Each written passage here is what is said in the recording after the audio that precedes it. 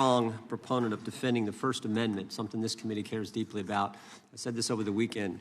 I think Charlie lived that scripture verse, 2 Timothy 4:7, fight the good fight, finish the course, keep the faith. Charlie certainly lived that, and he did it with a smile on his face. And so the tragic killing happened a week ago while we were in markup here in the committee. And I know everyone, our witness was a friend of Charlie's, and I know many people in the dais were as well. So I know we're all praying for Charlie's family. And I would extend a moment to the ranking member if you wanted to say something. Thank you, Mr. Chairman, for saying that. The whole country reacted with horror and shock to the brutal assassination of Charlie Kirk in cold blood.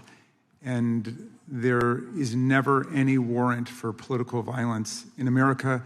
And just as we all recoiled together at the shocking assassination of Melissa Hortman and others who died in that Minnesota attack, we all stand together categorically against political violence in America and determined to end these cycles of political violence that have traumatized the country. Well said. Chair now recognize the gentleman from Kansas, Mr. Schmidt, to lead us all in the Pledge of Allegiance.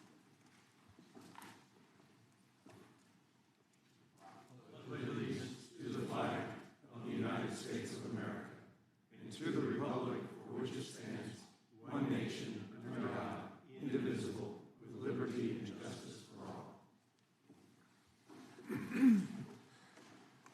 As is customary, we will begin with opening statements. 5 weeks ago, because of the work of Director Patel, we learned that the former chair of the House Intelligence Committee and current United States Senator leaked classified information. We learned this because a whistleblower came forward. A whistleblower with 23 years' experience in the intelligence community, a Democrat staffer on the committee, said this: they were pressured to leak classified information, which sort of raises the obvious question. Why would the head of the Intelligence Committee, the chair of that committee, who's supposed to be guarding our secrets, why would he be encouraging the leaking of classified information? Whistleblower told us that answer as well. The leaked information was supposed to be used, the leaked information, false information, was going to be used to indict President Trump. Now, the former chairman wasn't the only person leaking information. Jim Comey was also sharing things he wasn't supposed to share. Again, don't take my word for it. The Inspector General told us this. In his report, he said, quote, James Comey violated FBI policy by disclosing classified information. And what was Comey's motive? Same as the senator from California: to sabotage and undermine President Trump's first term. And we know that Mr. Comey's not been shy about what his objective was. In fact, 4 months ago, he told us. Remember this? 8647. Jim Comey told us just 4 months ago. Now, how'd they do it? How did the former chair of the Intel community, the former FBI director, and others in our government attempt to undermine President Trump's first term? 7 weeks ago, because of the good work of the Director of National Intelligence, Tulsi Gabbard, we learned from another whistleblower, a second whistleblower, that in the closing days of the Obama administration, the intelligence community assessment was changed. On December 5th, 2016, they had one assessment. That assessment said Russia did not impact the election vote count. There was a meeting at the White House on December 9th, 2016, where it was decided, no, we're not going to have that. We're going to come up with a new one. And the new one said Russia was trying to influence election and did influence election, which just wasn't accurate. And that new one is published on January 6, 2017. Let's just show you a few things that took place. I want to show you first this email from Admiral Rogers, the head of the NSA. You can see it was December 22nd. It says to Jim, John, and Jim Clapper, John Brennan, Jim Comey. And he says, I asked my team if they've had sufficient access to the underlying intelligence, sufficient time to review that intelligence. On both points, my team raised concern. Further states, my folks aren't fully comfortable. A few hours later, there's an email back to Admiral Rogers. This one is from Jim Clapper, and it says this: "It is essential that we be on the same page and all of us are supportive of the report in the highest tradition of, that's our story and we're sticking to it. We may have to compromise on our normal modalities. This is one project that has to be a team sport. That's our story and we're sticking to it. Compromise on normal modalities, that's a fancy way of saying, that's the government speak for we're going to have to change the rules. In fact, we're not going to follow our own rules." And that's exactly what they did to get the objective they wanted, to undermine President Trump. Now, how did it specifically take place? The whistleblower said that the government officials ignored concerns about discredited information. And what was that discredited information? What was the discredited information that they didn't ignore the concerns about? What did they use, that discredited information? Of course, it was the dossier. The now famous Steele dossier that was paid for by the Clinton campaign when they hired the law firm Perkins Coie, who hired Fusion GPS, who hired the foreigner Christopher Steele, who wrote all this garbage and lies down. That is what was used to change the intelligence community report. And what happens next? What do Jim, John, and Jim do next? They go to Trump Tower on January 6, 2017, to brief then President-elect Trump about the dossier. Again, the Clinton-financed, foreign-authored dossier that the whistleblower knows is garbage and that they know is garbage. And then there's one final step. One final step. Jim Comey leaves that meeting with the president and immediately leaks to the press that they briefed the president on the discredited information. They briefed the president on the dossier and thereby giving it some credibility and creating the basis and the predicate for all they did to the president. They leaked false information, they leaked classified information, they used and leaked discredited information, and they didn't follow their own rules, all to sabotage President Trump's first term. And but for this guy, Kash Patel, but for this guy, we would never have known this information. The good people of this great country would not have known what took place 8 years ago when they were trying to undermine the guy elected by we the people. And I want to thank Attorney General Bondi. She set up a special strike force, a special team, to look into this and see if there's any criminal liability that exists in what took place. Now, in addition to getting the truth to the people, Director Patel is getting the bad guys off the street. He's moved agents out of Washington, got the focus off of politics here in D.C., and is instead putting bad guys behind bars. 21,000 violent criminals have been taken off the streets, which is a 125% increase from the comparable period in the previous administration. He's rescued 4,000 kids. He's got 1,300 predators who he's arrested. He's also ended the weaponization of the FBI. No more spying on parents at school board meetings. No more pre-dawn raids on pro-life Catholics. No more retaliation against whistleblowers. And he's given us information that Chris Wray didn't. Maybe said better, he's given us information that Chris Wray wouldn't. Director Wray didn't tell us that there were 26 confidential human sources at the Capitol on January 6, 2021, even though he was repeatedly asked about that by members of this committee. Director Wray didn't tell us that there were 17 of those confidential human sources who entered restricted space. 4 went in the Capitol. None of them were arrested. They weren't authorized to do that. They broke the law. None of them were arrested. Lots of American citizens were arrested, but the guys whose American tax dollars was used to pay these guys who broke the law, none of them were. One was recommended for charging and was not charged. And remember when Chris Wray told us that the Richmond field office memorandum on pro-life Catholics was just a one-off? Turns out he wasn't being square with us then either. Director Wray wasn't square with us. He told us that multiple other offices were involved in targeting the Catholics. We got that information from Director Patel. We learned from Director Patel the FBI actually surveilled a priest, tried to get the priest to divulge information, break the priest-penitent relationship and confidence that exists. And Director Patel is saving taxpayers' money. He's not going to build a new headquarters outside of D.C. He's going to keep the headquarters right here in the capital city. Save Americans money. Save the taxpayers' money. In 8 months, In 8 months, Director Patel has given us the facts. He's ended the weaponization at the FBI. He's taken bad guys off the streets, and he's saving taxpayers money. But my guess is the Democrats won't focus on all that good news. They'll focus on politics. They'll stick with Comey and Clapper and Brennan and continue to try to undermine President Trump. With that, I yield to the ranking member for an opening statement. Thank you very much, Mr. Chairman, and welcome, Director Patel. You and I have not had the opportunity to meet, and alas, you failed to respond to the 8 oversight letters I've sent you over the last 7 months. So we do have a lot of questions piling up for you, but I want to start with a word of praise. The first FBI director was J. Edgar Hoover, who steadfastly refused to hire women, African Americans, and other minorities as agents. And although he was a closeted homosexual who lived in domestic partnership for decades with Clyde Tolson, he also participated in anti-gay crusades. He aggressively promoted what we would today call white Christian nationalism, and he would undoubtedly be turning over in his grave to see as one of his successors a first-generation Indian American and a proud Hindu. So I congratulate you on being a breakthrough in this sense and being a beneficiary of the civil rights movement that opened up the FBI and the federal workforce to lots of people who never would have been hired in its first decades. Alas, you share J. Edgar Hoover's dangerous obsession with blind loyalty over professionalism and effective public policy.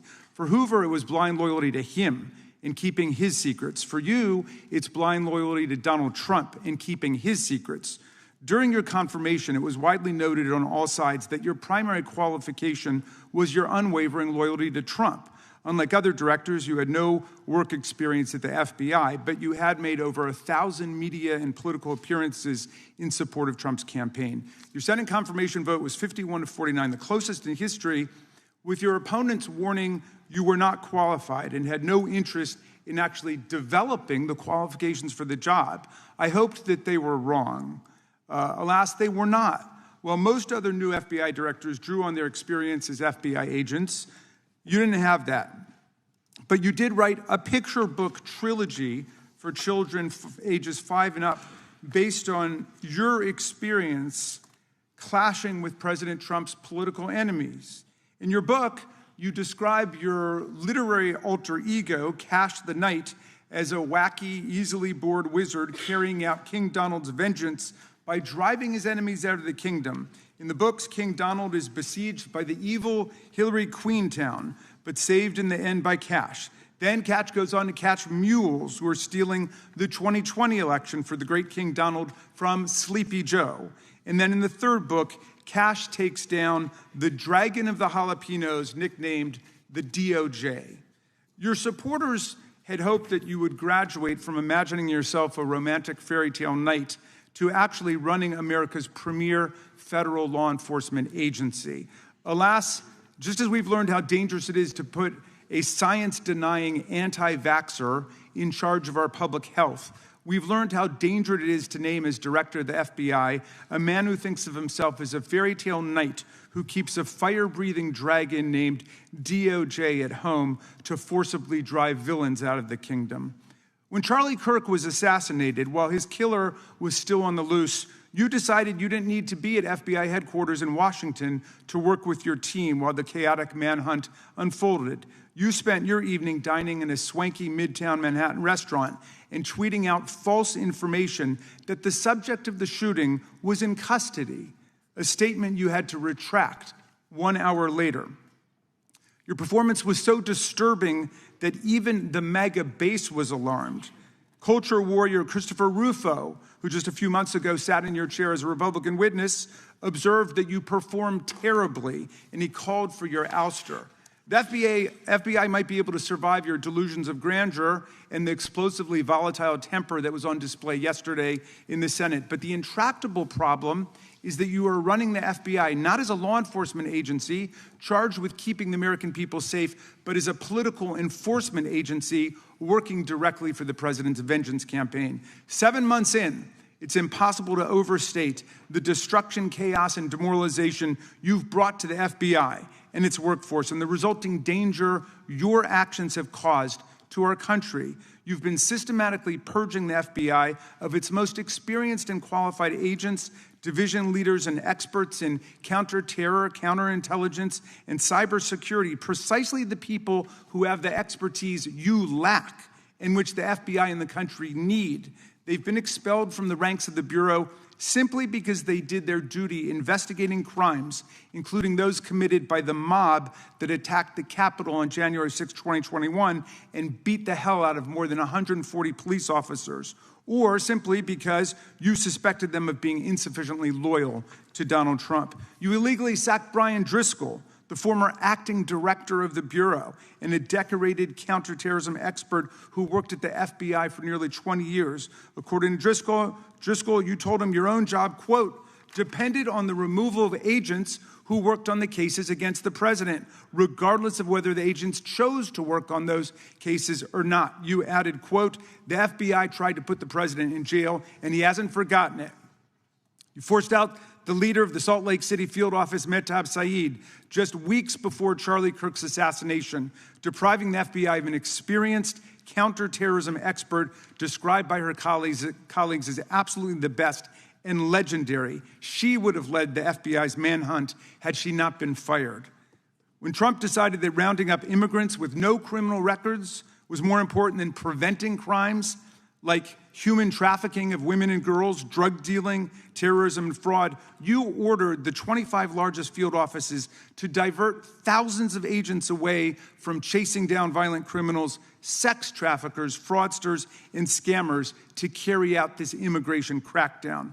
Director Patel, you treated the men and women at FBI with disrespect and paranoia. You've assembled a roving band of freelancing henchmen within your office and charged them with conducting unauthorized investigations, targeting and harassing career FBI employees. Amazingly, you forced senior leadership to repeatedly take polygraph tests to prove their political loyalty and pushed out leaders who refused these demeaning exercises. And now we're seeing one very clear reason why you want to build a political FBI. The Epstein files. You want an FBI blindly loyal to Trump and to you as his enforcer so you can continue your cover-up of a massive international sex trafficking ring with more than 1,000 victims, betraying all of the survivors of the sexual violence. Before you got in this job, you called for full release of the Epstein files, telling podcaster Benny Johnson that the only reason the list was not released by DOJ and FBI was, quote, because of who's on that list. Upon your confirmation, you promised that, quote, there will be no cover-ups, no missing documents, no stone left unturned, and anyone from the prior or current Bureau who undermines this will be swiftly pursued. This spring, you ordered hundreds of agents to pore over all the Epstein files, but not to look for more clues about the money network or the network of human traffickers. You pulled these agents from their regular counterterrorism or drug trafficking duties to work around the clock, some of them sleeping at their desks, to conduct a frantic search to make sure Donald Trump's name and image were flagged and redacted wherever they appeared, whether an email, a text, a letter, an interview, a photograph, or a video.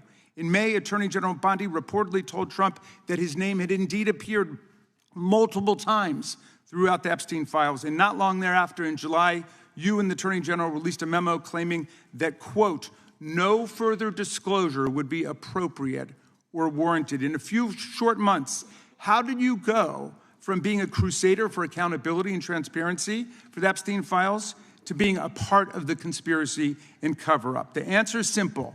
You said it yourself, because of who's on that list.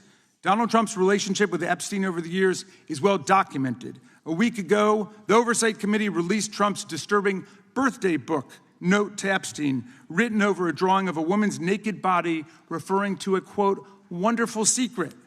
The Oversight Committee obtained the note from the Epstein estate, not from the FBI, raising questions again of whether the FBI has been withholding documents.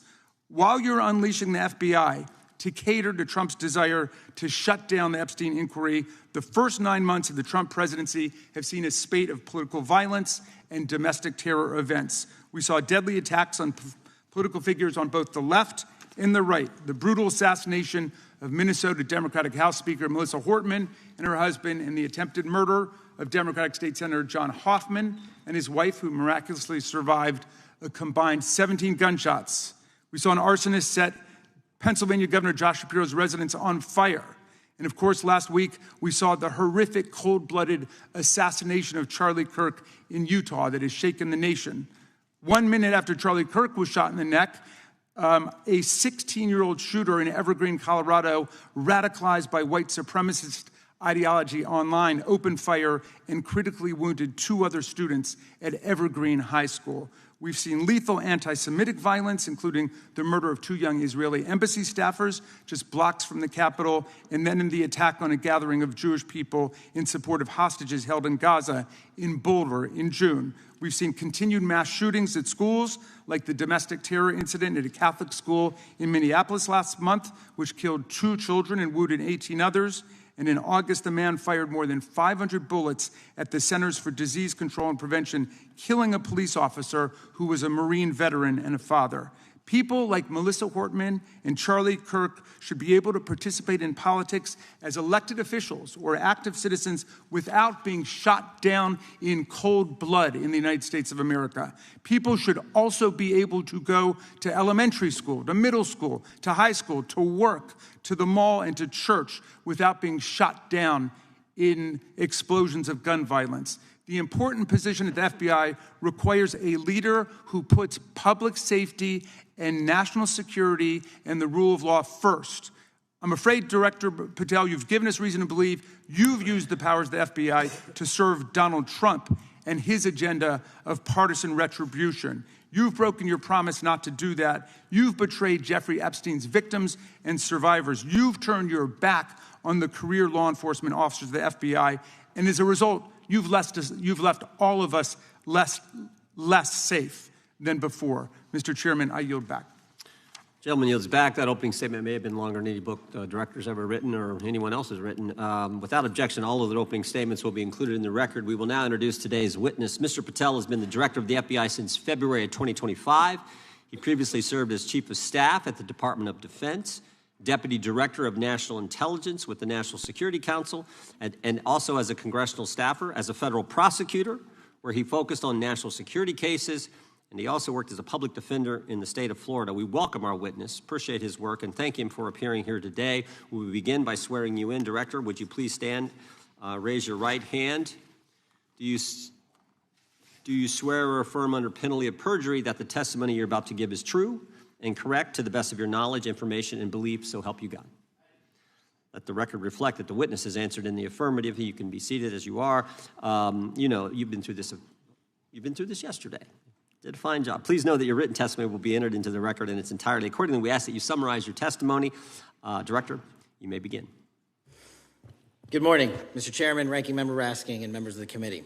I want to begin today by discussing the appalling assassination of Charlie Kirk. It's important for this FBI to be transparent without jeopardizing our investigations, so a little bit of the timeline is important. Charlie Kirk was unfortunately assassinated on September 10th. We immediately, the next day, released images early in the day in local time in Utah to start the public partnership in our manhunt for the assassin and culprits. At approximately 5 p.m. local time, I arrived on the ground and walked the crime scene myself, and we flew multiple FBI assets in and out to process DNA simultaneously while bringing in evidence response technicians, hostage rescue teams, and other experts to assist state and local law enforcement with their investigation. At 8 p.m. local on September 11th, the FBI collected and populated and promulgated at a press conference a video of the suspect on the grounds. We also released enhanced images. Due to that release that I directed and ordered, the suspect involved was apprehended and in custody at 10 p.m. local time. That's less than 2 hours after we did the video release and the photo release. So within 33 hours, that individual suspect was in custody. And his family, who has since been interrogated, specifically stated to FBI interrogators that because of the video that the FBI released at my direction and because of the photographs that they released, they identified their son, they confronted their son when he swung by their home, and that's what led to his apprehension. We are still, the FBI has that investigation ongoing, and it continues to be ongoing, and I want to thank the state of Utah and the state and local authorities there.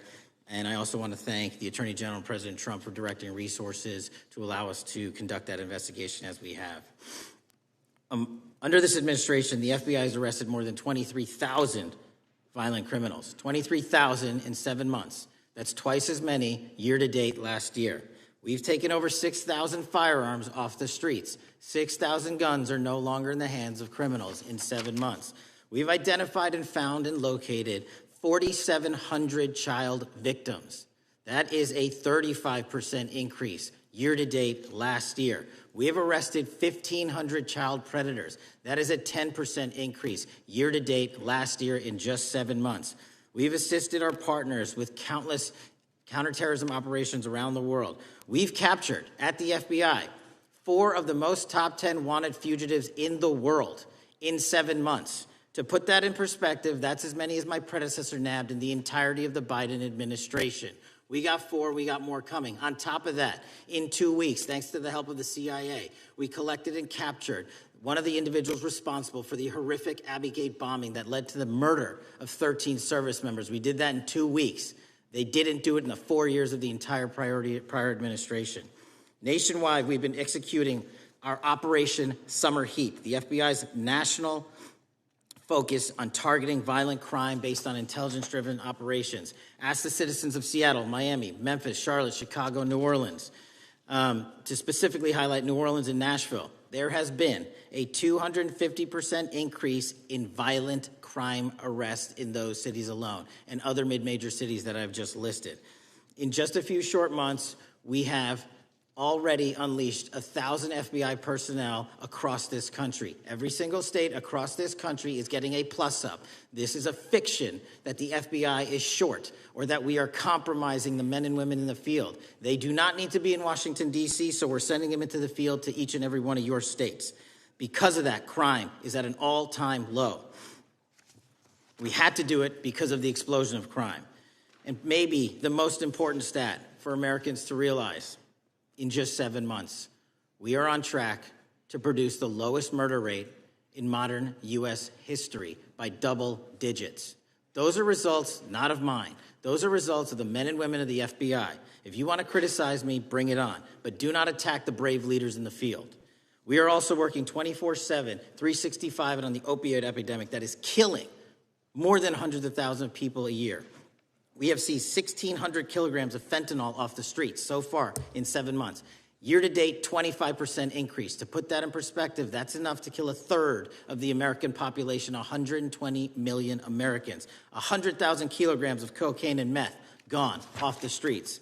Earlier this year, I highlighted in Cincinnati, Ohio, how we're getting creative to chase down those that were willing to do harm to our citizens.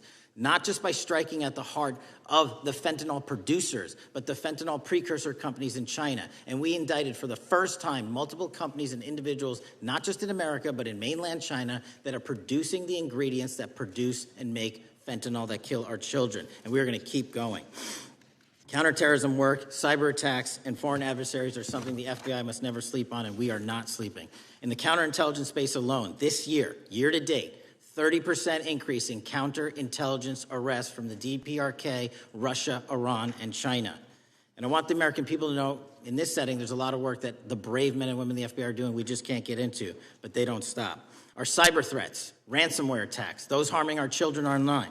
We have nearly a 20% increase in indictments and arrests in 7 months alone this year. We're going after those that harm our malware, infrastructure systems, telecom systems, and energy structure. Combating SALT and Vault Typhoons are just a little bit of the examples we're doing. Maybe most importantly, under the counterterrorism and domestic terrorism umbrella, are nihilist, violent extremists, and those that label themselves 764, who wish to go online and convince children to maim and mutilate themselves and commit suicide. And we are producing record numbers of arrests under that umbrella organization. We even stopped an individual in the 764 network who wanted to conspire to kill an adolescent girl. He is now in custody. Transparency remains one of my main priorities at the FBI. And this is what I've done in my 7 months at the helm. We've produced more than 33,000 pages of documents to Congress to a variety of committees, including, I believe, 7,500 to this committee alone, if memory serves me correct. To put the 33,000 in perspective, My predecessor in 7 years produced 13,000 pages in total to the United States Congress. His predecessor in 4 years produced 3,000 pages in total. I repeat, I have produced 33,000 pages in 7 years to this Congress and will continue to do so. I'm dedicated to restoring the trust and the mission and the integrity of the FBI, and we cannot do so without congressional oversight, and I promise you I will continue to do so.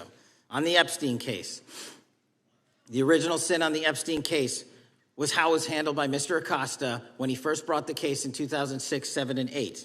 The original case had a very limited search warrant, had a very limited search window, had a very limited investigative window. I was not there when those search warrants and that investigation was launched. I would not have done it that way. They were limited to only 3 to 4 years of investigations from 97 to approximately 2001 and 2002 to 2005. Mr. Acosta allowed Mr. Epstein to enter into a plea agreement where he served weekend jails for trafficking minor women. He also was allowed to leave jail to go home on the weekends. Plus, he allowed a non-prosecution agreement to be signed as part of that plea deal, prohibiting future investigations from that prosecution and from that evidence, and prohibiting the collection of further material. That is the original sin. We are working with Congress to produce more than any administration ever has material on Epstein. And I welcome the challenge to tell us that we are not being as transparent as the law allows. We even went to court and asked the judges to lift those prosecutorial agreements and to lift those court order seals, and they denied us 3 times. Congress is welcome to do the same and join the fight. And I'd lastly like to focus on operation that the president led in D.C.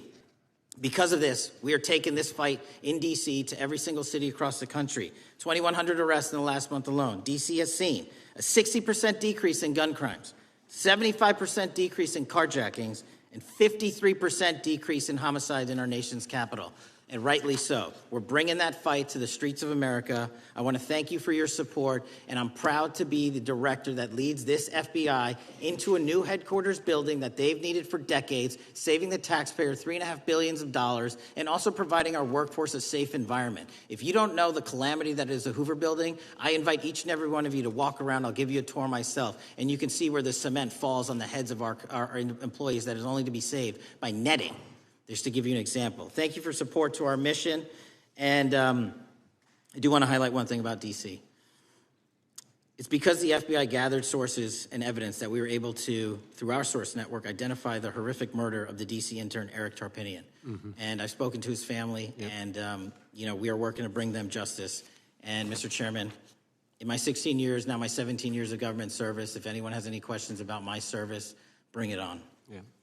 Thank you, Director. We will now proceed under the 5-minute rule. The chair recognizes the gentleman from California, Mr. Eisen. Director, delighted to have you here. You are a breath of fresh air. As you outlined, and I won't repeat it, the accomplishments, you did so with the same resources as your predecessor, roughly. Is that correct? I believe so, yes. And so how much of that has to do with taking people out of the backside of the FBI and moving them into the field, into doing the job for which we primarily pay the FBI? It's exactly what we needed done. 1/3 of the FBI's workforce resided in the National Capital Region before I got there. 1/3 of the crimes do not happen in Washington, D.C. Not anymore. Not anymore. So 1,000 personnel of the FBI were deployed across this country on a permanent basis, and every single state in this union is getting a plus up, not a reduction, a plus up of 1811s of intel analysts and support staff. And that is why the crime rates are going down in record numbers. Thank you for doing that, and it's perhaps the hardest thing for a bureaucrat to do is to lower the head count around them that support them, and I appreciate your willingness to do it different than your predecessor. A lot of what you covered earlier was the find, the discovery, and then the prosecution that is done by the DOJ. But I want to talk a little bit about the prevent side. On the Charlie assassination, sir? No, on all of these. Okay, for example, and I'll bring it up before the Democrats bring it up, January 6th.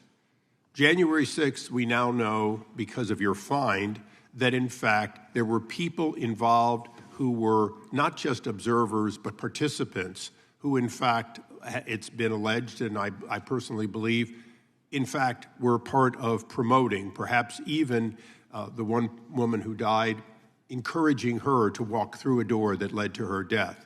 When you see that kind of activity, and you know it was done under predecessors with full knowledge, whether it's January 6th, where embedded people crossed the line, or any other activity, including obviously the Russian hoax that we're now dealing with up in, front and center. My question to you is, what can you or others do to prevent it from occurring again? Not on your watch, but on future watches. How can we know that this won't happen again the moment you leave the FBI? It's simple. What I'm doing through our leadership cadre is having FBI agents do what they were trained to do, not what they were not trained to do, not put them in situations that both harm them and the public. We're also utilizing our SORT networks and prioritizing the threat structure to go after the narco traffickers, the counterterrorism people, the counterintelligence threats, and the cyber threats. That's what they were trained to do, and that's what we're letting them do.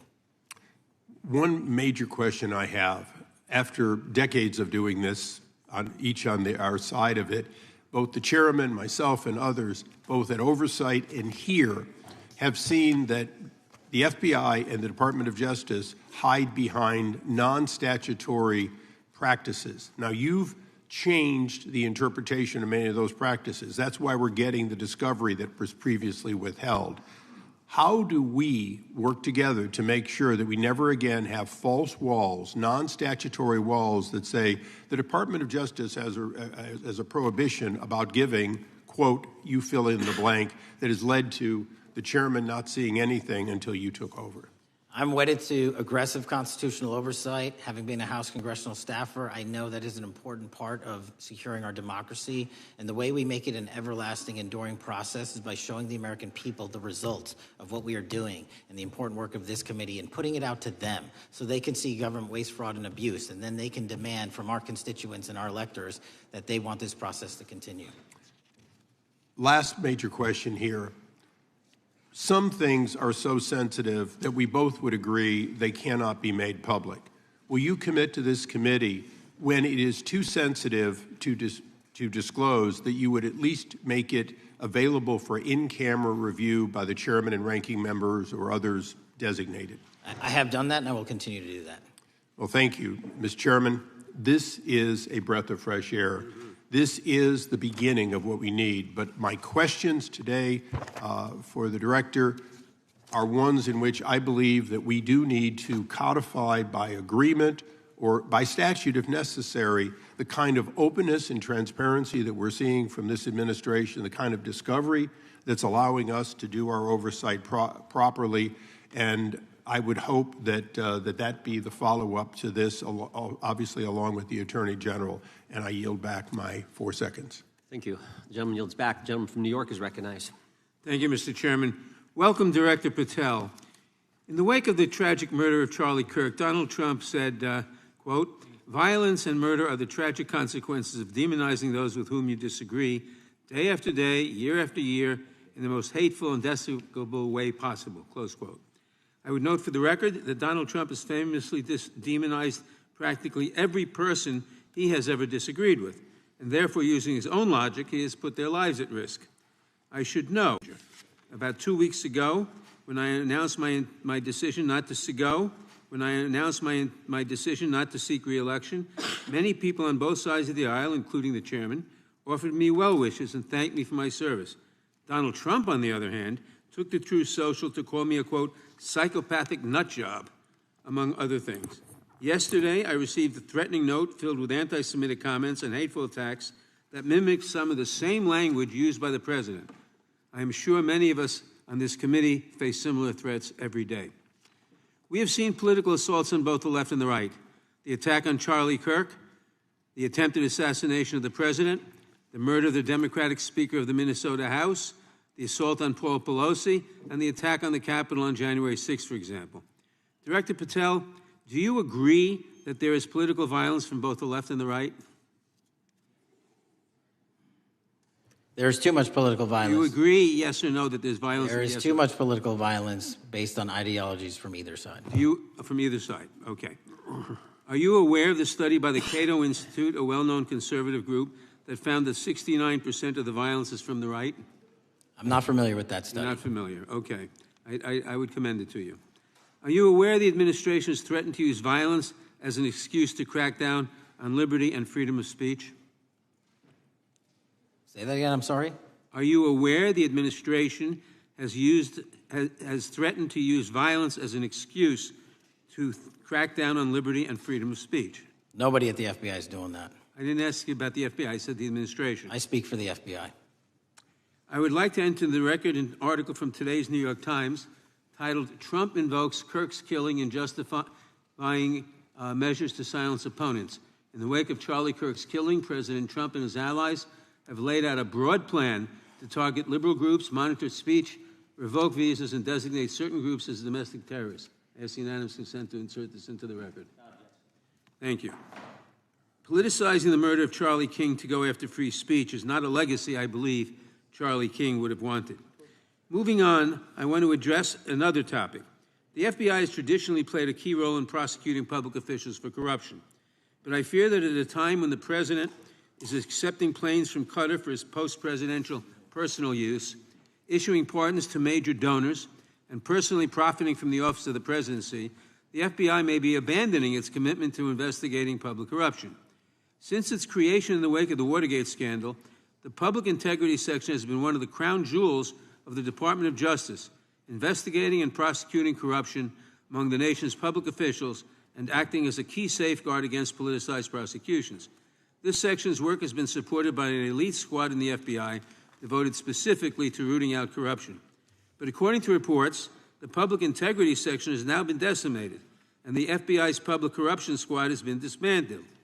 I would like to submit for the record a New York Times article entitled, "FBI Dismantles Elite Public Corruption Squad." I ask unanimous consent. Thank you. These actions are an invitation to corrupt politicians to break the law, since they know that the government is asleep at the switch. Last month, Senator Warren and I, along with dozens of other members of Congress, wrote to you and Attorney General Bondi expressing grave concern over your decision to effectively legalize corruption and to politicize prosecutorial decisions. And he asks unanimous consent to enter this letter into the record. Thank you. I don't have time today to walk through all your questions, all of our questions and concerns, but will you commit to answering this letter in short order so that we can understand what factors led to this decision and how it has impacted the ability to hold corrupt officials accountable? I will review your letter with my team and respond as soon as I can. You will respond. Thank you. I yield back the balance of my time. Gentleman yields back. Gentleman from Arizona is recognized for 5 minutes. Thank you, Mr. Chairman, and thank you, Director, for being here. I appreciate the change in the FBI and the tone since you've been there. We heard the ranking member, however, describe the FBI under your leadership as being resorting to political enforcement and you personally as being paranoid. I would just suggest that perhaps that is the projections of the ranking member himself and not you, sir. I want to refer to something that was said yesterday in yesterday's hearing by Senator Grassley. He said, "It's well understood that your predecessor left you an FBI infected with politics." At your nomination hearing, he gave you records, made public records about whistleblowers regarding something called Arctic Frost. Arctic Frost was the FBI case opened and approved by anti-Trump FBI agent Thibault. And Arctic Frost became Jack Smith's elector case. The new records show that Arctic Frost was much broader than just an electoral matter. In fact, it was expanded to Republican organizations. Some examples of the groups that the Ray FBI sought to place under political investigation included the Republican National Committee, Republican Attorneys General's Association, and Trump political groups. In total, 92 Republican targets, including Republican groups, Republican-linked individuals, were placed under the investigative scope of Arctic Frost. On that political list for investigation was one of Charlie Kirk's groups, Turning Point USA. In other words, Arctic Frost wasn't just a case to politically investigate Trump. It was the vehicle by which partisan FBI agents and DOJ prosecutors could achieve their partisan ends and improperly investigate the entire Republican political apparatus. I'd ask that, Mr. Chairman, that document be administered. Without objection. So, I know that this may be under current investigation, but I wish to ask specific questions about this for just a moment. What search tools were used in Arctic Frost to view private communications of targets? I believe the traditional search tools, search warrants, lawful service of process, and the tools that the FBI has in our infrastructure systems, cybersecurity systems, and counterintelligence systems. But generally speaking, if I may, I want to use this to highlight the fact that I'm continuing my promise to work with Congress to produce documents simultaneously and also conduct ongoing investigations. I'm giving you as much as I can, and I'll give you more when I can. Thank you. Another question regarding that is, were there any directives from the Biden White House concerning the Arctic frost investigation? Were there any directives or communications from the Biden White House itself concerning the Arctic frost investigation? I'll just rely on what was turned over to date, sir. Okay. So I want to add here, the search warrants that were used included the seizing of a U.S. member of Congress, his phone. I think we all know who that was and how that was taken away and used for political purposes, Mr. Chairman, Mr. Director. So we'll leave that for a second, and let's go over to the Charlie Kirk case for just a second. Let's emphasize this. How many hours did it take from the assassination to the arrest of the assassin, Mr. Director? 33. That seems pretty swift, and it was because of the actual release of videos and photographs that you directed to be released, sir. That's correct, and to put it in perspective, the Boston bomber took 5 days and Luigi Mangione took 5 days. Was the platform Discord forthright from the start with law enforcement about the shooter's communications on its platform? Discord, the platform ownership, has been working with our lawful process, and we are obtaining materials from them on a rolling basis. Thank you. And I want to get back here to Arctic frost for just a second, Mr. Chairman.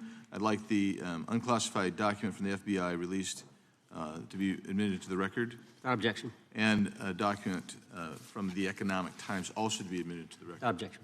So I'm going to give you the last 30 seconds. We could go on about the Epstein case. I've got a bunch about that, but I'm just going to let you, if you wish to respond to either of the too vitriolic questioning or statement from the Democrats. The work of the FBI speaks for itself. It's on showcase here today. Anyone that wants to attack the FBI can attack me, but leave our leadership structure alone. When you have 23,000 violent felons arrested, twice as many as this time last year, the work speaks for itself. Thank you, Mr. Chairman, and thank you. Appreciate your good work, Director Patel. Yield back. Gentleman yields back. Gentleman from Maryland is recognized. Thank you kindly, Mr. Chairman. Director Patel, before you joined the FBI, you railed against it for covering up Jeffrey Epstein's human trafficking ring. Let me refresh your memory with this clip. It has Epstein's list. They're sitting on it. That doesn't seem like something you should do. You're protecting the world's foremost predator. That seems like an evil thing to do, regardless of who may be embarrassed in the release of that list. Why is the FBI protecting the greatest pederast, the largest scale pederast in human history? Simple, because of who's on that list. So you finished that December 2023 interview with a challenge to the FBI and harsh words for Republicans in Congress for not getting the Epstein files out to the public. You can see this clip. Boy pants, and let us know who the pedophiles are. Put on your big boy pants and let us know who the pedophiles are, you said. You emphasized that the president and FBI director each had complete authority to release Epstein's client list. You said Epstein's black book is under the, quote, direct control of the director of the FBI. Look at this clip. This is way off the topic, but who has Jeffrey Epstein's Black Book? black book? FBI. But who? That is, I mean, there's... Oh, that's under direct control of the director of the FBI. All right, so you were sworn in as director more than 200 days ago. Now the black book is under your direct control. So why haven't you released the names of Epstein's co-conspirators in the rape and sex trafficking of young women and girls? The Rolodex, which is what everybody colloquially refers to as the Black Book, has been released. Oh, no, you're talking about what the journalist got 5 years ago? No, that's not what we're talking about. We're talking about what you were talking about there, the Black Book under the direct control of the FBI director. We have released more material than anyone else before. The Biden administration, Obama administration had the exact opportunities to release this material, and they never did. And if you are telling the men and women of the FBI, we're not going after child predators. Hang on, you said we're not going after child predators. 1,500 child predators arrested this year, 35% increase. I'll reclaim my time. 4,700 child victims Mr. Chairman, I'm going to found. reclaim my time if you could instruct the witness. Why have you changed your position? There you were saying it's under the direct control of the FBI director and all of it should be released. Why have you changed your position? Everything that has been lawfully permitted to be released has been released. And as I told you, the investigation was limited. And let me make something crystal clear. I never said Jeffrey Epstein didn't traffic other people, other women, and they're not other victims. This is the investigation we were given from 2006, 7, and 8, and the search warrants from 2006, 7, and 8. That's what we're working with. Well, wait, have you released all of the stuff that the FBI has seized from Epstein's house? The computers, the emails, the file cabinets, the documents? What about the financial records? Have you released all of that? Everything the court has allowed us to release. Which court are you talking about? 3 separate federal courts have come in and said... We're talking about the evidence you've got. It's got nothing to do with what those courts have. Do you have any idea how the law works? Do you want me to break the law in a federal judge's order? No, I want you to follow your own word, Director Patel. You said up there it was under the direct control of the FBI director. He had the black book. Everything I have direct control over, we have gone to court. You haven't. Complete your sentence. Everything you have direct control over, you said. Have gone to court, and everything we have direct control over. Complete your sentence. You said everything. Release. We're releasing. He'd like to complete his answer. You began the sentence. Everything you have direct control over, and then you stopped that sentence. You have released everything that you have direct control over. And I have direct control over and can lawfully release. If you're not familiar with the court orders, that's not my fault. Oh, I'm perfectly. Look at them. I'm perfectly familiar with them. But how did we prosecute Ghislaine Maxwell? She was prosecuted with the investigatory material that was collected from 2001 and 2005. Because of the non-prosecution agreements and the court orders on the investigations and search warrants, we were not able to develop new information. And oh, by the way, Jeffrey Epstein was out for 12 years, and the Obama and Biden administration did nothing to look at his work, his pedophile network. If you want to blame me, that's fine. But now you're blaming the men and women who conducted this great search. Stop that. I'm not blaming anybody other than you. You're not keeping your word. You said that you would release all of the materials under your direct control. Has anyone released more information on Epstein than I have? Has anyone? Much more. Did Comey? Did Wray? Much more. Did they? Excuse me. Much more has come out in the days since the American people in Congress have been demanding it, but it's coming out in dribs and drabs. Why don't you just release the entire file as you promised to do? I literally just told you. There are multiple federal court orders. I'm not going to break the law to satisfy your curiosity. You didn't join us when we filed court to release the court orders. You could have. You have lawyers. You could have shown up. You didn't do that. That's a tiny fraction of the material we're talking about. That is not. It is a tiny fraction. How do you know that? Have you seen everything? It's all misdirected. How do you know that? The time of the gentleman has expired. The gentleman from California is recognized. Well, thank you. Mr. Director, just to be clear, how many of the Epstein files were released in the 4 years of the Biden administration? 0. And how many have you released? I don't have the number, but it's got to be thousands of pages of stuff. I was going to ask you to begin whether Americans are safer today than they were 9 months ago, but you cited dramatic increases in criminal arrests since you've taken office, a dramatic decrease in crime that's resulted. Who would have thought that taking criminals off the streets would reduce the crime rate? But somehow we have stumbled upon that new truth.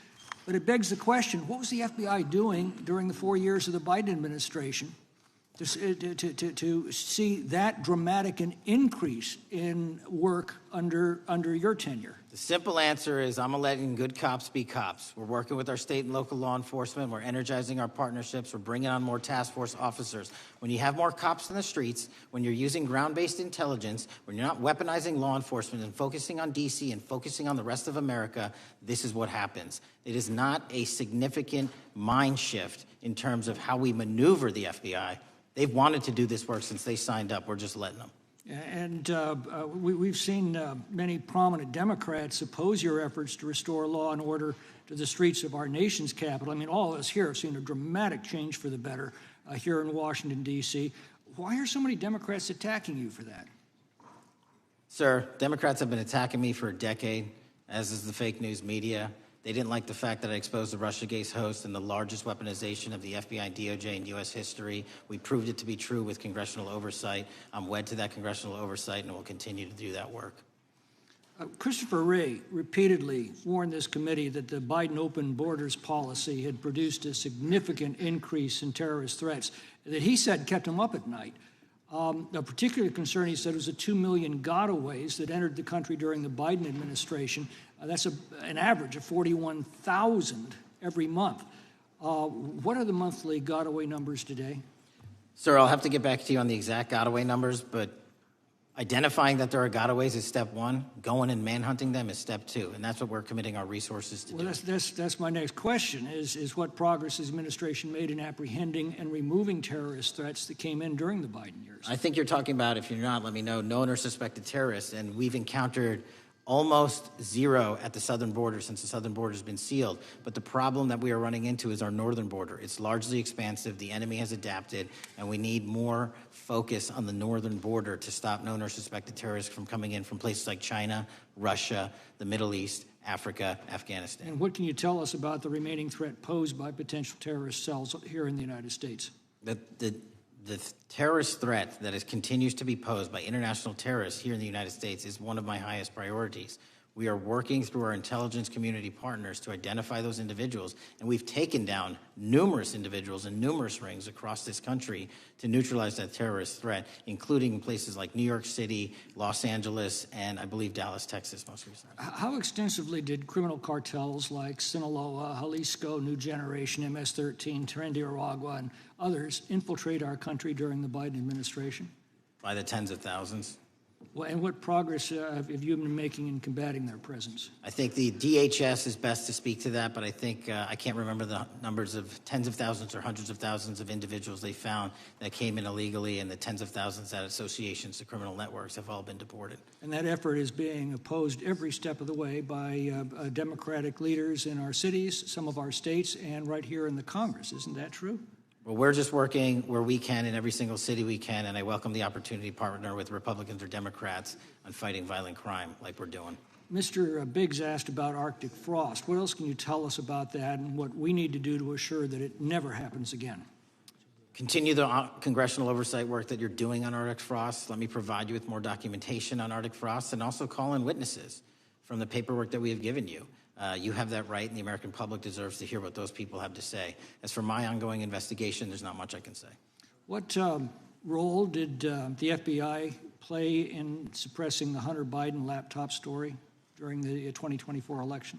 Off the top of my memory, sir, I believe the FBI was in possession of verified information from that laptop, and it was improperly publicized that they did not have information and masked it as Russian disinformation. We now know that was categorically false. I don't know why the FBI did that, when they did that, but we've released all the materials related to that. Thank you. Gentleman yields back. The gentleman from New York is recognized. Mr. Golden. Mr. Patel, does Donald Trump appear anywhere in the Epstein files? I'm sorry, could you say that again? It's not a complicated question. Does Donald Trump appear anywhere in the Epstein files? I didn't say it was a complicated question. I just didn't hear you, so my apologies. We have released where President Trump's name's in the Epstein files and everybody else, and all credible information that we are legally allowed to release has been released. All right, so let's go through that. You're referring to court orders that prohibit you from releasing grand jury testimony under Rule 6E. Is that what you're referring to when you say as the law allows? That's a piece of it. Really? What other evidence do those three court orders you cited prohibit from being released? Information that was collected pursuant to those search warrants that were limited in fashion. Wrong. That's not what the court order says, and that's not under 6E. And you're talking, and I said that's 6E, and I said there was others, and I'm answering that. There are sealed court order documents. There are protective orders. They are unsealed as part of discovery given to Ghislaine Maxwell. They are no longer sealed. That's just not true. We can argue about it all you want. Okay, well, you agree that there are. So your testimony here is that the reason why you are not releasing all of the videos that you have acknowledged, there are so many, and that the FBI spent thousands of hours of reviewing, the photographs, all of the photographs that you have. You're saying that you're not releasing those because there's a court order requiring them to be sealed? Is that your testimony? Never said that about the videos. On the totality of the videos, of the thousands of images that were seized pursuant to the search warrants executed at the time, the overwhelming majority of that video is pornographic material that was downloaded from the internet and child sexual abuse material. We will never release that. Well, as you should not release the victims. But if there are videos that relate to others who Epstein trafficked to, such as maybe Prince Andrew, or photographs, that you have total control to release. Yes, and if it exists... And so why haven't you released it? Why are you supposing that that is a fact when in fact it is false? Are you saying that... You're saying that none of the videos relate to anything relevant to the Jeffrey Epstein trafficking ring? Every single video that we have collected pursuant to the prior search warrants has been examined for the last 10 years. And every single video has been utilized for whatever prosecutions were able to be legally brought. I'm not asking about prosecutions. I'm asking about why you aren't releasing the full Epstein files, including the names of people who were involved in the sex ring that you promised to do before you became FBI director. I just told you I'm not going to release downloaded porn of I'm children not asking on the about internet. that. Fine. I'm asking about all the other files. What other videos? Tell me. Tell me. That's what I'm asking. Tell me. You're saying there are no videos that would be relevant to anyone else involved in the Jeffrey Epstein sex ring. Pursuant to Mr. Acosta's collection of information based on the search warrants. That's all we have in our possession. And I'm asking you, that stuff. That's all we got. I'm not asking all you got. I'm asking you, in that stuff, there's nothing that's related to any other sex traffic, any other people engaged with Epstein in underage sex. That's correct. To my knowledge, no. Okay. Let's talk about the witness interviews. 302s of witness interviews. Those are not subject to the court order. Those are not subject to any fictional sealed order for a search warrant. Why aren't you releasing those with the redacted names of the victims?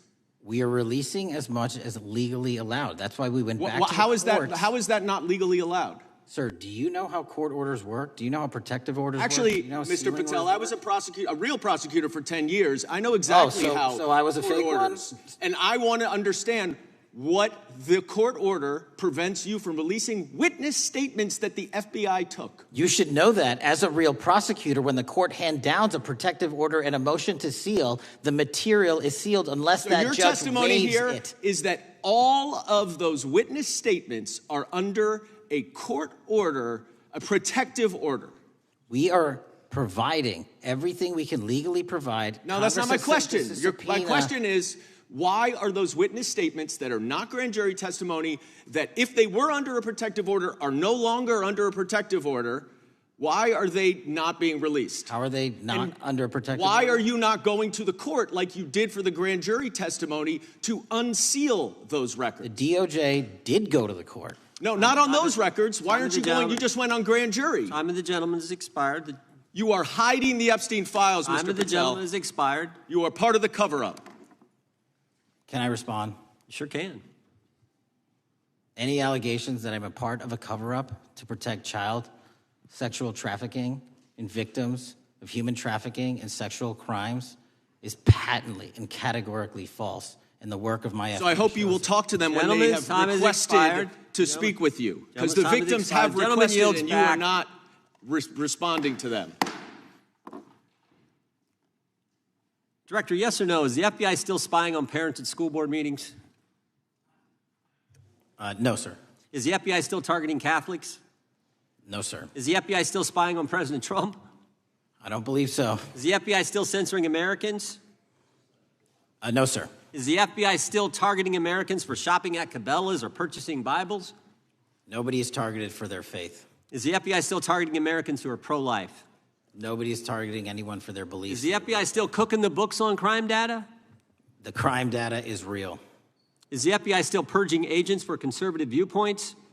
No one at the FBI has asked their viewpoints on policy. Is the FBI still labeling the Betsy Ross flag, the flag of the American Revolution, a hate symbol?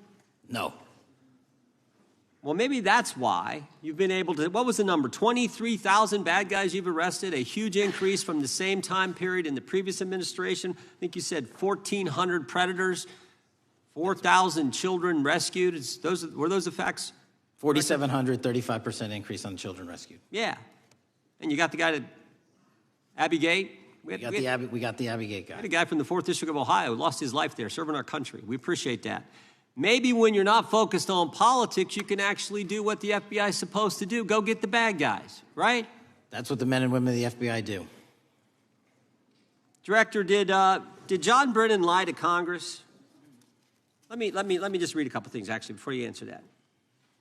2 years ago, we had Mr. Brennan in for an interview, and I asked him, how'd you learn about the dossier in December of 2016? Mr. Brennan replied, I received a copy of it from the FBI, and the CIA was very much opposed to having any reference or inclusion of the Steele dossier in the intelligence community assessment. That's what John Brennan told the United States Congress. 7 weeks ago, the Director of National Intelligence told us this. John Brennan lied and denied using the dossier in the intelligence community assessment because he knew it was discredited. CIA officer told the House Intelligence Committee Brennan refused to remove it, and when confronted with the dossier's main flaws, he responded, yes, but doesn't it ring true? John Brennan lied to us? Mr. Chairman, I won't stylize the evidence. What I will say is that the intelligence community assessment, those that created it, and any individual involved with it, is an ongoing investigation. There's an investigation into what took place in December and January of December 2016, January 2017, when this whole thing started, this grand conspiracy. That is being investigated. Is that right? That has been publicly announced by the department. That's been announced by the department. Did Chris Wray hide documents from this committee? You would know better than me, sir. Well, I think you told us like 700 pieces of information you've given this committee since you've been the director relative to just one incident, the Catholic memorandum from the Richmond field office. I can give you the comparison, sir. Yeah, the Catholic memo, I believe we turned over 750 documents. In Mr. Ray's tenure, I believe they turned over 19 pages. 19 pages. You've given us 700. Why would Chris Wray hide information from this committee? You'd want to hazard a guess? I'm sorry? Hazard a guess why he would do that? I don't know, sir. I think maybe it was because FBI was spying on a priest, trying to get him to break the priest penitent confidence that exists. You think maybe that was the reason? You'd have to ask him, sir. Yeah, we'd love to do that. I want to read a few names here. Arctic Haze, Tropic Vortex, Riding Hood, Foggy Falls, Echoes Fate, Sirens Lure, Genetic Christmas. What are these code names about, Director? You know? Not off the top of my head. Well, Arctic Haze, Tropic Vortex. My understanding, these are code names for leak investigations of classified information from the year 2017. Does that ring a bell? In terms of leak investigations, many of those are classified and many of those are ongoing, Mr. Chairman. But we are working with you to produce documents as we close those investigations or as we declassify them. Let me ask you this question, because this is something I've wondered about, the way the FBI used to work. The way this whole thing so many of these things unfolded. Seems to me you had all these people in government leaking information that then gets reported in the press, and there's a story written about it, and then that article is then used to further the investigation and move forward with what they want to do. Did that take place back in 16 and 17? That's the exact scenario that took place in the FISA application for Carter Page and the rest of the Trump campaign. And that is frightening, because that's what the CIA is supposed to do in foreign countries. It's not supposed to happen to Americans, but it did, didn't it, Director? Yes. And not just any Americans, it happened with the President of the United States. Is that accurate? Yes, sir. Yeah, and you were the key guy in helping expose that. And I think our country will be forever grateful for what you did to let the country know that was going on involving Americans, which is not supposed to happen, and not just, again, any American, but the President of the United States. Chair now recognizes the gentlelady from California. Thank you, Mr. Chairman. I'm concerned by reports that FBI agents have been diverted from their important work on crime and anti-terrorism to work on matters that are not critical to our safety. I'd like to play the video, the whole video Jeffrey clip. Epstein's Black Book? Black Book. FBI. But who? That is, I mean, there's... Oh, that's under direct control of the director of the FBI. But the Black Book, it's not just sitting, I mean, that's Hoover power times 10. And to me, that's a thing I think President Trump should run on. On day one, roll out the Black Book. In contrast to that attitude of let it all out, we're getting reports of actions that run contrary to getting everything out and that also involve diversions of FBI resources. For example, an FBI whistleblower reported that you were pressured by the Attorney General to place 1,000 personnel on 24-hour shifts to mine roughly 100,000 Epstein-related records to redact President Trump's name from the files. Bloomberg reported this, that you directed FBI special agents from the New York and Washington field offices to join the Bureau's FOIA employees in Winchester and another building a few miles away, and that while reviewing the Epstein files, FBI personnel identified numerous references to Trump in the documents, and people familiar with the matter said that Trump's name, along with other high-profile individuals, was blacked out. Now, the New York Times reports, and this is a quote, Justice Department officials diverted hundreds of FBI employees and federal prosecutors from their regular duties to go through the documents at least 4 times, including once to flag any references to Mr. Trump and other prominent figures. Details of the review were based on accounts by 3 former FBI and Justice Department officials who spoke on condition of anonymity because of fears of retaliation, and further that the FBI finished, after they finished its review of the files and materials, was sent to a team of Justice Department lawyers who double-checked the FBI's redactions and, quote, were instructed to flag any mentions of Mr. Trump and other celebrities. Now, I have 3 questions for you, Mr. Patel, about this. First, how many times did President Trump's name appear in the Epstein files? Was it more than 100, more than 1,000? Were the agents who were pulled from their duties to redact the president's name from the Epstein files working on criminal cases or national security cases or child sex trafficking cases? And are the number of agents that have been reported diverted for these purposes, is that accurate? No. No what? You asked if it was accurate. I said it wasn't. So you're saying that none of this happened? No, I'm saying it was inaccurate. Okay. How many times did President Trump appear in the Epstein files? More than 100? More than 1,000?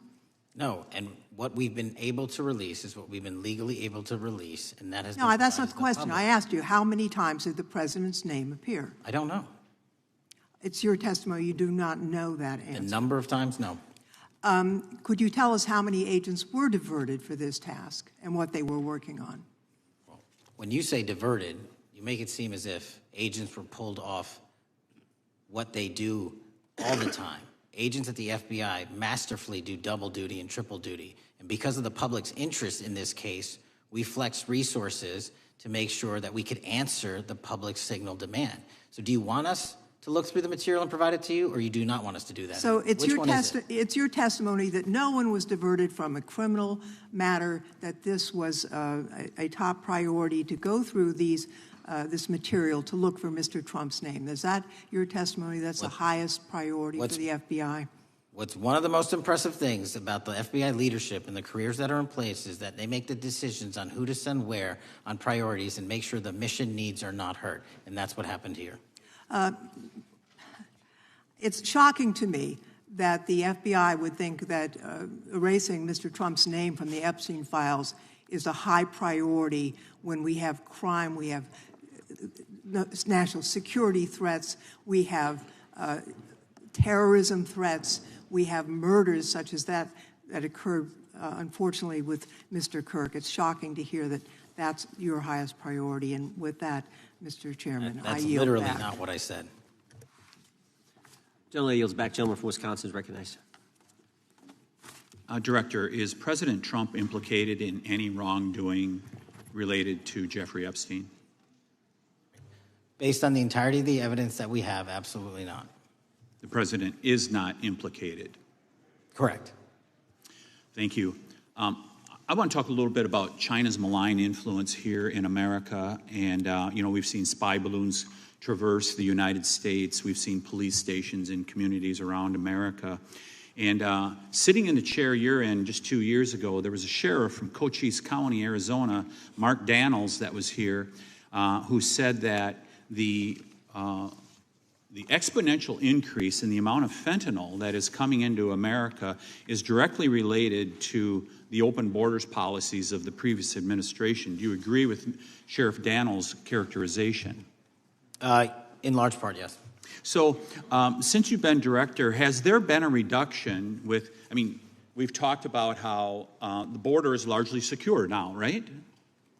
The southern border, yes, sir. The southern border is largely secure. Has there been a concomitant reduction or a reduction in the amount of fentanyl that is coming into America? There has been a massive reduction to the tune of, we've seized more than 25% year-to-date this year than the prior year, and that's enough fentanyl to kill 120 million Americans. Does China play a role in this fentanyl that's coming to America? As I stated in my opening, sir, what they do and the companies in China, mainland China, do is produce the precursors and the cutting agents that they ship overseas through various countries into the Mexican drug cartels who produce it. So they basically are the cooks in terms of the ingredients. Tell us, what is the FBI doing to stop China from delivering death to America? So for the first time in a decade, I actually reached out to my counterpart at the Ministry of Public Security. No one at the FBI had done so. To engage. Ministry of Security, where's that? In mainland China. In mainland China, okay, thank you. To engage in a conversation to say, hey, can we have a certain number of these precursor chemicals listed in China so that they become illegal and illegal to trade. We're also working with our counterparts in places like India and Guatemala because the transshipment routes of the precursors, the Mexican drug cartels have gotten creative, and instead of coming directly to America are going into these countries. And we've had massive success in India and Guatemala, and in those governments, great partnerships in shutting down the ability to ship the precursors into those countries, which are ultimately destined to America. So those people that are working with security agencies have been working with you, is that accurate? Yes, sir. So I want to turn to a couple cases that are at the University of Michigan, where Chinese nationals, on behalf of the Chinese government, smuggled in illicit biological materials, stuff that can harm our agricultural industry. What actions are you taking as we see repeated stories of Chinese nationals doing this in the United States? So just that, sir. In this calendar year alone, as I was mentioning, our counterintelligence operations and cases brought against the Chinese are up by, I think, something like 40%. And specifically, the cases in Michigan show two threat streams, not just against our agricultural industry, which is a threat to national security, but they were also bringing in chemical agents in mushrooms, I'm not the exact expert, that would have ultimately hurt our population. We arrested and charged all of those individuals, and we are aggressively going after them in every single state because they weren't doing it in Michigan alone. Should research universities across the United States be doing a thorough job of vetting Chinese nationals that are coming to their universities? They should. Turning to spying in America, we heard the stories about Senator Dianne Feinstein's driver, who was a Chinese spy. We're familiar with Linda's son, who worked in Governor Hochul's office, Christine Fang in California. What are you doing to find these people who are Chinese spies that are trying to burrow themselves into the politics of America? Because we know it's happening, right?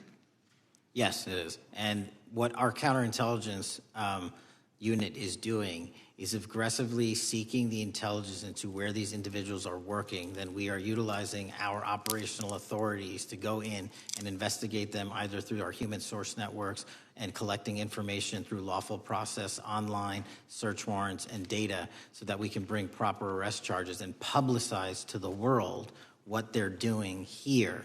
And just because we've caught a few doesn't mean we've caught everybody. We've got a lot more to go. I get one more quick question in. The FBI arrested a judge in Wisconsin, Hannah Dugan, for interfering with a federal law enforcement operation. Could you tell us a little bit about that? And is a judge above the law here in the United States of America? Well, no one is, and that case is ongoing. But as you stated, and these allegations said, there was an interference in a federal lawfully executed federal law enforcement priority that was interfered with. I yield back, Mr. The gentleman yields back. The gentleman from Tennessee is recognized. Thank you, Mr. Chair. Director Patel, I believe you had primary importance in starting Operation Viper in Memphis. Is that correct? Yes, sir. And Operation Viper brought in the FBI, the DEA, the ATF to help the Memphis police in policing the city. That'll be phase 2, sir. Phase 1 was FBI and local law enforcement in Memphis for the last few months. Okay. You did a good job, and the police director and the mayor have told me that was been helpful, the FBI working with the police. And the FBI are trained in law enforcement. They know Miranda rights, they know how to do policing, and they do a good job working with the police. Do you think that the National Guard is necessary to do the work that the FBI is doing now? Thank you. I do think it's necessary to finish it. What we've done is 500 arrests in Memphis and 110 federal indictments. But what we need to do is we've only secured a piece of where the criminal conduct is occurring in Memphis, and we can't work inside perimeters that are not established and safe, and we don't have the manpower to give us the space to fully go into the areas where the criminal activity remains. Well, are you suggesting that the National Guard is going to go into the more heavily crime areas? They're going to establish, like they did in Washington, D.C., perimeters where local law enforcement and the FBI, DEA, ATF, and U.S. Marshals can go into. We can't be going into all these areas knowing that they're extremely volatile and jeopardizing the safety of our agents. But did the National Guard do anything in Washington to help the FBI stay safe from these dangerous elements? They established perimeters. Established perimeter, and the criminals knew about it, so they... It was a visible force, sir, so they kind of saw it. Well, what you did, I commend you for what you did, and I think the FBI coming in, we have a crime problem in Memphis. The FBI has helped, DEA will help, and the ATF will help. I don't think the National Guard is going to help, and what I've seen, they're not trained in law enforcement, are they? No, sir. And so that could be a problem. Who will direct the National Guard in Memphis? Will it be? Will they have control over your agents? No, sir, they won't. Who will have control over your agents? You? Well, the SAC and then ultimately the chain of command up to Washington, D.C. will control the FBI, but there's a task force that was put together that is going to be led by an interagency. The heads of U.S. Marshals, DEA, and FBI will be working together with DHS collectively on this. Have you visited Memphis before? Yes, sir, I have. So you know how good a city it is. I love Memphis. A lot of us do. And Memphis is a great city, great history, civil rights museum. Might say something about slavery, but that was the history. It needs to be taught. Blues, Elvis. Beale Street, right. Barbecue. And people should come. It's not a troubled city. We've got some crime, but it's not a troubled city. We're not troubled, and we love our city, and we hope that the National Guard doesn't come in and cause people to have questions about Memphis because it's a city they should visit. Let me ask you this about, you said that the homicide rates are coming down to an all-time low? In modern recorded U.S. history, yes, When sir. does modern recorded history start? I think the FBI, and I'll get back to you on this, has stats on that going back about 30 years, sir. Okay, I was thinking back to Ozzie and Harriet, and I didn't think you could beat Ozzie and Harriet's time. Secondly, you mentioned the Epstein case. Did any of the women that were victims, and they came up here and had a press conference and all, did any of them contact your office and ask to give information? To my knowledge, no, sir. If they did, let me ask you first, is there a statute of limitations on sex crimes like that, with sex with a minor, rape? The DOJ is the expert, but I do not believe there's a statute on that, limitations on that. So if there's not a statute of limitations, should you not be interviewing those people who know who raped them and the names and the places and give you that information? That seems like that's a treasure trove of information, and it's a serious, serious, serious number of crimes. Sir, I couldn't agree with you more. We've been very public about asking individuals to come forward with new information, and we would run out every single lead on that. Well, I'm sure the women will come forward, especially today, to be sure that they will get an opportunity, because that seems like something we ought to do.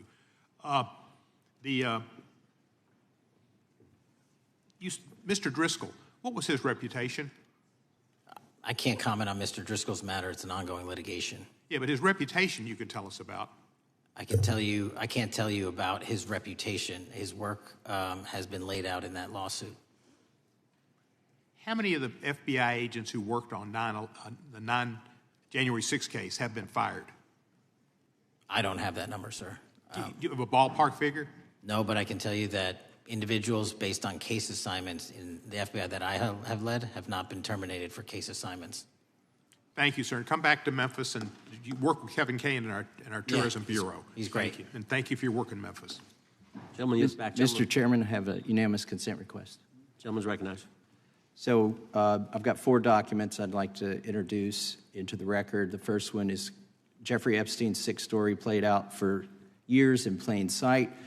And Acosta is quoted in here saying, "I was told Epstein belonged to intelligence and to leave it alone." The second document is entitled, "What Epstein's Bodyguard Warned About His CIA Connections." The third document is from Fox Digital. It's titled, "Epstein's Private Calendar Reveals Planned Meetings with Obama Admin Official CIA Chief." And the last document is Wall Street Journal article that highlights Ehud Barak's 36 meetings with Jeffrey Epstein. He was the former Prime Minister of Israel and head of military intelligence for Israel. It may have held that title when he met Epstein, and then, yes. Without objection, the gentleman will hold for a second. The gentleman from Maryland is recognized. Thank you, Mr. Chairman. Just one UC request. This is Judge Engelmeyer's decision from August in U.S. versus Epstein, stating the government's 100,000 pages of Epstein files dwarfs the 70-odd pages of Epstein grand jury materials. Without objection, the gentleman from Kentucky is recognized for 5 minutes. Thank you, Mr. Chairman. Director Patel, I watched some of your Senate hearing yesterday when Senator Kennedy asked you, "You've seen most of the files. Who, if anyone, did Epstein traffic these women to besides himself?" You replied, according to the transcript, "There is no credible information that he trafficked them to anyone else." You also said somewhere in the hearing and here today that the problem is that the case files are constrained by limited search warrants from 2006 to 2007 and that the non-prosecution agreement hamstrung future investigations. Those constraints only apply to Southern District of Florida. They do not apply to Southern District of New York, the location of the 2019 sex trafficking indictment, which produced many things, including a series of FD 302 documents. According to victims who cooperated with the FBI in that investigation, these documents in FBI possession, your possession, detail at least 20 men, including Mr. Jess Staley, CEO of Barclays Bank, who Jeffrey Epstein trafficked victims to, victims including minors, such as Virginia Roberts Ufree, may she rest in peace. That list also includes at least 19 other individuals, one Hollywood producer worth a few $100 million, one royal prince, one high-profile individual in the music industry, one very prominent banker, one high-profile government official, one high-profile former politician, one owner of a car company in Italy, one rock star, one magician, at least 6 billionaires, including a billionaire from Canada. We know these people exist in the FBI files, the files that you control. I don't know exactly who they are, but the FBI does. Have you launched any investigations into any of these people, and have you seen these 302 documents? Sir, I have asked my FBI agents to review the entirety of the Epstein files and bring forth any credible information, and we're working with Congress not only to divulge that information and produce it to you, but any investigations that arise from any credible investigation will be brought. There have been no new materials brought to me launching a new indictment. So is the loophole here, or is it your assertion that these victims aren't credible, that the 302s maybe didn't produce credible statements that rise to a probable cause?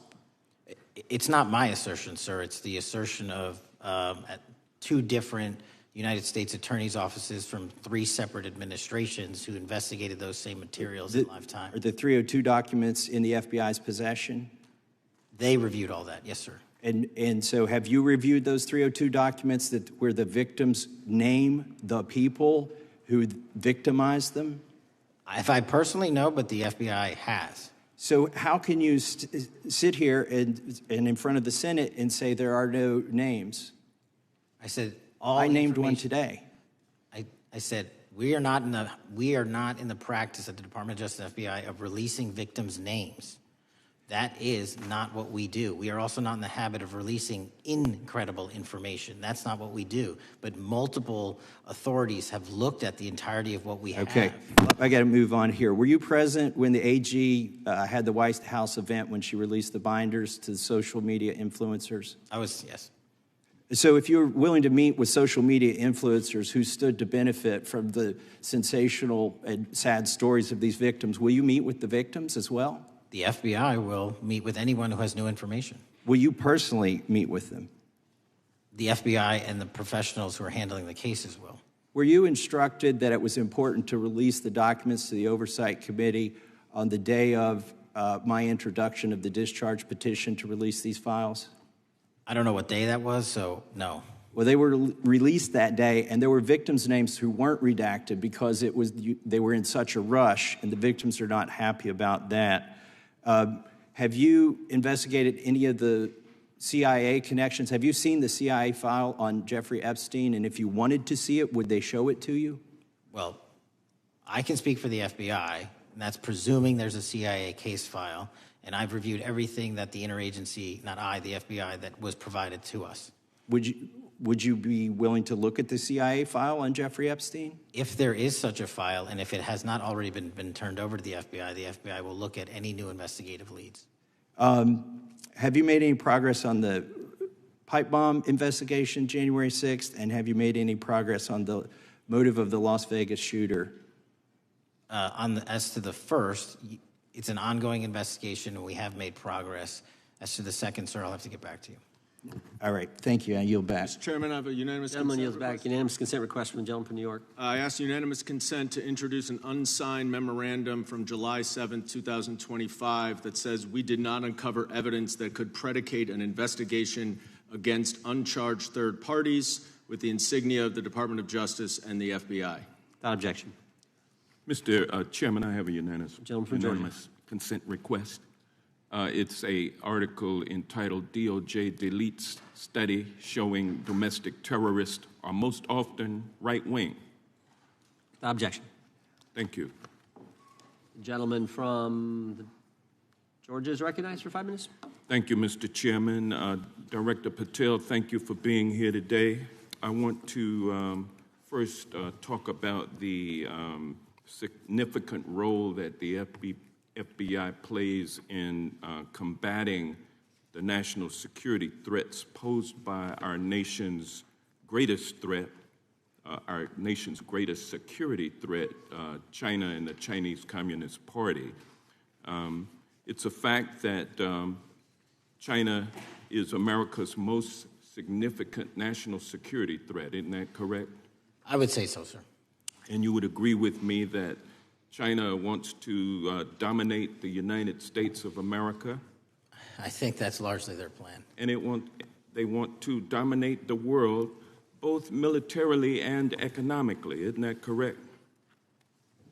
I think so. And, sir, you've been FBI director for the last, 8 months? 7 months, yes. 7 months. And during that time, have you held any stock in any companies founded in China? I don't believe so. Well, you do own stock in a company known as Elite Depot, don't you? Which one, sorry? Elite Depot. You own stock. I think that's, I'll have to get back to you. I think it's a law firm and it's a company out of Singapore. Okay, well, no, the company out of Singapore, which is owned by Elite Depot, is the Shein Company, which was founded in China, correct? That company operates out of Taiwan. Well, they changed their headquarters from China back in 2022 to Singapore for tax purposes. But it's owned by a Chinese billionaire. I think his name is Charlie Zhu. And you own stock in the company that owns Shein. Which I disclosed during my confirmation process. You certainly did. And now, do you still hold that stock in that Chinese company? Pursuant to the the Department of Justice, who reviewed my material that was submitted during my confirmation process, I was able to hold certain stocks, and they made the decision. You still hold the stocks that you have? You still hold on to these Chinese stocks, these stocks in this Chinese company? I disagree that it's a Chinese company, but I was in the DOJ, when you're appointed, makes a call on what you can and can't possess. Well, now, let me ask you this. Chinese companies steal trademarks. They produce counterfeit products and sell them over the internet on platforms such as Shein. They steal intellectual property.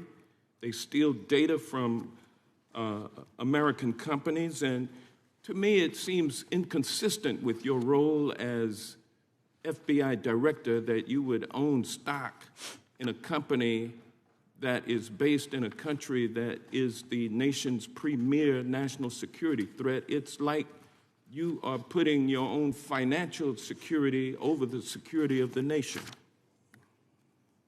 I disagree with that characterization. Well, I think the American people look at it like it's a classic situation of the fox guarding the hen house. If the FBI is charged with investigating espionage, economic espionage by companies controlled by the Chinese Communist Party, and you are the director of the FBI, you've got a conflict of interest.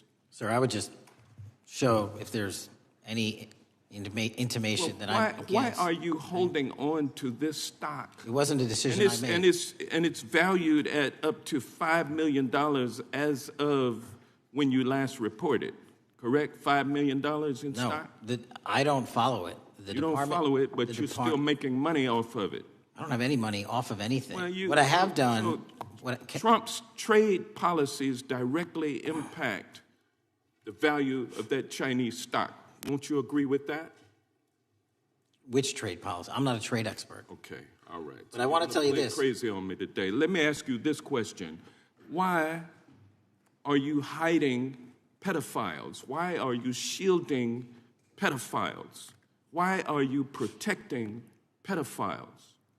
That is maybe the most offensive thing you could say to me, given the numbers. Well, you have not released the Epstein numbers files of pedophiles. You were aware of the Epstein client list that was published in the 18,000. The gentleman has expired.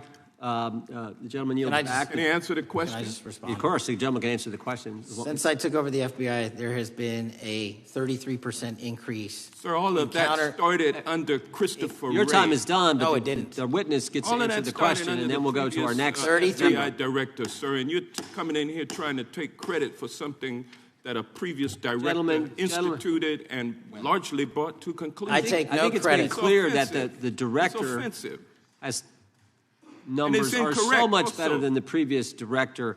It's Director Patel, if you want to answer the question. I take no credit. The men and women of the FBI have seen a 33% increase in the number of counterintelligence arrests out of the PRC. And so all of a sudden, when you coming in 7 months ago, gentlemen, his time has expired.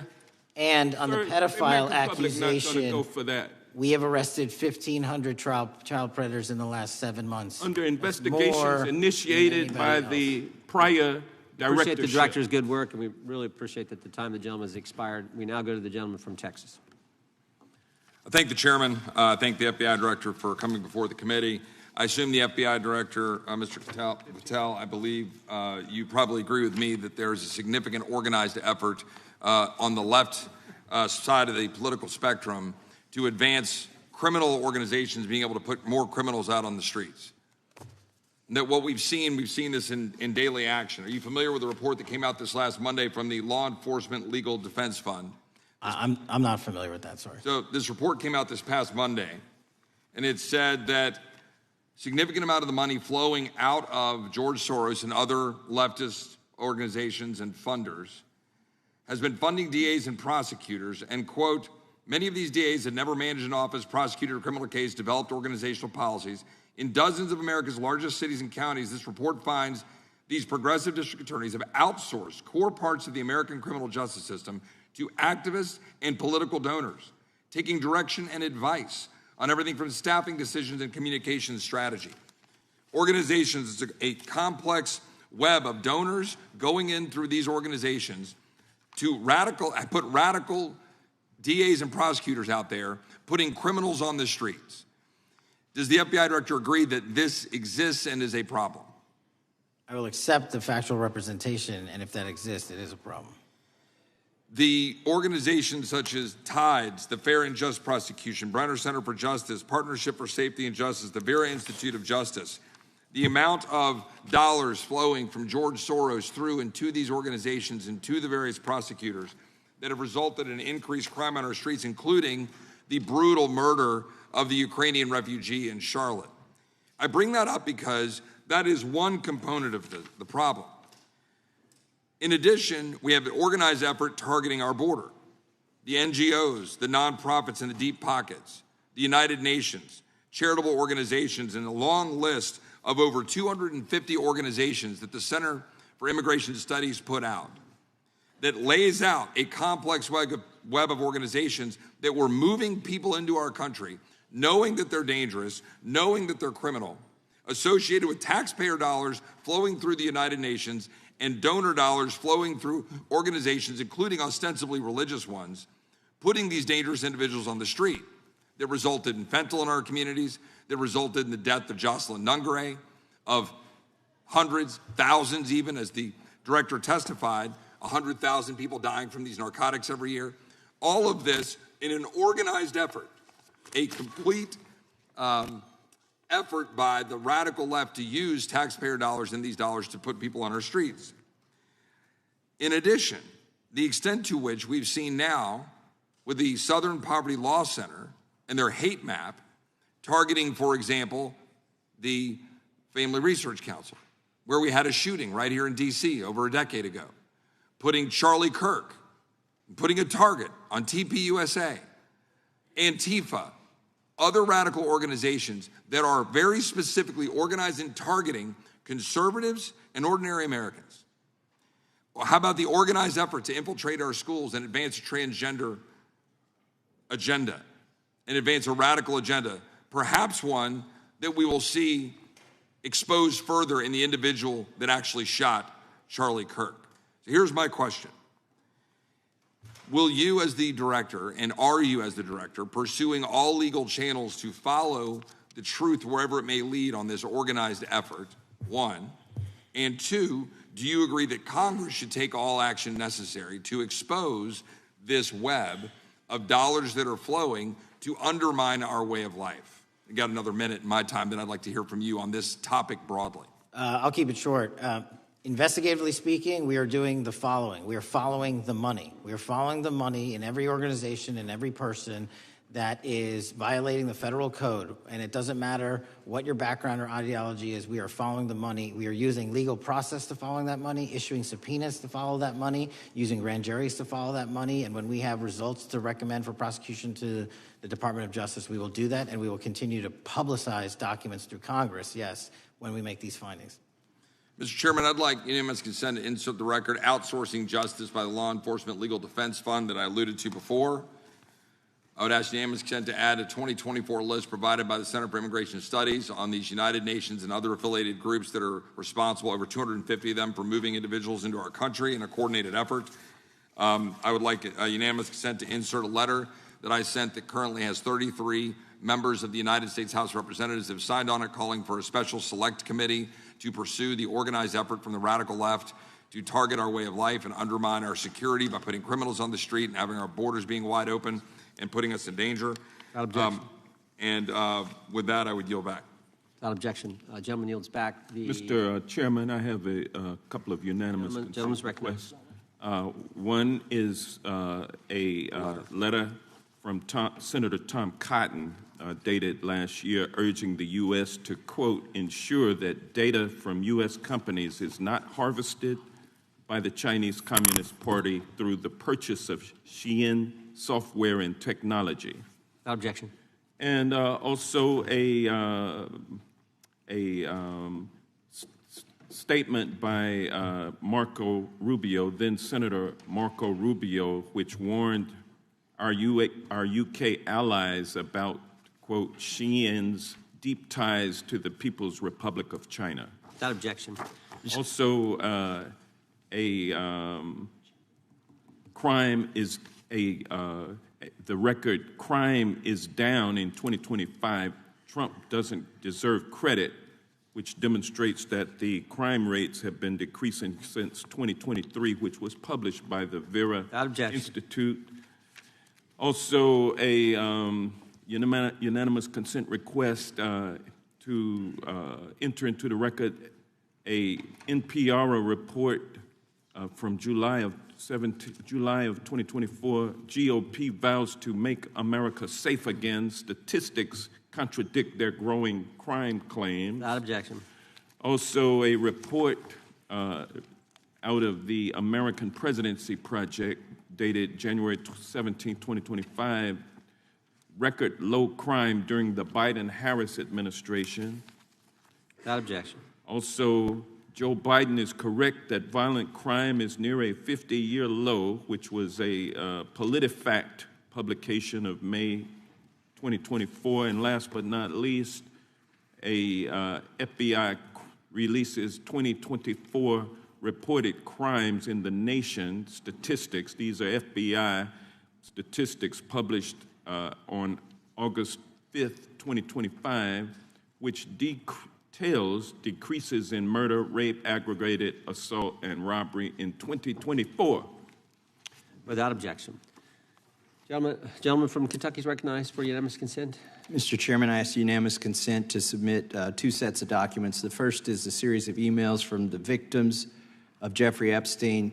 They are making FOIA requests to get their own FBI files and not having any success. So I want to bring attention to that by submitting that to the record.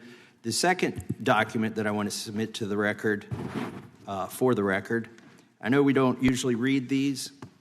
This one's not readable.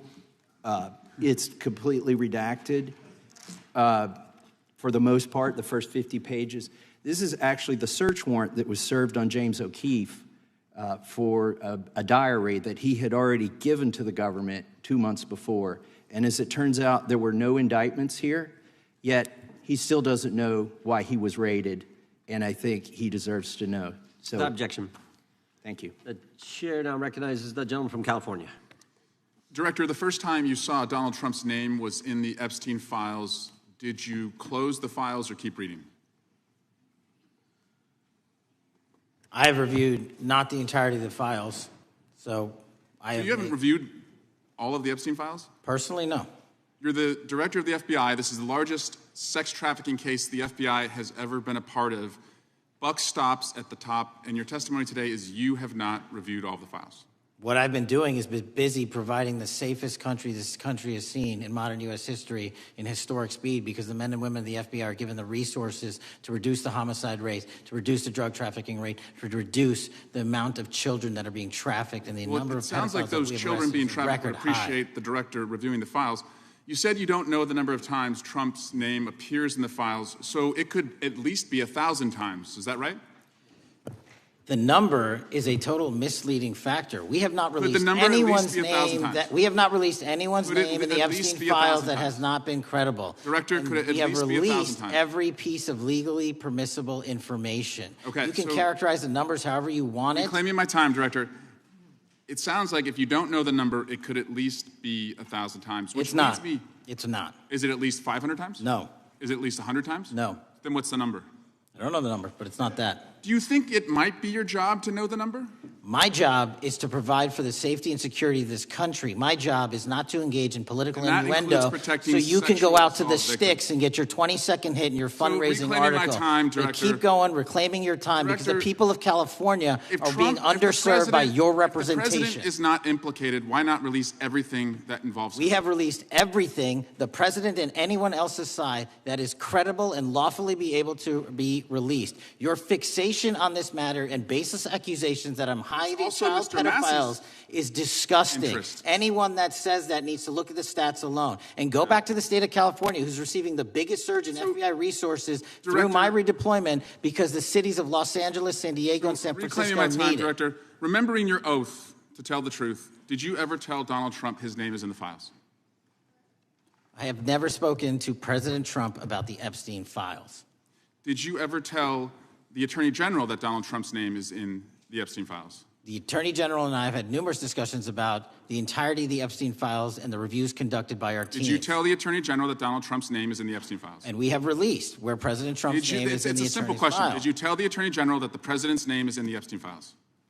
During many conversations that the Attorney General and I have had on the matter of Epstein, we have reviewed. The question is painstakingly simple. Who Did you can tell the Attorney General that Donald Trump's name is in the Epstein files? Yes or no? Why don't you try spelling it out if Yes you're going to mock or no, me? Director? Use the alphabet. Yes or no? No? A, B, C, Director, D, E, F? it Don't sounds wanna like do you it? don't want to tell us. Did you tell the Attorney General that Donald Trump's name was in the Epstein files?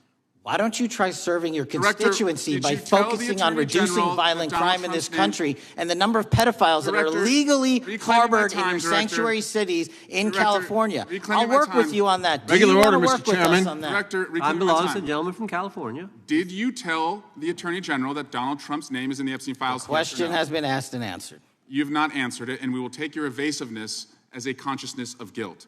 Director, did Donald Trump ever say to you, just find and release the entire truth? Don't worry if I'm in it? The instructions from the administration were to release all credible information, and we have done that. Did Donald Trump ever provide information about Jeffrey Epstein as an informant? Donald Trump has not been, and I can only speak for the FBI, an informant of the FBI. So, Director, you've played this cute shell game where you say you can't release everything because the court has said that it legally is not allowed to be released, but the court calls bullshit. Judge Richard Berman said that when you went to the court, quote, information contained in the Epstein grand jury transcripts pales in comparison to Epstein investigation information and materials in the hands of the Department of Justice. So let's move on, Director. You wrote a book called Government Gangsters. You identified 20 individuals in that book. You put me on that list, at the top of the list. Thank you. My children find it flattering. 20 of those individuals have been investigated or have had adverse actions. Director, considering that you have identified these people as, quote, government gangsters, will you recuse yourself from making any investigation decisions about these individuals? Anyone that has been terminated at the FBI has been done No, the because question they failed again. to meet the muster Director, in their constitutional I will obligation. work on the audio-visual capabilities. I'm of going to the firms. borrow I don't your think you can hear me. terminology and call I'm reclaiming bullshit my on your time. entire career in I'm Congress. reclaiming my It has time, been a Director. disgrace to the American Director, I'm people. reclaiming my You time. can Will reclaim you your time all recuse you yourself? want. Mr. Chairman, you're going to allow a witness to speak, Mr. Mr. Chairman. Mr. Chairman, would you give recuse yourself, Director? The gentleman has no time. Mr. Chairman, would you Mr. Chairman, admonish the point of- witness not to insult members? The gentleman has no time. Mr. Chairman, the just committee will remember. quick point of order. Could the gentleman be extended an additional 20 seconds to complete his thoughts since the witness decided to interrupt him And continuously? then the witness will be able to respond if he wants. We'll make sure Thank he has you. time to do that. My question Gentlemen, is, continue. will you, Director, recuse yourself, yes or no, from investigating or making decisions about the 60 individuals, including myself, that you identified as government gangsters? Yes or no? Time of the gentleman has expired. The witness may respond if he would like. And the answer was no, as I heard. Correct. Okay. The gentleman from Wisconsin, the gentleman yields back. The gentleman from Wisconsin is recognized for 5 minutes. Thank you, Chairman. Thank you, Director Patel, for being here today. I wanted to talk a little bit about the assassination of Charlie Kirk and the FBI's subsequent investigation. I know it's really sensitive, and you can make the call as to whether or not, obviously, it's something that you can respond to, but I think it's still fresh on many people's minds. I want to congratulate you and Utah law enforcement for the work you did in identifying the suspect and apprehending him. According to public reports, and I think this is what maybe it's, I still have questions about, and maybe the public does. According to public reports, the alleged shooter arrives on the Utah Valley University campus nearly 4 hours before the shooting.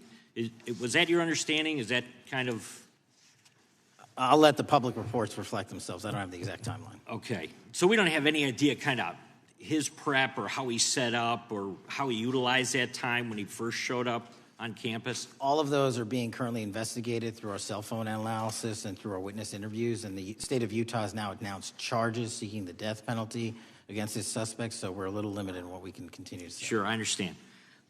And the suspect, like you referred to, is then captured on security footage jumping off the roof of the alleged shooting location, the Losey Center. Do we have any idea how the suspect got up on the roof in the first place? I think for members of Congress, especially after Butler in Pennsylvania, it's just unimaginable that there could be some type of security breakdown prior to an event of that size where somebody could access a rooftop. So not commenting on the case, but having gone to the crime scene and walked the steps that we believe were taken, the roof was actually readily accessible through an exterior stairwell, so anyone could have gotten on it. Okay. The suspect flees on foot to kind of this wooded area where he drops the rifle, wraps it in a towel, and then proceeds to his staged vehicle and basically drives home. So do we have any idea what the towel was about? Was it used later to identify a place where the firearm was left, or What we can tell you is the towel, there was a screwdriver found on the rooftop, which DNA was collected off of, and the towel was found wrapped around the firearm in question in a wooded area next to the campus. All have been processed for DNA.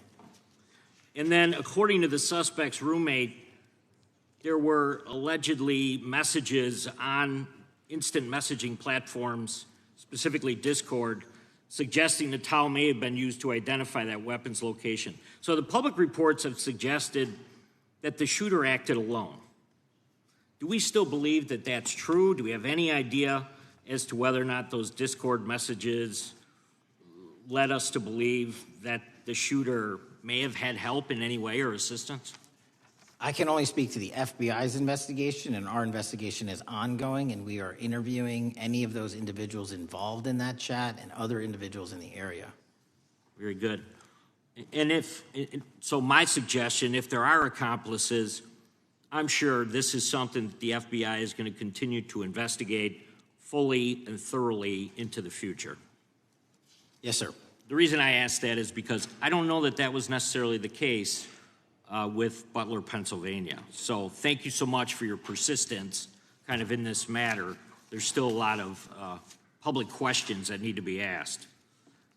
Let me shift to another topic very quickly. On July 31st, 2025, the DOJ and the CIA declassified the annex to Special Counsel John Durham's 2023 report on Operation Crossfire Hurricane. The 29-page Durham Annex contains previously classified information about, among other things, the investigative referral of the Clinton campaign plan. Why would somebody place documents in a burn bag related to this case? That case is very much ongoing, so I can't comment on the stylization of the evidence we're collecting. Can you comment at all on the Durham Annex as I described it?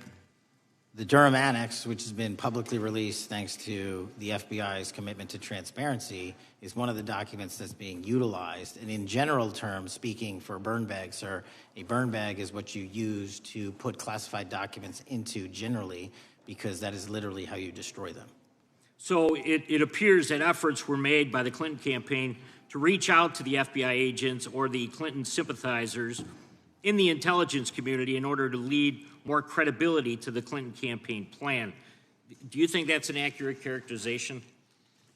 Again, I'm not going to characterize that material because it's part of an ongoing investigation. Thanks for being here today. I yield back. Gentleman yields back. Gentleman from California is recognized. Thank you, Director Patel, for being here today. The FBI searched Jeffrey Epstein's Manhattan residence, correct? I believe that happened in 2018. I think there was 2 locations, sir. It's 2019, and in that residence, the FBI found a safe, correct? I don't have the catalog of evidence in front of me. In that residence, the FBI found a safe, correct? I'll accept your representation. Okay. And in that safe, the FBI found topless and lewd photographs of girls, correct? Again, sir, I'll accept your representation. I don't know. Thank you. It was all over the media at the time. There's a New York Times article that says Jeffrey Epstein is indicted on sex charges as discovery of nude photos is disclosed, dated July 8th, 2019. And the Times reports a trove of lewd photographs of girls was discovered in a safe inside financier Jeffrey Epstein's Manhattan mansion. Author Michael Wolff has conducted numerous interviews of Jeffrey Epstein. I'm going to play for you a video clip of what Michael Wolff said Epstein told him was in the safe and what he showed the author was in this safe. So let's please play that clip now. Elected. And I was sitting talking to Epstein, and he said, "Wait a minute, I got to show you something." And then he went into his safe, and he came out with photographs. They were Polaroids, I think, and he kind of spread them out like playing cards, and it was Trump. I mean, I think there were a dozen of them, and it was Trump with girls of an uncertain age at Epstein's Palm Beach house, where all of the things that he would ultimately be accused of took place. And I remember very vividly 3 of them. There are 2 in which Trump is, the girls, topless girls, are sitting on Trump's lap. And then a 3rd in which he has a stain on the front of his pants. And the girls are kind of pointing at it, sort of bent over, laughing. So, Director Patel, I'm going to ask you a very broad and general question. As you know, Donald Trump and Jeffrey Epstein were friends. There are, of course, photos showing Donald Trump together with Epstein, correct? I don't have the entirety of the photographs, but I think they've been photographed in public together. All right. Are there any photos showing Donald Trump with girls of an uncertain age? No. How do you know that? Because that information would have been brought to light by multiple administrations and FBI investigators over the course of the last 20 years. Well, you know what? That's just not true, because no one knew about the creepy birthday message that Donald Trump wrote to Jeffrey Epstein until the Wall Street Journal disclosed it, and then all of a sudden, the Epstein estate provides it to Congress. Well, so certainly, you weren't there at the search. You don't know what Epstein may or may not have done with those photographs even prior to the search. Maybe someone has it. Maybe the Epstein estate has it. You raise a great point. So I'm going to ask you, have you asked to talk to Michael Wolff? You raise a great point. I haven't personally asked to talk to Michael Wolff. Has the FBI asked? But the FBI, I'll get back to you if the FBI specifically so Michael Wolff has ever. About 100 hours of testimony of Jeffrey Epstein. Wouldn't it be good for the FBI to interview Michael Wolff? I'm not saying they haven't. I just don't know. Has FBI subpoenaed the tapes that Michael Wolff has conducted of Jeffrey Epstein? I don't know. All right. So if you could provide us an answer, that would be terrific. Sure. Well, let me ask you this question then. Have you looked at all the photos in Epstein files? I have looked at all the information that the investigators who investigated this case have provided to run out credible leads. And in the Epstein files, was there that creepy birthday message that Donald Trump had written to Epstein? No, that's what I was trying to tell you. You raise a great point. The estate of Jeffrey Epstein has a voluminous amount of information that they have not released before. Okay, so that's great. So wouldn't it be great if FBI subpoenaed the estate of Jeffrey Epstein for all that information? The estate is under no obligation to provide that material, even pursuant to a subpoena. That's a great point. Yeah, that's just false. Okay. That's just false. You're the frickin' FBI. You can subpoena the information from the estate, and you better do that. That's literally not how it works. I'm going to move on now and talk about Epstein's client list. You confirmed that it exists. Attorney General Pam Bondi confirmed earlier this year that it exists. So I just want to ask you a simple question. Is Prince Andrew on Epstein's client list? The material related to Prince Andrew has been made public. Is Prince Andrew on the client list? We have released the index of names that were in Jeffrey Epstein's. Is Donald Trump on Epstein's client list? The index has been released, and the index will speak for itself. So I'm just going to say, America, there's a huge red flag. The FBI director could not answer whether Donald Trump was on Epstein's Gentleman's client time has list. expired. I now recognizes the gentleman from Virginia. Thank you, Mr. Chairman. I want to thank the director for being here and for his work over the last several months, removing the taint of partisanship that has infected the intelligence community over the past several years under the last administration, under the last several directors, standing up for law enforcement, standing up for the brave men and women who work in your agency. But to set the record straight, we have to correct the record. And the record, early days of the first Trump administration saw a dramatic spike in news stories that contained sensitive and sometimes classified details about the FBI's bogus Russia probe, about a leak a day. It's unacceptable that senior FBI officials coordinated to leak classified information to try and harm President Trump. Documents produced to the committee in August of this year revealed that the FBI interviewed a former Intelligence Committee staffer who gave details on a systematic process through which leaks of classified information were affected by then Chairman, now Senator Adam Schiff. Were these findings escalated within the Bureau's chain of command, and if so, to what level? Sorry, were the findings escalated? Were these findings that were given to us escalated within the Bureau's chain of command, and if so, what level? Did you receive this information? That entire matter is currently under investigation by the people at the FBI that handle leaks of classified information. All right, it's good to know that there is an ongoing investigation. Can you tell me whether these leaks to the media compromised any ongoing FBI investigations during the Trump-Russia probe? I can tell you, generally speaking, the leaks of classified information are detrimental to any work the FBI is doing.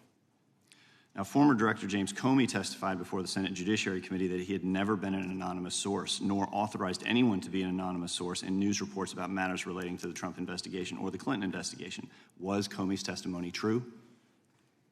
In reference to Director Comey, I'm very limited in what I can say because of what the current status of those matters are with the FBI and the Department of Justice. When I am able to make those public, I will. Can you tell me if there's an ongoing investigation there?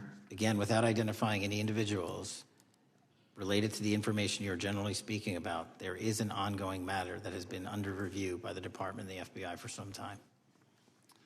Because we know that the documents that we received last month revealed that former Director Comey used Columbia University law professor as a conduit to leak stories to the media that contained classified information. Let me move on to the way that the FISA process was weaponized by past directors. Prior to your confirmation, you raised concerns about government misuse of FISA, including Section 702, stating that FISA was in need of major reform. Specifically, you highlighted that the FISC report that the FBI had conducted 278,000 improper searches of the FISA database. Do you remain concerned about governmental abuse of FISA in Section 702? I'm always concerned, but what we've done since I became FBI director is implement new audit systems. We are nearing 100% review of the 702 query system that you are specifically referring to, and we've also eliminated anyone that has ever touched that database that has in any way made a mistake, whether intentional or not. And we have also identified a system in which those going forward who misuse the 702 system, they don't get 2 strikes. They get 1 and you're done. Okay, I'm glad you mentioned you're continuing to audit because, as you know, in May, the New York Times reported you closed the FBI's Office of Internal Auditing. Can you explain why you decided to close this office?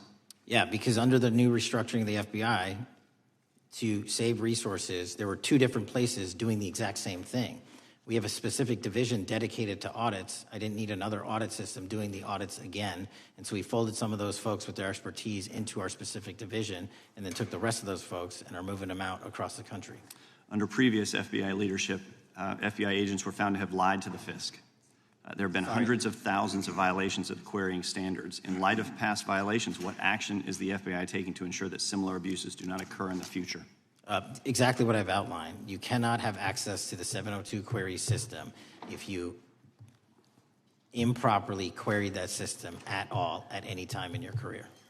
Okay, at a Senate hearing 2 years ago, your predecessor, Director Wray, testified FBI had previously purchased U.S. phone geolocation data for a specific national security pilot project and further stated that the project had not been active for some time and that the FBI relies on court-authorized process to obtain location data from companies. Does the FBI purchase location data or any other data of Americans from data brokers? I don't believe so, but I'll get back to you. Thank you. That'd be important. I appreciate that. I yield back. Gentleman yields back. Gentleman from Washington's recognized. Thank you, Mr. Chairman. Mr. Patel, before you joined the FBI, you had very strong opinions about what the FBI was hiding regarding Jeffrey Epstein. In a September 2023 interview with Glenn Beck, you said the Black Book is under the, quote, direct control of the director of the FBI. In December 2023, you said, let us know who the pedophiles are. Even for a short time after becoming FBI director, in February of 2025, you tweeted, quote, there will be no cover-ups, no missing documents, no stone left unturned. In June, you told Joe Rogan, quote, we've reviewed all the information, we're going to give you every single thing we have and can. But then suddenly in July, everything changed. You and Attorney General Pam Bondi released one video and said that there was nothing more to see. Your July memo says you uncovered more than 300 gigabytes of data and physical evidence, but that you had decided no further disclosure would be appropriate or warranted. That is a quote. I think what happened, Mr. Patel, is that suddenly you discovered that Donald Trump's name was all over these files, and you started a giant cover-up. So you are under oath, Mr. Patel. You just testified to Mr. Swalwell that you did not speak to the president about the Epstein files. To your knowledge, did Attorney General Pam Bondi speak to the president about what was in the Epstein files? I can't speak for Attorney General Pam Bondi. So to your knowledge, you don't have any information. The question was, do you have any knowledge? Do you have any knowledge? I can't speak. You are refusing to Attorney answer the General question, so Pam let me Bondi. tell you that the Wall Street Journal reported that in May, Bondi told Trump that he was in the Epstein files, and at the same meeting said that the DOJ did not plan to release the files.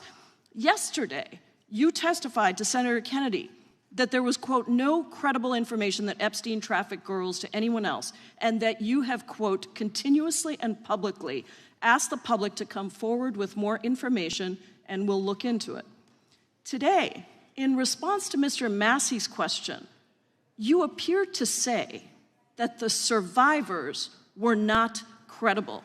These are survivors. That's not at all what I said. Okay, great. I'm going to ask you this in a second, but let me tell you about then the don't lie about survivors, me. and let's bring them up here into the room. These are women who came to the Hill and testified that they were groomed and raped at the age of 14 and 16 years old, and they called to meet with the president and to meet with the FBI and to have people investigate their claims. Some of them have never testified before. If you are so interested in getting the public to submit any information, why have you not met with them? You said you haven't met with them. Have you met with them? I'll give you one more chance.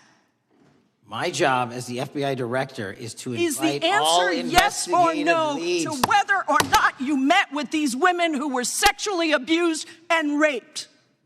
Any insinuation by you or any What people is on the your an- side that I am not manhunting child predators and sex traffickers, just look at the Mr. stats. Patel, And you talk Mr. about Chairman, cover-ups, man. Mr. Chairman, you this talk is about my time, cover-ups. and I will take as much time as I Where were want. you during the Instruct Obama and witness, Biden Mr. administrations Chairman. when these so-called Instruct the cover-ups were witness. going on? Mr. Why didn't Chairman. anyone in those administrations talk to any of these Mr. purported Chairman. witnesses? Let's I get have some regular order, Mr. every Chairman. single person to provide credible information. Time belongs to the gentlelady from Washington. And I'm but gonna when you- take when another you couple accuse of the minutes. witness of something, he's allowed to respond. That's how it works. You say Listen, he something, didn't you say even, something, excuse he's me, allowed to Mr. Chairman, respond. you have Point always of order. been fair, but this And is I'm not being fair. fair, and you will get no, your- this you will is get my your time, and he You will give said the that gentlelady the and a few witnesses additional were not credible. seconds of time. I'm going to get an additional minute of time because No, that's you'll how get much what time you he won't took. get a minute. You'll get some seconds. What we think is under 5 minutes. You don't get to demand how Mr. much time you Patel. get. That's not how it works. Mr. Patel,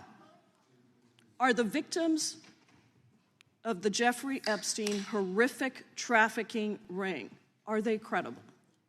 Any person with information about ongoing sexual didn't- trafficking. I'm asking you if they're credible. Ma'am, I'm Are they commenting on the credible? evidence we have. But And we have routinely asked for people to come forward with more evidence, and we will look at Mr. it. And the evidence that we have was the same evidence that the Biden and Patel, Obama Justice Departments Mr. had. Patel, And they this is determined, new. not me, they determined that Chairman, information was not Mr. credible. Chairman, he's not letting me even ask my questions. You This is ask the ridiculous. questions, he gives an answer. You may not like what he says, No, but that I'm doesn't mean you get to asking, he's interrupt not him. answering my question. Mr. Chairman, have could we an- restore the gentlelady 45 seconds so she We can will give complete her her question? additional 30 seconds, which is what I said I'm earlier. going to keep taking my time because you'll here's take the time thing. that you get. You get are 30 not seconds. answering the question.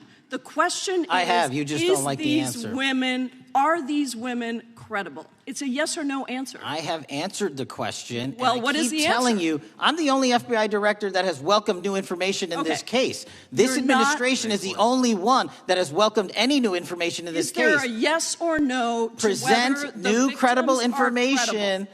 present new information. Are the victims credible or not? I'll tell you what happened in the last Trump administration. Are they credible or not? You can't even Victims say. credibly came forward, and you know what happened? President Trump authorized the indictments of Jeffrey Epstein. Called them not Biden, a hoax. not Obama. President Trump no one called else. the entire thing a Democratic hoax.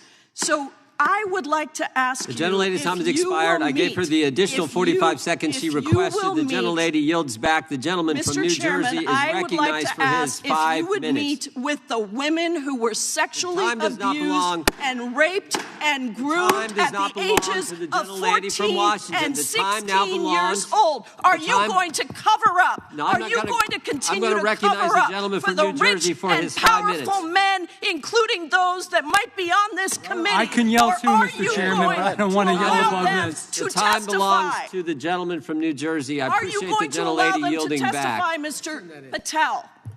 Go ahead. Will you allow them to testify to you, Mr. Patel? Mr. Patel, thank you for being here. I know it's been an interesting and difficult 2 days. And I wasn't going to talk about the Epstein thing because there's a lot of other issues that affect the FBI, but I have to say a few words. I've sat here, I've listened to this, I've watched it, and my Democratic colleagues are so concerned now, Mr. Patel, all of a sudden. Where were they last year? Where were they the year before? Where were they the year before that? Where was the last president in any of this? All I know, the only thing I see is a single letter from the ranking member that was sent in 2019 that he didn't like the plea deal, and some people signed on to that. Most of the truth, the real truth, let's be honest, let's be intellectually honest. The real truth is we didn't hear from them at all. Anybody of them. Hardly any of them ever mentioned it. Some of them didn't mention it at all until the beginning of this year. Earlier in the year it started. Not one Democrat asked Director Wray. We all remember Director Wray was here. Not once, not twice, multiple times. Nobody asked Director Wray about Epstein before this committee. Nobody was that concerned. Where was the concern for the victims then? Where was the moral righteousness then? Where was the outrage then? Where was the sense of duty then? Where was the desire for accountability then? Where was the urgency for justice then? Most of all, where the hell was the integrity then? You know what the truth is. Let's just say it, man. Tell the truth time. The truth is, it's politically useful for them to try to do this now, even though they didn't give a damn about it in the past. And you know what? That's an insult to the victims, and that's an insult to America. Continue to do the work you're doing. Continue to uncover what needs to be uncovered. One real quick thing before I say anything to 9/11. We know that was mishandled by the past director and by the past FBIs. There are family members here. There are family members who are concerned. God Almighty, we want to get to the truth of that. I ask you, please, to meet with them, to talk to them, and to investigate this with truth. In the Biden administration, we went through a very dark and difficult period of time. The FBI trust was broken with the people. Catholics this is the stuff we've been talking about, were labeled radical threats for praying in their churches with their rosaries. Parents at school boards were called terrorists for standing up for their children. Hindu holy men in New Jersey.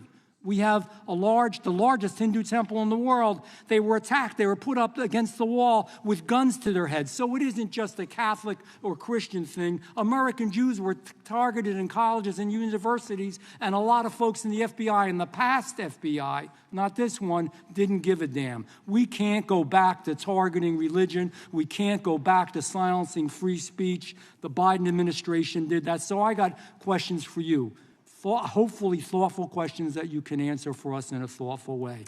How is this FBI now, under your leadership, how are we restoring trust for Catholics, for Hindus, for Jews, for parents, for all the other, for just American people that were targeted by FISA because they had a different viewpoint? How are we restoring that trust in the FBI? In multiple ways, sir. One, and maybe most importantly, is through transparency and providing the American public with the material so they can read it themselves as to what the abuses were in the past, whether it relates to the Catholic memo or the Hindu incident you talked about at the largest temple in North America. any institution of faith and any member of faith will not be investigated by this FBI because they are men and women of faith ever, period. And nor should they. Nor should they. I don't mean to interrupt you, but my God, of all the amendments to the freedom of speech, freedom to believe in what you want to believe in, I know you're standing up for that. Continue. I'm sorry. No, that's it. Sorry. Okay. The Richmond memo was driven by a reliance on sources. The Southern Poverty Law Center, you know, the words sound nice, but the organization's not so nice. And we've seen the Anti-Defamation League distort data that counts as violence. Have you been able to identify and eliminate these kinds of partisan sources? We welcome all sources, but we want objectivity and neutrality and decency in the way we report all this. Have you been able to uncover any information there? How do we make sure our sources are good in the future? We have reviewed the source processes that infiltrate any institutions of faith, and they will no longer be going into institutions of faith. They will be directed towards criminal activity and protecting the homeland, the two most important missions the FBI has, and that's what we're going to continue to do. Good. And I'll say this. There was a lot of bull today, a lot of you know what, and I'm not going to say it because I respect the institution so much going on around here. Continue to do the work of the people. You are here for that reason. The administration is here for that reason. It was weaponized and politicized, the FBI, in the past. I hope to God we never, ever see that again. One of the darkest parts of American history. Thank you, Mr. Patel. I yield back. Mr. Chairman, I have a unanimous consent. Gentleman yields back. The gentleman from New York is recognized for UC. I would like to introduce a CNN article that explains how an alleged top leader of the MS-13 gang was dismissed. His case was dismissed in Brooklyn so that he could be deported back to El Salvador, even though he was charged with murder. Without objection. Mr. Chairman, I have some unanimous consent. The lady from requests. Washington is recognized. I ask unanimous consent to enter into the record an article titled "Justice Department Told Trump in May That His Name is Among Many in the Epstein Files." Without objection. I have another one that is a July 2025 article by the New York Times entitled "How a Frantic Scouring of the Epstein Files Consumed the Justice Department," stating that DOJ and FBI employees reviewing the Epstein Files were instructed to flag any mentions of Trump and other celebrities. Without objection. And I have another unanimous consent request to enter into the record an August 2025 article by The Guardian entitled "Ghislaine Maxwell Hinted at Epstein's Ties to Trump Officials. Why Wasn't She Pressed for Names?" stating that Maxwell told Deputy U.S. Attorney Todd Blanche that some of the, quote, cast of characters around Epstein are in Trump's cabinet. Without objection. Chair now recognizes the gentlelady from Pennsylvania. Thank you, Mr. Chairman, and thank you, Mr. Patel, for coming before us to testify today. I am concerned by your repeated claims that you're not able to disclose anything further about the Epstein investigation and files, and that there's no evidence of a broader conspiracy or other people who should be charged, because the American people aren't buying that you've been transparent or that there's nothing further to be seen. In your exchange with my colleague, Mr. Roy, you reiterated something that I heard you say yesterday in your Senate testimony, and that is, under your direction, the FBI will always follow the money. Is that right? The money, did you say? Yes. Yes, you said you'll follow the money. That's great. And just now you said you welcome the opportunity to investigate new evidence. So there has been significant recent reporting just in the last couple of weeks that after Jeffrey Epstein was arrested, 4 major banks flagged more than $1.5 billion in suspicious transactions connected to him that suggested a massive conspiracy related to his child sex trafficking activities. Director Patel, has the FBI reviewed the $1.5 billion in suspicious bank transactions flagged to the government relating to Epstein and his co-conspirators? I know the FBI has reviewed numerous SARs. I don't know the totality of that number. Okay, can you provide us with that number? I'll get back to you. Okay. And have you initiated any new investigation of those bank transactions since, say, September 8th when the new reporting came out? I'll check with the Treasury Department because they're the lead on that. Okay, so Director Patel, how many individuals or entities has the FBI interviewed, subpoenaed, or compelled to testify? Can you give us those numbers with respect to these bank transactions? Not off the top of my head. I'll have to work with Treasury. Okay. We're concerned, you see, because you say you're going after child predators, but obviously this is how you follow the money, is if you follow the bank transactions that apparently enabled the child sex trafficking. Would you agree? It's one of the valuable investigative tools is to follow the money. Okay. Have Jeffrey Epstein's victims have asked us to ask you whether or not you've investigated Epstein's lawyers, the lawyers who facilitated those payments. Have you subpoenaed or questioned any of those lawyers? So in 2018 and 19, what I recollect is many, if not every one of those lawyers was part of the investigation. But you weren't there at that time, right? I wasn't there. Okay. So can you get us the names and the numbers of who was investigated then with respect to those lawyers? As long as I'm allowed to release it, absolutely. Okay. Well, if we provide you with subpoenas, I assume you can release it. Is that right? We have a current subpoena, and we're working with Congress to provide it. Okay. You've said that the Acosta investigation had an original sin. Mm-hmm. What do you mean by that? Basically, if you're looking at an actual pedophile ring, what you should not do is limit the time frame in which you're legally able to collect information. So search warrants that Mr. Acosta utilized in 2006 and 2007 leading to the 2008 plea agreement had a very specific narrow window of years, I think 3 or 4 years. And so information pursuant to legal process wasn't collected for 10 years or 15 years or 20 years. It also, subpoenas were not sent out to hundreds of witnesses at the time, hundreds of victims at the time. None of that was done. None of these people were put in grand juries.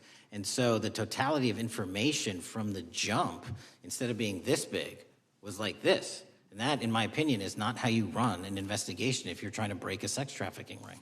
So you're now in charge of the FBI. Why haven't you done that investigation?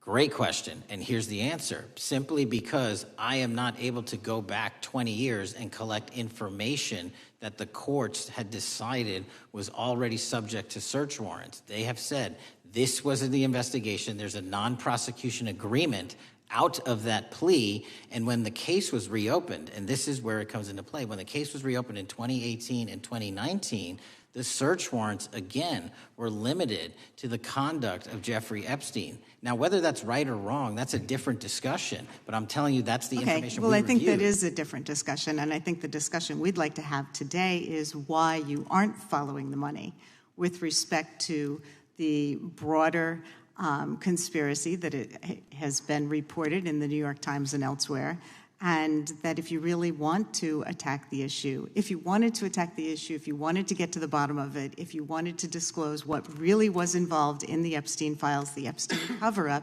that you would be taking very different actions that you are today. I do want to seek unanimous consent to enter into the record the New York Times September 8th, 2025 article, How J.P. Morgan Enabled the Crimes of Jeffrey Epstein. Objection. And also an article dated July 17th, 2025 in the Epstein case, Follow the Money. Objection. Okay, thank you. Gentlelady yields back. Mr. Chairman. Gentleman from Maryland is recognized. Thank you much.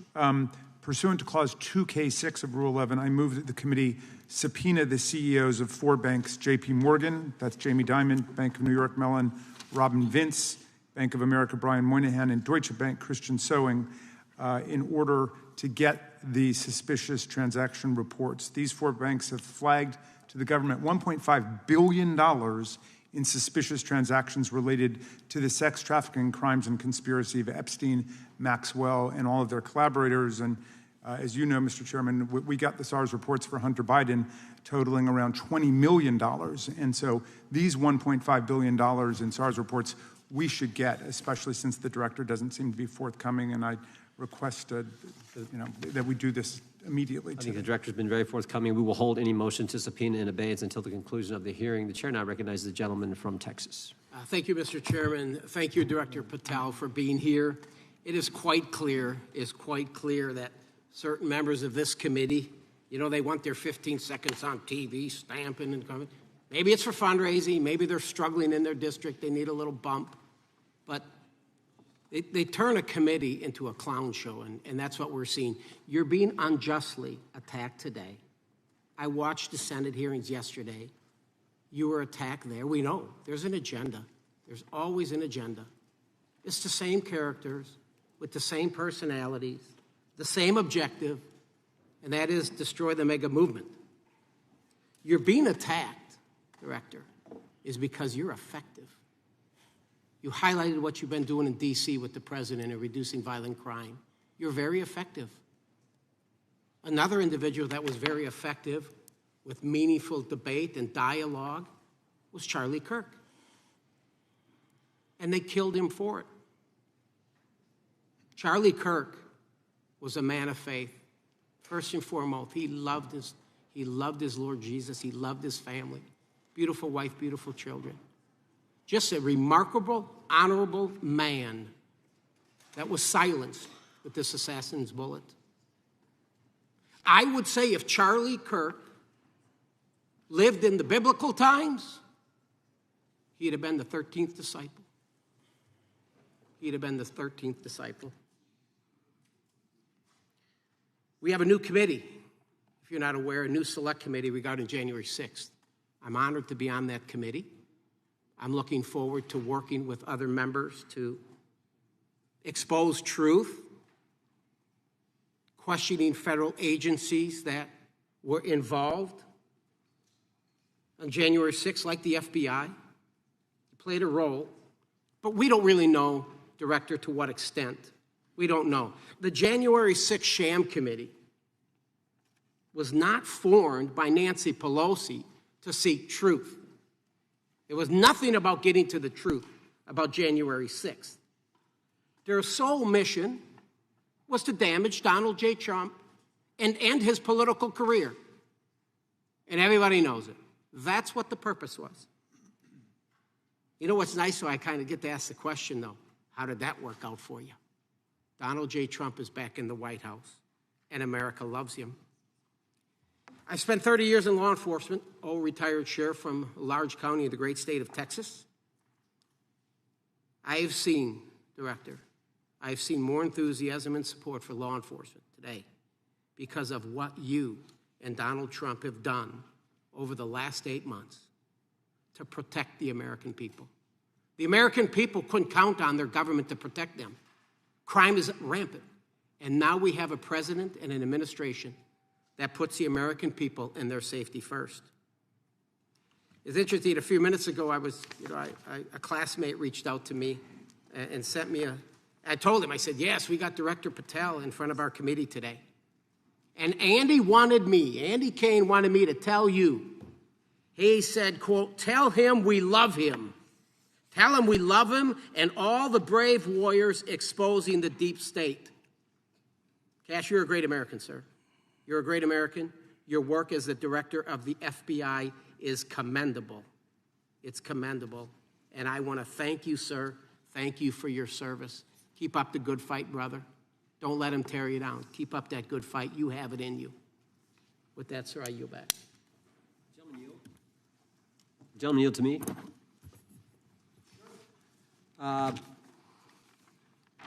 Director Patel, there were 26, the gentleman mentioned the select committee, there were 26 confidential human sources at the Capitol on January 6, 2021. 4 entered the Capitol and thereby broke the law. Do you know if those individuals were being paid by the Ray FBI? So we've provided 600 pages of documents to this committee alone regarding January 6th. That's 600 pages more than any of my predecessors. Yep. Generally speaking, confidential human sources are always paid by the FBI. That's how it works. I can't speak to the specifics on each one and how much they make. And we appreciate it. We've reviewed some of that material, and you've given us a lot of material that we didn't get from Director Ray. That specific question, I think, is important to the American people. Were people who were confidential human sources of the FBI who broke the law, one was recommended for prosecution, my understanding is, by the information we've received from you. Were they actually paid by the very taxpayers who may have got charged with the same offense? I think that's important for us to understand. I'll get back to you on that. Thank you. Chair now recognizes the gentleman from California. Thank you, Mr. Chair. Welcome, Director Patel. I want to focus a little bit on domestic terrorism. We have a graph here, data up to 2021, but as you can tell, domestic terrorism is on the rise. Nation, our citizens under threat. we saw the assassination of Charlie Kirk, 2 assassination attempts on the president, school shooting Minnesota last month, and closer to home, just a couple of days ago, Huntington Beach, peaceful vigil for Charlie Kirk, infiltrated by neo-Nazis who essentially made the local individuals attending that event fear for their safety. All of us know that a lot of these domestic attacks are by lone wolves, but yet they do leave clues, social media or elsewhere. Director Patel, you're it. You're the thin blue line. The FBI, your job to protect our citizens back home from those that would harm us. You have to find the needle in the haystack. Takes a lot of work, a lot of resources. Talking to my local sheriff this morning, who said they're concerned. Federal cuts to local grants that help them do the job. Then, of course, let's not forget about other threats that are coming before us, like high-tech fraud. Local senior recently was talking to me about a text she had gotten, a demand by the IRS to send a payment immediately, or the IRS agents were on their way to arrest this individual. Pretty gutsy stuff by folks probably from Europe, North Korea, Russia, China, people, okay, going after those precious savings our senior citizens rely on. Yet the president's proposing a budget cut of $500 million or more to your organization, the FBI.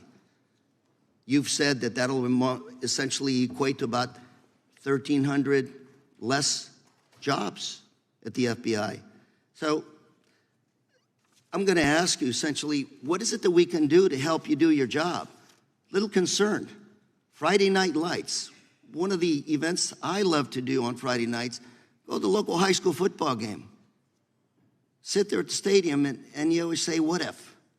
What if? You're the thin blue line. Can you do your job cutting $500 million from your budget? Thank you, sir. I think we are doing our job, and the distinction is with the budget that we have, we are flexing more resources to the field. California is receiving the largest FBI plus-up of any state in the union due to that plus-up. They're not getting a reduction. No state is getting a reduction. Every state is getting a plus-up. And so I'm utilizing the money that we have to first plus it up. And the empty vacancies that we have, those haven't been filled in years, not under my leadership. Here's my concern. You're going to do well. You're doing more with less, is what you're saying. Yet we're about to vote on a budget that has $88 million more to protect members of Congress, the executive branch, and the Supreme Court. There's a contradiction here. Back on Main Street, we're saying you can do more with less, you can protect them with less money. Yet here in Washington, we're saying we need more money to protect members of Congress. It's a little contradiction here. Or maybe, sir, you ought to talk to leadership about coming in with your management style to protect the Supreme Court, Congress, and the administration. Otherwise, it's essentially a hypocritical situation. We need more protection, yet folks on Main Street can do with less. My concern is folks on Main Street. We also were, I think we received over $300 million in the Big Beautiful Bill, and we're also receiving pots of money from our interagency. So this sort of $500 million cut isn't entirely accurate. You're still getting cut $200 million plus. You're still moving your agents to do ICE work. So you are leaving a lot of bases uncovered. And I'm not going to be argumentative with you, Director Patel. I'm just saying, if that thin blue line does not hold, people on Main Street will pay the price. I agree with you, sir. And I just look forward to working with you because I am very concerned that these kinds of budget cuts are short-sighted, especially when my local sheriff calls me and says, we need more support, and we're looking at budget cuts. I'll work with you, sir. Thank you, Mr. Chair. I yield time. Mr. Chairman, I have another unanimous consent request. The gentleman yields back. The gentleman from New York is recognized for unanimous consent. I seek to introduce a December 2024 OIG report from the Department of Justice, which confirms the conclusion of the Bill Barr Justice Department that the so-called whistleblower, a disgruntled former employee of the Intelligence Committee, was not a credible witness and there were no further actions taken. Without objection. Mr. Chair, I'd like to submit some items for the record. You bet. Gentleman from California. First one, Trump's deportation diverts FBI agents off child predator cases. Second one, FBI director backtracks on administration's proposed budget cuts. And number three, Trump administration says 70% of ICE detainees do not have criminal convictions. Without objection. Gentleman from Texas is recognized. Thank you. Director, earlier this year, the committee learned of new documents tied to the Crossfire Hurricane investigation and the Russia collusion hoax against President Trump. Your efforts in declassifying key documents tied to this investigation allowed the committee to acquire thousands of pages that it did not have previously. Did any of your predecessors make any effort to declassify these documents? Not to the extent we have. Did any of your predecessors share or leak any details that were classified at the time? There are ongoing leak investigations across the board at the Bureau related to this. I believe one of those is Mr. Comey, and I thank you for continuing that investigation. Among the declassified documents are the Durham Report Annex, the Crossfire Binder, and the Nellie Orr Criminal Referral. Could you summarize for those watching what we know about the Russia collusion hoax so far? Well, sir, I think the record will speak that the Russia collusion matter was perpetrated by a political party to go overseas and obtain information from a foreign intelligence asset, only to have that information, which was demonstrably false, turned over to the FBI, who walked into a federal FISA secret court and asked for a secret surveillance court order and lied to the federal court, and we know that because someone was convicted of it, and only to surveil the political opponent. So that is a massive scandal. We helped expose it. And in terms of the pages of productions, I provided 1,400 pages of production related to Crossfire Hurricane, and my predecessors have provided 0. I appreciate that, and I appreciate your courage and commitment to declassifying these important documents for our review, and hope that you'll continue with this commitment. Can we expect to see more declassification efforts regarding the Crossfire Hurricane and Russia collusion hoax? Yes. Thank you. I yield the remaining balance of my time to Chairman Jordan. Oh, I thank the gentleman for yielding. And, Director, that's when it all started, right? The whole Russia, that's when it all began. And then it was Mueller, then it was impeachment, then it was Jack Smith and Fonnie Willis and Alvin Bragg and you name it. But it all started then. And that's why I think the gentleman from Texas wants to make sure we get all the information there. And I want to go back to when it was changed. We talked about this earlier. I just want to read to you what the CIA officer said to the House Permanent Select Committee on Intelligence. Quote, Brennan refused to remove the dossier, and when confronted with the dossier's main flaws, he responded, yes, but doesn't it ring true? So that's what he initially said. And then when he was talking to this committee, he said the CIA was very much opposed to having any reference or inclusion of the Steele dossier in the intelligence community assessment. So on one hand, you got a witness who was there who said he refused to remove it even though he knew it was garbage. And then he's, on the other hand, telling the committee, no, we didn't want anything to do with it. It shouldn't have been a part of the intelligence community assessment, which we know it was. You know it was. You found that. Those are two entirely different stories. I think Mr. Brennan has some explaining to do, frankly, what happened there. And I think you said earlier that this whole thing, and I think you said to Mr. Gooden, this whole thing is being looked at as part of this grand conspiracy to undermine the president, whether it's Comey, Brennan, Clapper, former head of the Intelligence Committee, now senator from, whoever it is, that's all being looked at. Is that accurate? Yes, sir. Well, we appreciate that. And part of what's also being looked at, and I think the gentleman from Wisconsin brought this up earlier, what is a burn bag for, by the way? Generally speaking, the intelligence community obviously utilizes and possesses classified documents, but drafts of those classified documents and even ultimate finished products of those classified documents have to be recorded and or discarded. And if they are discarded, the only way we do that, hard copies is we literally put them in burn bags that are identified specifically for that purpose, and there is a very exact courier system in which those burn bags are obtained and the material inside is destroyed. So it's to get rid of the material, right? Yes, sir. And it looks like the annex that Mr. Durham in his investigation had was put into a burn bag by your predecessor, I assume, to be destroyed. Is that accurate? Without getting into the stylization of the evidence, anything that's put in a burn bag is for purposes of destruction. Do you find that interesting that the Durham annex was placed in a burn bag, that you would discover that when you took over as the head of the FBI? We found a lot of information in a lot of burn bags. Well, we appreciate you finding that. We'd like to know a little bit more about that, and we look forward to that information coming forward. And I appreciate the gentleman yielding. With that, we now recognize the gentleman from Colorado. Thank you, Mr. Chairman, for holding this hearing. Thank you, Director Patel, for being here today. I have a couple of questions regarding a terrible shooting that occurred in Colorado, a state, as you may know, that I represent. You've testified previously about, I think, what you would describe as your efforts to provide more information regarding the investigation with respect to the horrific assassination of Mr. Kirk. And so, in that same vein, I'm hoping you can provide this committee and my constituents in Colorado with some clarity. Absolutely. I think, as my colleagues know, in Evergreen, Colorado, Jefferson County, a county that I proudly represent, at Evergreen High School, a shooter ultimately injured. 2 students were praying for their swift recovery.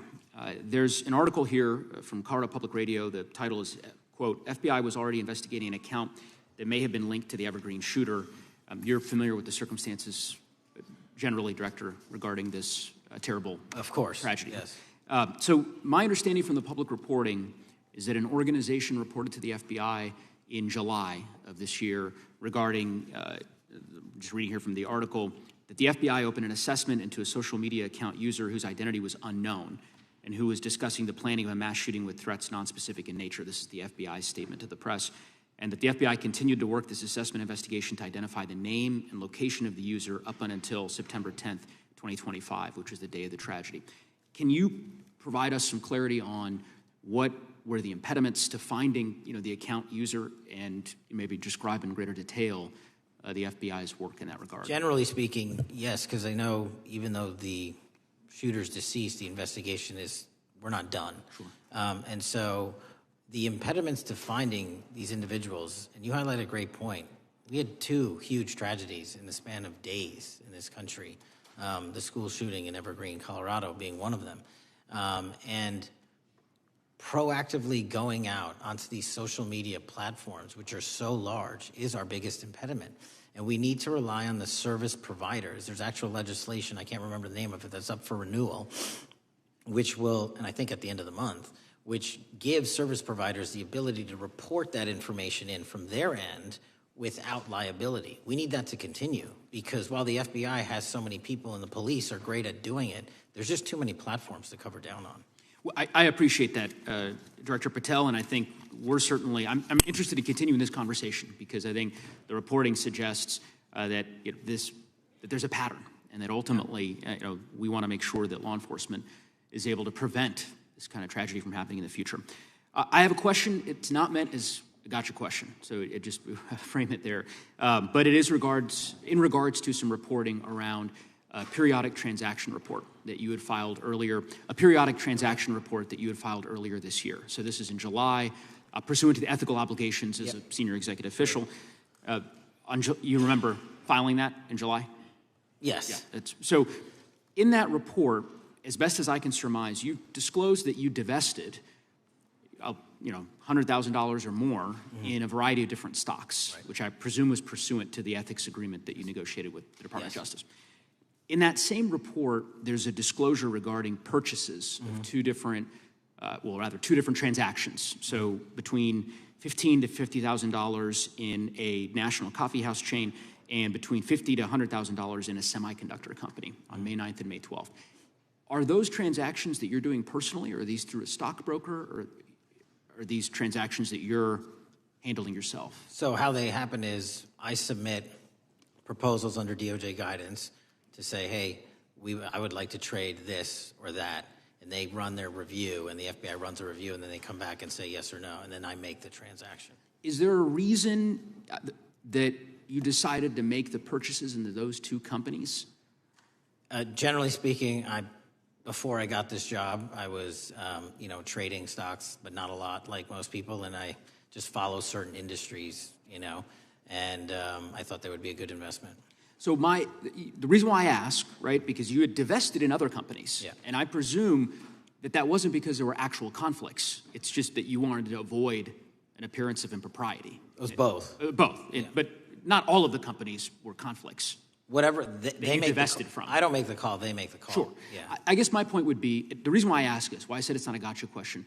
I have for years led an effort here in Congress to try to ban members of Congress, senior executive officials, from trading stocks, and it's bipartisan in nature. We're working really hard to get that done, Republicans and Democrats, and you can understand. I think, given your role, given the nature of the position that you hold as the leader of the largest law enforcement agency in our country, that divesting entirely, not doing day trading now, I think would be something that would be in the interest of the American people. So I just would hope you would consider that, and that moving forward, that perhaps not purchasing stocks in individual companies, I would think would be something that would be worth pursuing. Gentleman's time is... I'm happy to give the witness an opportunity to... No, thank you. I'll work with you on it. Gentleman from Alabama is recognized. Thank you, Mr. Chairman. Thank you, Director Patel, for being here today. Newly declassified documents confirm that the intelligence community under President Barack Obama knowingly relied on unverified and fraudulent evidence to manufacture a false claim that Russia, in fact, meddled in the 2016 election. Is there more to be done to uncover the depths and origins of the Russian collusion hoax? There is, and we're doing it. Why should Americans still care about that, Director Patel? Everybody wants to talk about a weaponized bureaucracy. And when we put out the facts about a weaponized bureaucracy, not because I said so, but because we found the FISA documents, because we found the 302s and the 1023s, then it becomes a political football. My job is to continue to put out that information and let the American public read it for themselves when I'm lawfully able to do so. And that's been my commitment on any subject, Russiagate or otherwise. Wherever the law allows me to do it, I will do it. When I first came in 2020, the number one concern as I was doing town halls was the weaponization of the government against the American citizen. And so are there things that you're doing, structural reforms that implementing so that the FBI cannot be weaponized again, whether it's against President Trump or future elected presidents? Well, it shouldn't be weaponized against anyone. And the structural reform is simple. If you're going to go after a political individual or someone seeking political office, there has to be a grounded basis in law and fact to open up a criminal investigation. And if there's not, the investigation isn't even opened. And I've also gone back and reviewed other cases that were opened in prior administrations related to public officials. And we've closed a number of them because we felt that some of these actions were weaponized on either side of the aisle. I felt it wholly inappropriate for the FBI to be playing umpire and referee amongst these decision makers when there was no factual or legal basis to continue those investigations, so I shut them down. And I think that's so desperately needed because we need to restore trust in law enforcement and certainly in the DOJ and the FBI so that American people don't fear the very government that's supposed to protect them. And so thank you for doing that. On August 11th, you released to the committee documents concerning leak investigations that began in 2017. Do you believe these leaks were accidental or were they intentional in order to influence public opinion against President Trump? When I can publicly make a final decision on that, either through a recommendation of charging that the DOJ makes or findings that I have, I'm able to do so, but they're still not complete. Why did the FBI under Director Comey want to undermine the Trump administration? I don't know. You'll have to ask him. Think it might have been political? How will Director Comey be held accountable for his leaks and classified information concerning the Russian collusion hoax? Well, anyone. Doesn't matter what you did before or what seat you were in. If you leak classified information, that's illegal. And we will investigate it fully. And if we can bring enough evidence to recommend charges to the Department of Justice, we will. But as you know, in these leak investigations, it's very difficult to produce the information necessary. We know leaks happen. They literally happen every week. It's one of the most destructive things to this country. Media receives classified information beneficial to one side or the other. I'm a fan of none of it, and I want to shut all of it down. And we need to bring some real cases to deter individuals from doing that, and that's my focus. What was Comey's role in creating the ICA? Speaking from my memory, as the head of the FBI, he was charged under then Director Brennan and Director Clapper and the other IC elements to come in with the NSA, CIA, FBI, and ODNI and put together a collection of information on how the information sort of surrounding Russiagate came together. So he represented the FBI in that. Was former director of CIA, John Brennan, he's denied that the Steele dossier was used in creating the ICA. Is that true? Well, it's without commenting on him, the FISA has been released, and the dossier was in the FISA. It was in 4 FISAs. So I'll let the public decide. Well, former director Brennan actually denied repeatedly that he pushed for the Steele dossier to be included in the ICA. Is that true? Denied. I'll let his testimony speak for itself, but then Deputy Director Andy McCabe also testified to the House Intelligence Committee, which has now been declassified, that were there no Steele dossier, there would have been no FISA. Well, my time's getting close, but let me tell you this, sir, and my colleague from Texas said, thank you for the job you're doing. You're making the American people safe. You're restoring trust in these agencies that so many of us had lost trust in. So thank you for the work you're doing. That thin blue line, you're doing a fine job, and we want to let you know we appreciate it. Thank you. God bless you. Lady from California is recognized. Thank you, Mr. Chair, and thank you, Director, for coming here today. And actually, thank you for your response to my colleague from New York who asked you earlier about violent extremism. And you said that there is violent extreme ideology on both sides. And I think you actually alluded to that same statement yesterday in the Senate. So I too have some questions I'd like to ask you. These are not gotcha questions, and just deny, please, what you deem to be false. So Dylan Roof, who followed white supremacist propaganda, murdered 9 black parishioners in Charleston in 2015. Do you deny this? I'm sorry. Dylan Ruth? Roof? Roof, can you give me some more information? You're head of the FBI, you probably know this. If you don't know, that's fine. You can give me a reminder, I've got a lot in front of me. It was national news. Robert Bowers murdered 11 Jewish worshipers in Pittsburgh in 2018. I do remember that. And it was the deadliest anti-Semitic attack. So do you admit that that happened? Yeah, I'm not saying the other thing didn't happen. I'm just asking for a little information. Patrick Cruces, who posted a manifesto about a Hispanic invasion, walked into a Walmart in El Paso, Texas in 2019 and began firing. He murdered 23 people that day, and the youngest was 15. Do you admit or deny that that happened? I'll take your presentation as accurate. All right, well, I have to say all of these cases have been adjudicated. As I said, they are not gotcha questions. These incidents were national news. And as director of the FBI, you have access to all of this information. So in 2022, Peyton Grendon walked into a supermarket in a black neighborhood in Buffalo, New York, and started shooting. He murdered 10 people that day.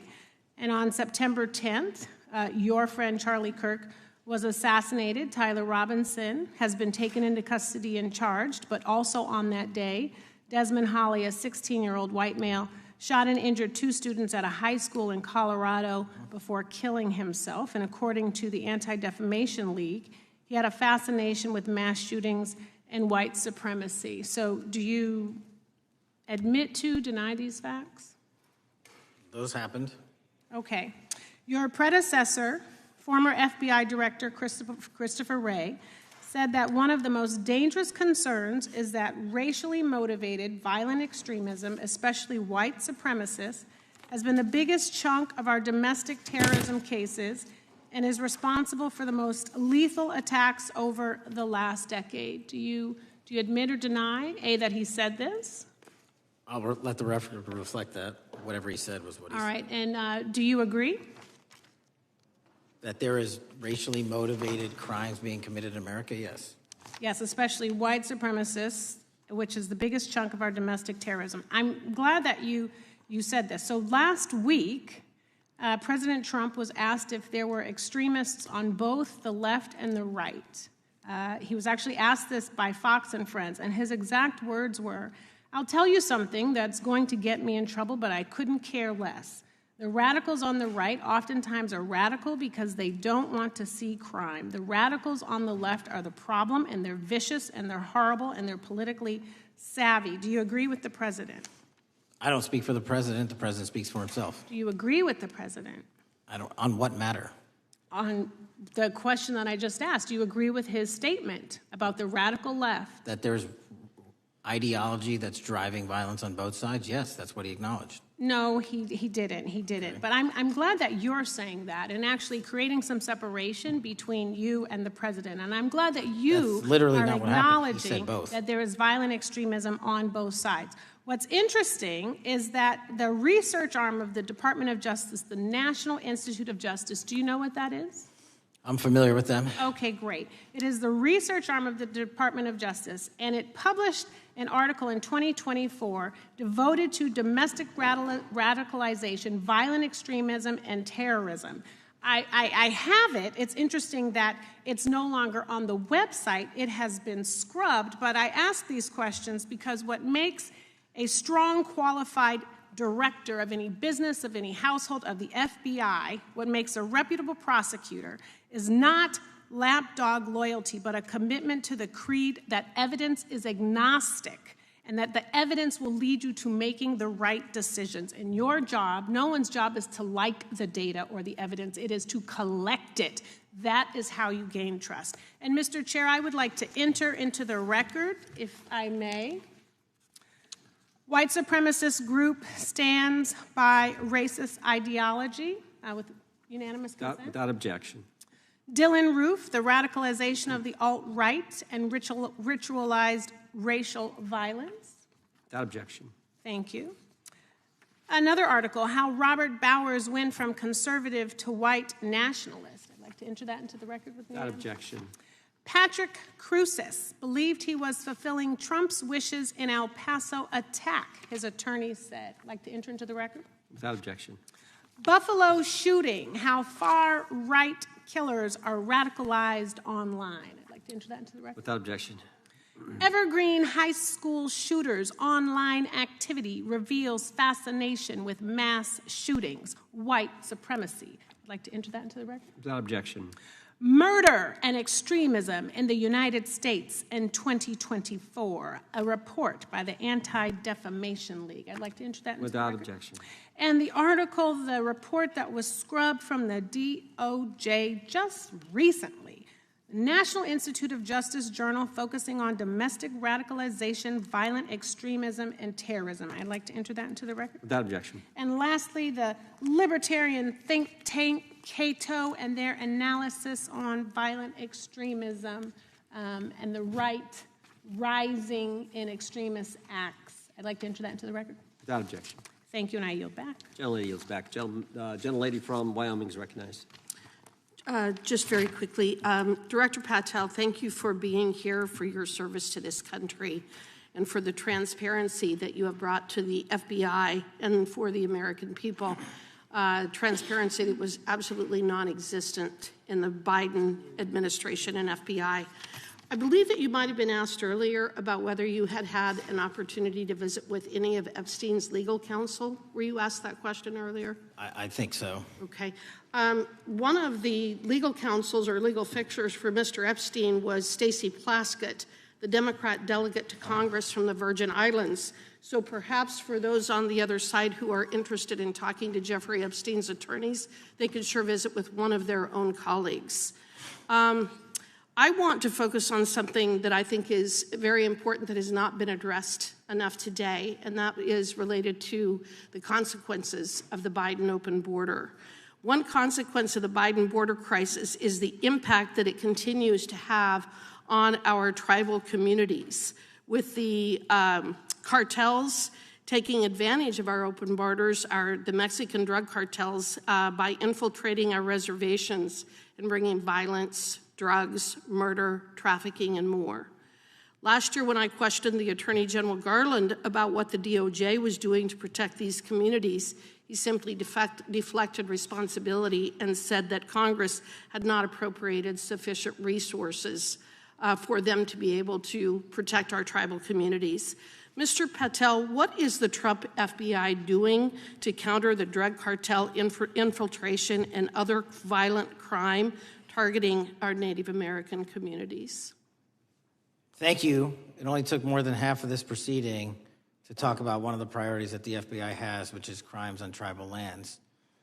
Every single crime that we have been talking about, whether it's child predators, human trafficking, narco traffickers, murder, they all happen on tribal lands as well. And I've said since the beginning, it is a priority, which is why we launched Operation Not Forgotten on tribal lands. And I'm the first FBI director to meet with the staff and tribal leaders here in Washington, D.C. and elsewhere, and invited them into my office and headquarters to see them, because I need engagement with tribal leadership, and I need our police and FBI agents to be engaging with tribal leadership. Otherwise, we're not going to break through. We have 1,900 Indian country cases open right now. We've got 600 indictments this year alone. We cannot forget tribal lands. Every single one of those people lives in the United States of America, and it is an absolute priority to protect them and their children just as it is anyone else. So I think it's fair to say that what Mary Garland testified to, that the FBI and DOJ did not have the resources to address that. I think that that was an absolutely false statement. Would you agree with me? It's a decision by him not to do so. That's not my decision.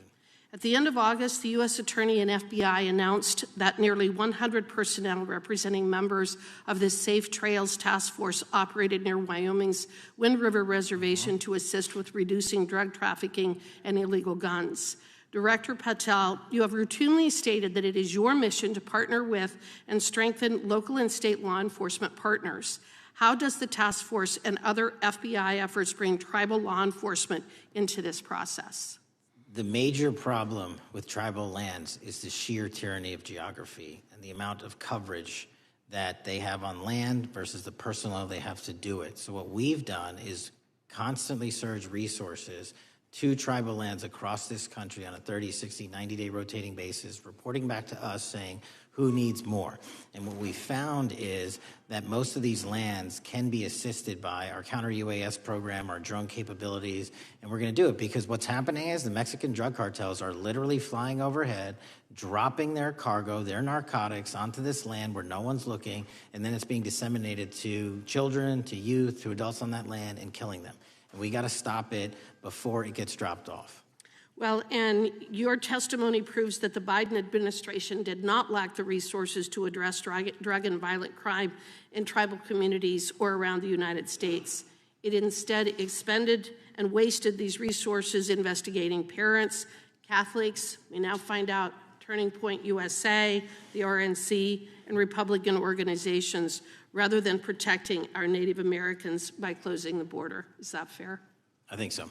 Wonderful, thank you. And I do appreciate the work that you've done in this regard. I was previously the chairman of the subcommittee on Indian and Insular Affairs with the Natural Resources Committee, and safety and security on our reservations and for our tribal members has been one of our priorities, one of my priorities, and I very much appreciate the work that the FBI has done. Let me know if there's anything else I can do to help you, and with that, I yield back. I will, ma'am. Gentlelady yields back. The gentlelady from Georgia is recognized. Thank you, Chairman, and thank you for coming in today, Mr. Patel. In the past few months, the country has experienced a string of horrific, high-profile attacks that have been motivated by racial hatred or political ideology. A shooter attacked the CDC headquarters, firing hundreds of rounds and killing a police officer. An arsonist set fire to the Pennsylvania governor, Josh Shapiro's residence, with the governor and his family actually inside. Minnesota House Speaker Melissa Hortman and her husband were assassinated earlier this year. Charlie Kirk was murdered last week. Bomb threats have been made against HBCUs and the DNC, and just the list goes on and on. I only have just a few minutes today, so I don't want to take a lot of time to go into all the countless and devastating violent crimes and incidents that have happened at our schools or on our streets and in our communities that have just been happening all year long. Mr. Patel, just yes or no, is this type of political violence ever acceptable in your eyes? No. I'm glad that we agree that these heinous acts designed to instill fear and division in our nation are never, ever acceptable, yet each of these incidents has recently taken place under your watch. The FBI's website states that protecting the United States from terrorist acts is the FBI's #1 priority, including from domestic terrorists. Is this still your #1 priority? Domestic terrorism? Preventing domestic terrorism. Our #1 priorities are protecting the homeland and international terrorism and crushing violent crime, and domestic terrorism sort of interlays between both of those. Okay, so, well, then I'm glad that you're giving us the right answer, but unfortunately, your actions kind of tell a different story. Earlier this year, you granted the ranks of the FBI's Domestic Terrorism Operations Section. This is the section of the FBI that is most directly responsible for addressing political violence in our country by preventing attacks from occurring and effectively responding to them if they do. The agents in this section are the ones who stopped an individual stockpiling weapons, who planned to attack schools and churches in Florida and seized bombs made by an ISIS sympathizer in New Orleans. And instead of ensuring that this section has all the resources that it needs at a time when its mission is critical, you fired its decorated veteran FBI agents who have served their country proudly under Republican and both Democratic presidents, and you scrapped the tools that they developed to fight domestic terrorism, including the National Domestic Terrorism Incident Database. I mean, most of that is just not true. We have 1,700 current DT-managed programs. We're up 300% in the amount of cases we brought against nihilistic, violent extremists, including 764, wishing to harm our children. The FBI and the men and women are getting after that problem set more than ever because I've unleashed them to do so. And any situation that these tragic occurrences across the country are somehow singularly my fault or disgusting because that watershed goes down to the men and women at the FBI, and they are not responsible for it. I'm happy to work with you to get them what they need. Gentlelady controls the time. Unanimous consent request. She'll state a request. Thank you very much. Into the record, an article from Reuters titled FBI Scales Back Staffing, Tracking of Domestic Terrorism, Probes Sources Say. Thank you very much. Without objection. I appreciate that. So, Mr. Patel, and it isn't just the domestic terrorism operations section. Under your watch, agents are fully diverting their attention to these anti-immigrant and city takeover operations, leaving our children vulnerable to dangerous networks of online predators, both domestic and international. You pulled more than 120 FBI agents from their normal duties to operate sobriety checks and conduct traffic stops, exposing the FBI's fleet of unmarked cars and thereby making it harder for the FBI to combat violent criminal gangs, foreign intelligence services, and drug traffickers in the process. That's simply not true. If we were not able to do two things at one time, how would we be seizing record amounts of fentanyl? 23,000 violent felons have been arrested. Time belongs to the gentlelady. More than twice as many as last year. Time belongs to the gentlelady from Georgia. Thank you very much. And this request basically is, it is an article from Reuters which quotes law enforcement officers familiar with agents who once covered child exploitation cases but now focus on immigration child exclusive. Thousands of agents diverted to Trump immigration track down. Mr. Patel, in the short time I have left, your tenure as director of FBI has been somewhat problematic.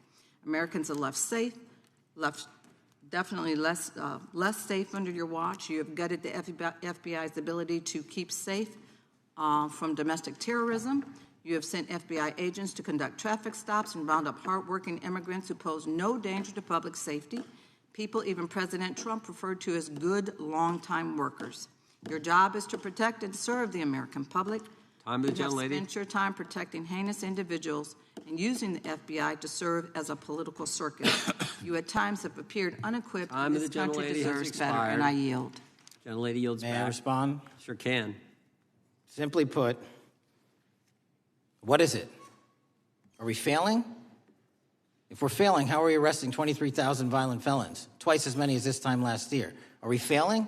Because if we're failing, how are we seizing 1,500 kilograms of meth, 25% increase from last year? Are we failing? Because we captured 4 top 10 FBI most wanted from around the world in 7 months. That's more than the entirety of the last administration. Are we failing because we put 1,500 child predators in prison? Are we failing because we dismantled 300 human trafficking networks? Which is it? You don't like me, that's fine. But don't you dare disparage the men and women of the FBI that are producing record results in historic fashion to protect this country. They are kicking ass for America, and they're going to continue to do so. And we appreciate your leadership. The gentlelady from Florida is recognized.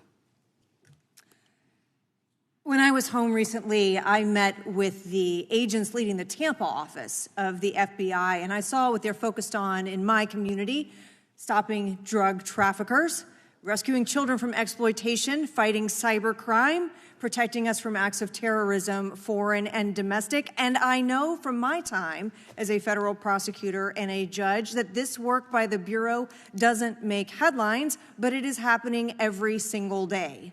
At the top, accountability is necessary, transparency is critical, but today we've seen an effort not just to diminish, but to distort the work of Director Patel and the agents he leads. If we really care about transparency and about truth, then what we owe to the American people is this reality: that thousands of dedicated professionals at the FBI wake up every single day thinking not about themselves, but about this country, and keeping every single one of us and our children safe from harm. And Director Patel, I would like to hear from you the facts about what the FBI is doing and your efforts to fight crime. Director Patel, isn't it correct that since January 20th, 2025, the FBI has made over 25,000 immigration-related arrests, including 350 members of Tren de Aragua and 195 members of MS-13?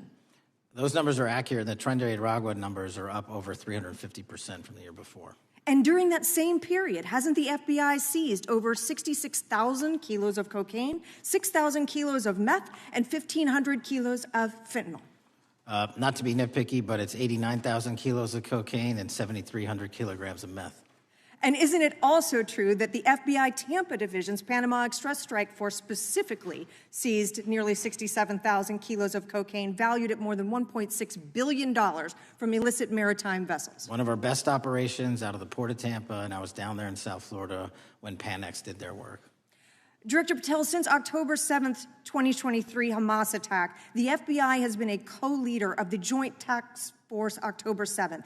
Isn't it correct that this task force is actively working to bring justice for victims and to prevent terrorist infiltration at our borders? Yes, ma'am. Since January 20th, hasn't the FBI arrested 59 foreign intelligence operatives for spying or smuggling dangerous material into the United States? Yes, we have, and that's on track to be more than 25% than ever before. And the FBI has also been leading operations against major cyber threat actors, including those from Russia, China, Iran, and North Korea. Isn't that right? A 17% increase from year-to-date last year. Director Patel, the FBI's child exploitation task forces continue to investigate predators who target children online and across our communities. How significant is that threat today, and what results have you seen under your tenure in bringing these offenders to justice? We have, under Operation Grayskull, dismantled dark web units that are operating online, not just in the United States, but across the world, to do our children harm. We have taken into custody more suspects than ever before on those who seek to harm our children. That is what the men and women in the FBI do, and that's what they're going to continue to do.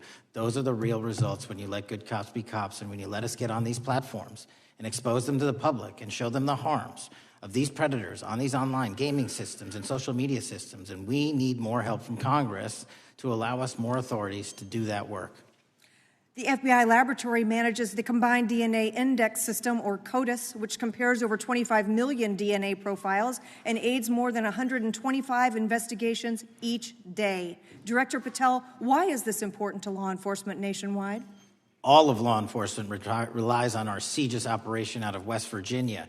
And what that does is allow 19,000 agencies to come in and say, hey, does this guy have a criminal history? Hey, is this an illegal firearm? Do we have a DNA hit like we did in these recent assassinations? That's what the FBI brings to bear, because local and state law enforcement agencies just don't have that capability, and we're doing it 24/7, 365. CJIS does not close for 1 minute. In your testimony, you noted that the FBI has ongoing counterintelligence investigations into China, Iran, and Russia across all 55 field offices. Why is it essential to maintain that scope of coverage, and what success can you point to in disrupting nation-state actors? Our biggest threats involving nation-state actors are the PRC, Russia, and China, and they are up 33%, 83%, and 60%, respectively, in arrests alone this year. Those nation-state actors wish to do harm in our infrastructure, our critical infrastructure system, our energy, our water supply, and also go after and target individuals and senior citizens and take their money through online pig butchering schemes, which we've exposed in Cambodia by way of the CCP. This is groundbreaking work that the American public should be seeing that their FBI is doing, and I'm happy to have the opportunity to report on it. Thank you. Director Patel, I yield back. Gentlelady yields back. The gentlelady from Mr. Chairman, I have a couple. Unanimous consent. Thank you so much. I appreciate it. In response to Mr. Patel's making the remarks that that maybe our colleagues are disparaging the men and women of the FBI, I'd like to enter the record 3 unanimous consent requests. One is entitled FBI is using polygraphs to test officials' loyalty. The second is Kash Patel knowingly broke law when firing top officials, lawsuit alleges, published by NBC. And the third is FBI forces out more leaders, including ex-director who fought Trump, demand for January 6th agents' names. Without objection. Thank you. Gentlelady from Vermont's recognized. Thank you, Mr. Chair. Director Patel, thank you for being with us today. Appreciate your time. Let me say at the top, political violence should have no place in this country, and I strongly, unequivocally condemn the killing of Charlie Kirk last week. And this is exactly the kind of case that warrants a swift and thorough investigation by the FBI.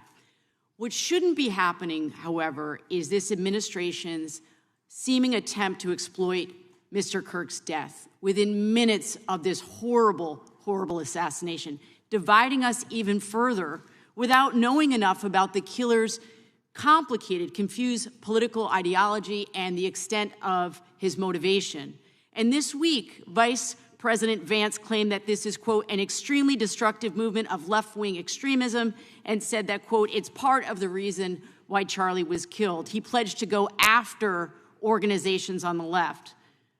But Director Patel, it was just 3 months ago that Melissa Hortman, the Minnesota House Speaker, and her husband, Mark, were shot to death in their home in the middle of the night by a self-identified right-wing extremist and Trump supporter. When that assassination happened, the FBI released a written statement denouncing the killings and pledging to hold the killer accountable. And I thank the Bureau for that. It was clear, concise, to the point. But when you compare that statement to the over 50 mentions of the Charlie Kirk killing and just 4 for the Hortmans on accounts affiliated with the FBI and your personal account, it appears to many Americans that you're valuing some lives more than others, and that's painful. And this is what I'm hearing from my constituents, so I just want to convey that to you. And the Vice President didn't even call on right-wing organizations to tone down their rhetoric after that horrific killing in Minnesota, and he never once spoke about dismantling conservative institutions. This week, when the president was asked by a reporter about Speaker Hortman, he claimed he didn't even know who she was. One of the most high-profile assassinations of an elected official in recent memory, and the president claims to know nothing about it, hasn't even heard of it. It was absolutely devastating for her colleagues and for her family.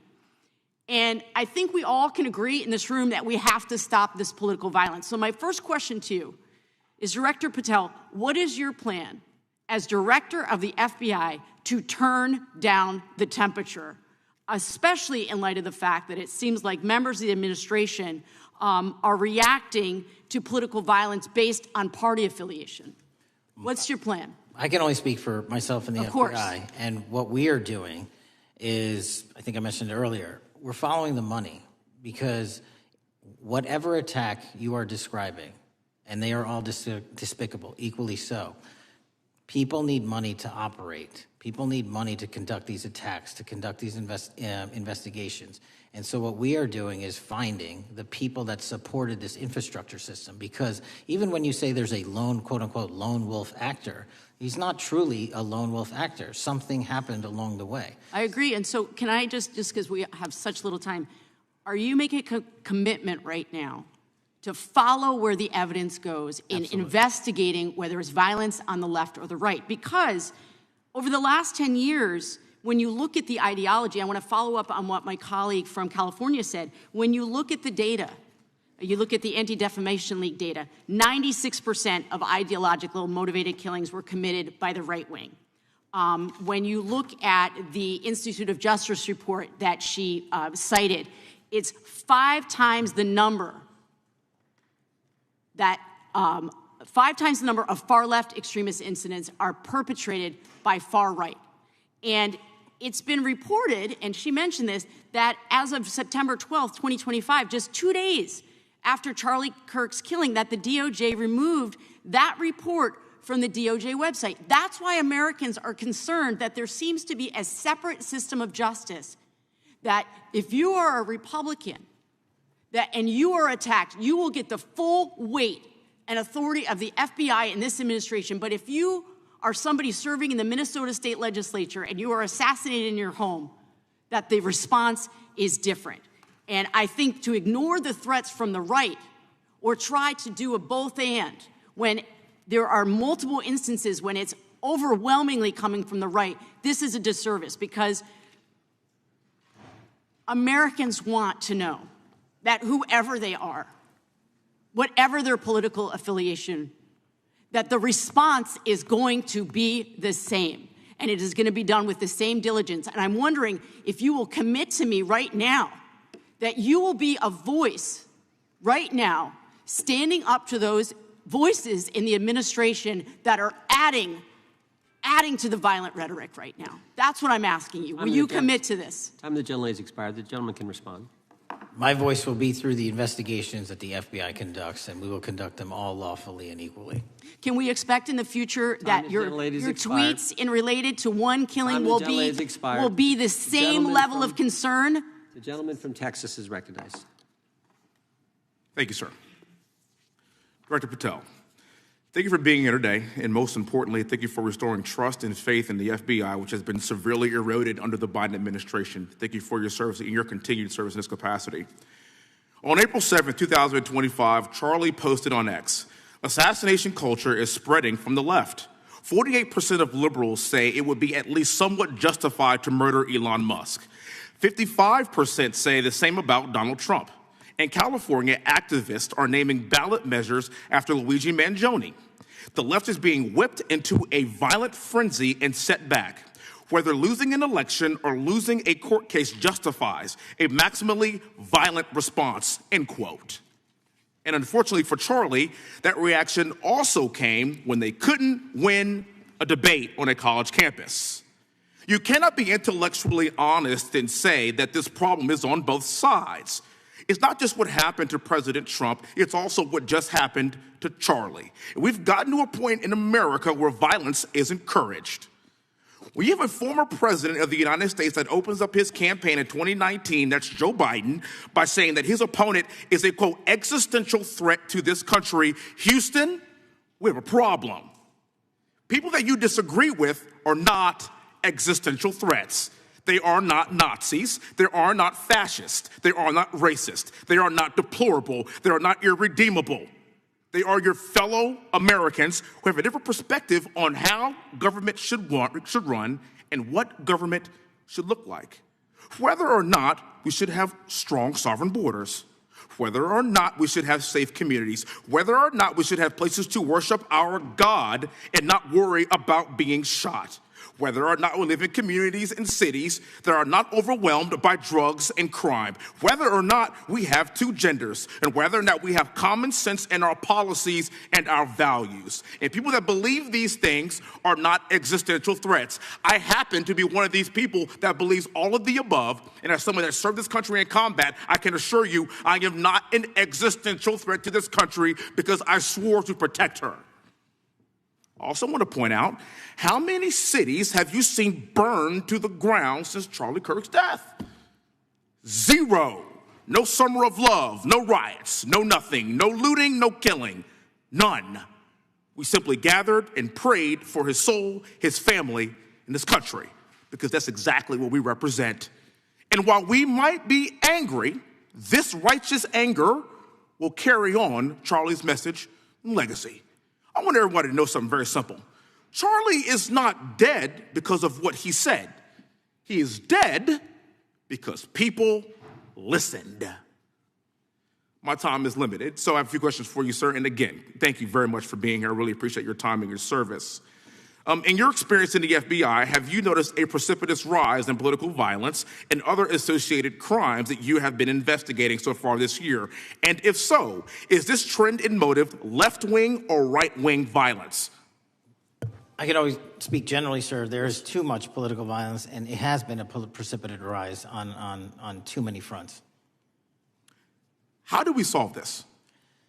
We solve this by giving the FBI more authorities to go into and work with the private sector. There are too many online platforms. There are too many social media platforms. There are too many gaming platforms. There are too many places for people from America and around the world to get together without their parents knowing anything about it, without their school teachers knowing anything about it, and infesting the minds of our children and infecting them with radical ideology, and with that is the root cause of these problems, and we must tackle it. It is not a 1950s America anymore. In 2025, the cyberspace needs to be tackled.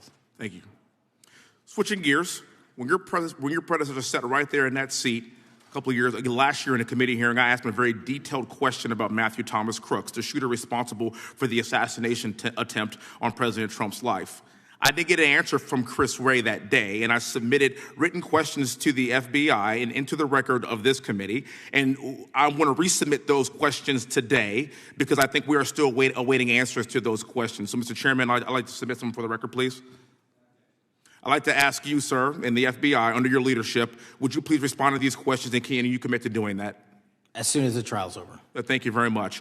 I will end with this. Charlie Kirk is not dead because of what he said.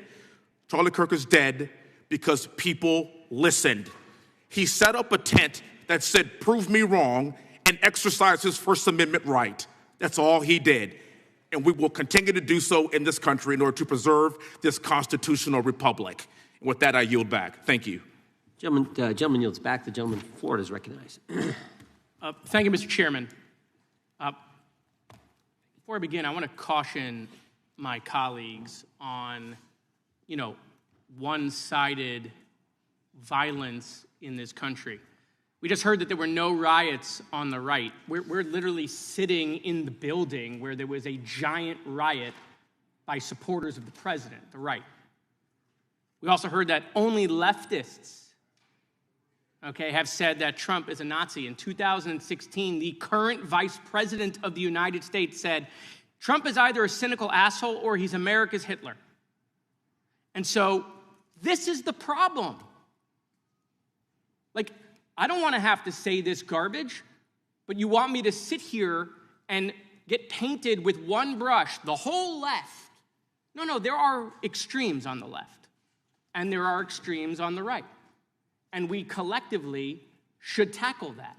But to come here and just look at us and say we all support what's going on in the extremes is why we can't solve anything in this building. Director, let me say first, thank you for being here, and my condolences on the loss of your friend. And I'm happy to hear that you want to do more on the social media platforms. It's crazy what's going on the social media platforms. There are so many conspiracy theories on what's going on with Charlie Kirk. Israel assassinated him, right? There are conspiracy theories about your personal social life all day. It is totally rampant. Big names on the right, Candace Owens, right? Talking about how what's been released as far as the dialogue between the perpetrator and his roommate is manufactured by the FBI, manufactured by the administration. It is totally rampant, allowing foreign governments to just perpetrate these platforms, all of these bots, all of the time to weaponize Americans. You see what's going on here? This is a byproduct of all of that. What's going on in the streets is a byproduct of all of that. What's happening is you see people celebrate Luigi Mangione is a byproduct of all of that. And so if we want to do something, then we should talk about Section 230. We should talk about how we're going to make sure that we don't let foreign governments poison our children's mind. And so I will work with you on that, Director. I'll work with you on 230 any day. No problem. So now, that was the good part. I want to take your attention back a second, okay? Breaking news. Kash Patel is nominated to be the FBI director. Dan Bongino is nominated to be the number 2 at the FBI. MAGA celebrates, rejoices, bells are ringing out. The team, Patel, Bongino, that sought out every podcast microphone to talk about the Epstein list. The names are finally going to get released. It begins. They produce white binders. Phase 1 with the podcasters. This is not actually one of them, of course. I made this up. Your name's on it, right? And the names are going to come out. Pam Bondi says the list is on her desk. Then a memo comes out all of a sudden and says, there's no list. Oh, no. No phase 2. Phase 2 binders never happen. You said the conspiracy theories around Epstein just aren't true. They never have been. And yesterday, in an answer to Senator Kennedy, you said the FBI is not in possession of any credible evidence that Epstein trafficked girls to anyone but himself. So according to your testimony yesterday and in this committee, according to the evidence the FBI has, the number of names on the list are 0.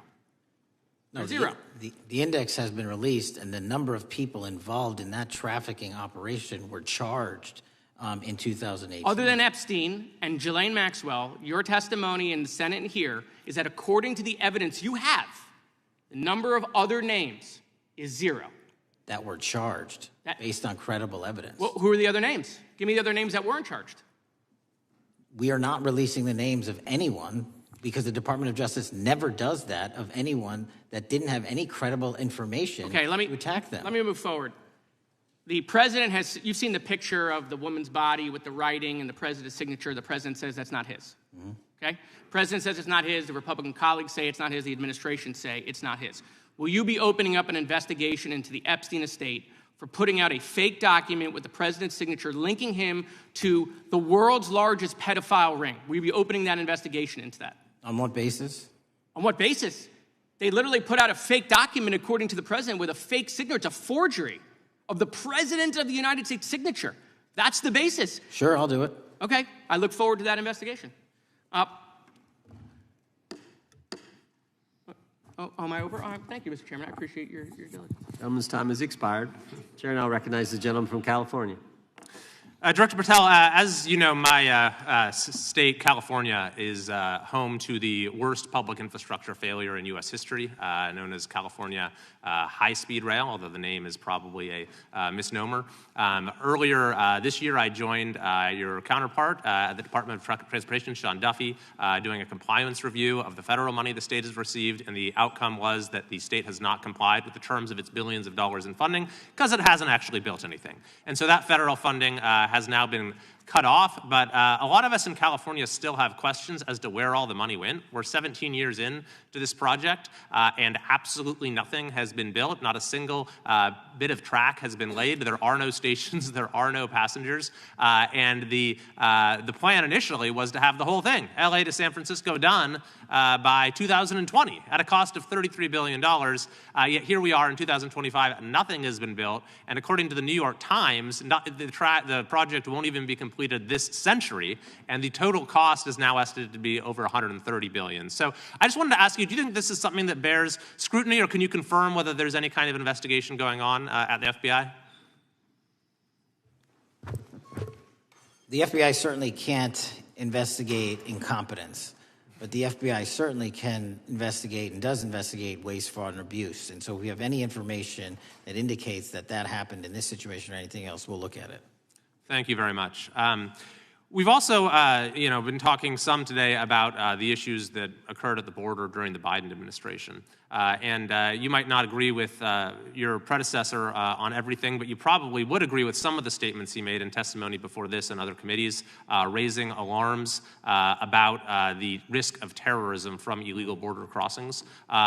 Since becoming director, have you gotten some insight into how well calibrated those warnings were, and what is the status of that risk now? Since becoming director, there's been a sharp decrease of border crossings for known or suspected terrorists from the southern border. But unfortunately, there has been a sharp increase of known or suspected terrorists entering through our northern border.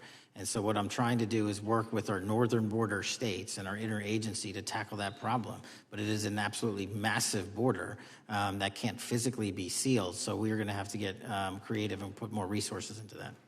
And in a similar vein, there were over 500,000 unaccompanied children that crossed the southern border during the Biden administration. As we know, many were trafficked either through forced labor or sex trafficking. Do you have any insight as to what the scale of that problem was and how have things changed over the last several months? Other than what you outlined in terms of how it was described, I don't have any additional details. In terms of how many people are being trafficked into this country, especially unaccompanied missing children, that number has drastically reduced because the coyotes that smuggle these children for their criminal activity are the same ones that smuggle in narcotics or the same one that traffic older age women. They're all interconnected. And because of the sealing of the southern border by this administration, that has come to a near halt. That is a very important point, that we have seen far fewer victims of human trafficking because we've finally prioritized border security. And by the way, you have children who are getting rescued because of the immigration enforcement activities that unfortunately some politicians in my state are trying to stop, thereby stopping those kids from getting rescued. We've seen, of course, a substantial reduction in crime here in Washington, D.C. since the FBI and the National Guard got involved. I'm kind of asking you to state the obvious here, but what is the mechanism there? Why have we seen a reduction of crime when D.C. has had such a huge crime problem for years, and then almost overnight we see such a big difference? Because of the dedication and resources from President Trump's administration to utilize all federal, state, and local assets in a heavily crime-ridden area. I mean, if we did not have a crime-ridden area, then homicides, carjackings, and gun violence would not be dropping by 40, 50, 60%. And when you allow the police, the MPD, to work with federal authorities and allow the National Guard to set up your perimeter, this is what you can do in a few short weeks. And we at the FBI, under Operation Summer Heat, have set those Phase 01 operations in motion 4 months ago, quietly at the direction of President Trump. So we are scattered across cities across this country doing just that. But we're going to need more help to complete the job. Yeah, in too many places in this country, crime has just been treated as sort of a norm, that this is the way things have to be. What's happened in D.C. shows that is not the case if we have the right policies and the right priorities. Finally, this is tragically the second time in as many years that we've had an FBI director here following either an assassination or an assassination attempt. And so since there's been some time now since from the attempted assassination on President Trump at Butler, would you say that the public's understanding of what took place on that day is fairly consistent with all of the facts as you know them, or do you believe there's still material facts that have not been made public or are not fully understood by the public? No, I think it's fairly consistent. Thank you. I yield. Gentleman yields back to the lady from Texas, is recognized.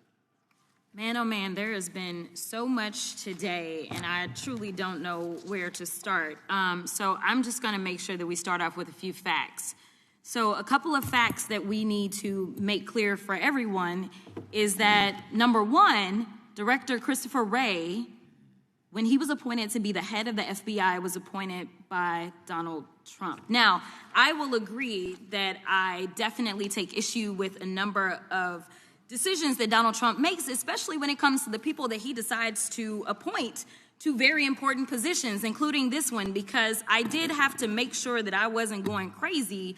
But when I say that you are the least qualified FBI director in the history of the FBI, that is real, because you are the only one that never even served with the FBI prior to joining, yet we are supposed to believe that you are the greatest thing since sliced bread. I didn't ask you a question. Now, What I want to go through is to talk about why you are a failure and why, honestly, we just need to tell you bye-bye. I know that you got a little upset and you put on your show for your boss because it seems like you're trying to save your job when it came to talking to Senator Booker yesterday. But let's go through some of your failures. So before you were even confirmed, and I think one of my colleague from Georgia, pointed out that you were already targeting career officials so that you could direct illegal firings. Mind you, these cases that you were so upset about, which are the ones tied to Trump, the cases came through his handpicked FBI director. And frankly, when people sit around and say things like, oh, you know, we're happy because now we feel safe. I don't know who feels safe in this country except for the white supremacists, because I specifically as a black woman definitely don't feel safe. And frankly, my colleagues have been real nice to you today, and I applaud them, but I don't have the same demeanor because I know that multiple colleagues on this side of the aisle have faced death threats. In fact, somebody tried to kill one of my colleagues. And frankly, I don't know if this FBI or under your leadership, if those people would have been caught. I don't have any confidence in you. And if we start talking about the reasons that I lack confidence, we could start with you not just wanting to acknowledge some simple facts.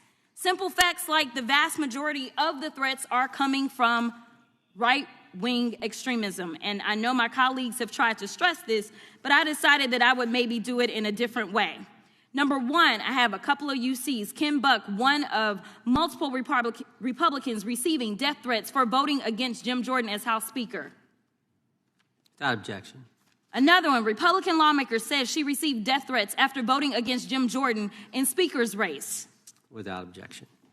In addition, there was another one from another colleague who now is leaving Congress because they said that they were calling his wife anonymously and threatening her life to the extent that she ended up sleeping with a firearm.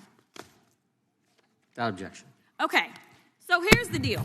How are we supposed to have confidence when you're sitting up here telling the Senate yesterday that it will take you 14 years before you can get the FBI fully staffed to do their jobs? You're also now redirecting resources so that they can go and play ICE agents on the streets. You're getting rid of your most qualified people, and even when it came down to somebody that you consider to be a friend, you were posted up having some fancy dinner to the extent that you posted not only once erroneously, you posted twice erroneously as it relates to catching somebody, and then you want to go and say, let me take a victory lap. Because honestly, if it wasn't for parents deciding that they were going to turn in their child, it seems like y'all wouldn't have got there, even though he literally confessed online. So I'm confused about what it is that the FBI is doing except for trying to put on a show for the apprentice or whatever you want to call him. The day after all of this took place, there was domestic terrorism that was taking place at HBCUs. They were targeted. Yet I didn't hear anything from the FBI about what was going on. And again, black people kept saying, how did we end up in this? Because the numbers are so very clear that white supremacy is a problem.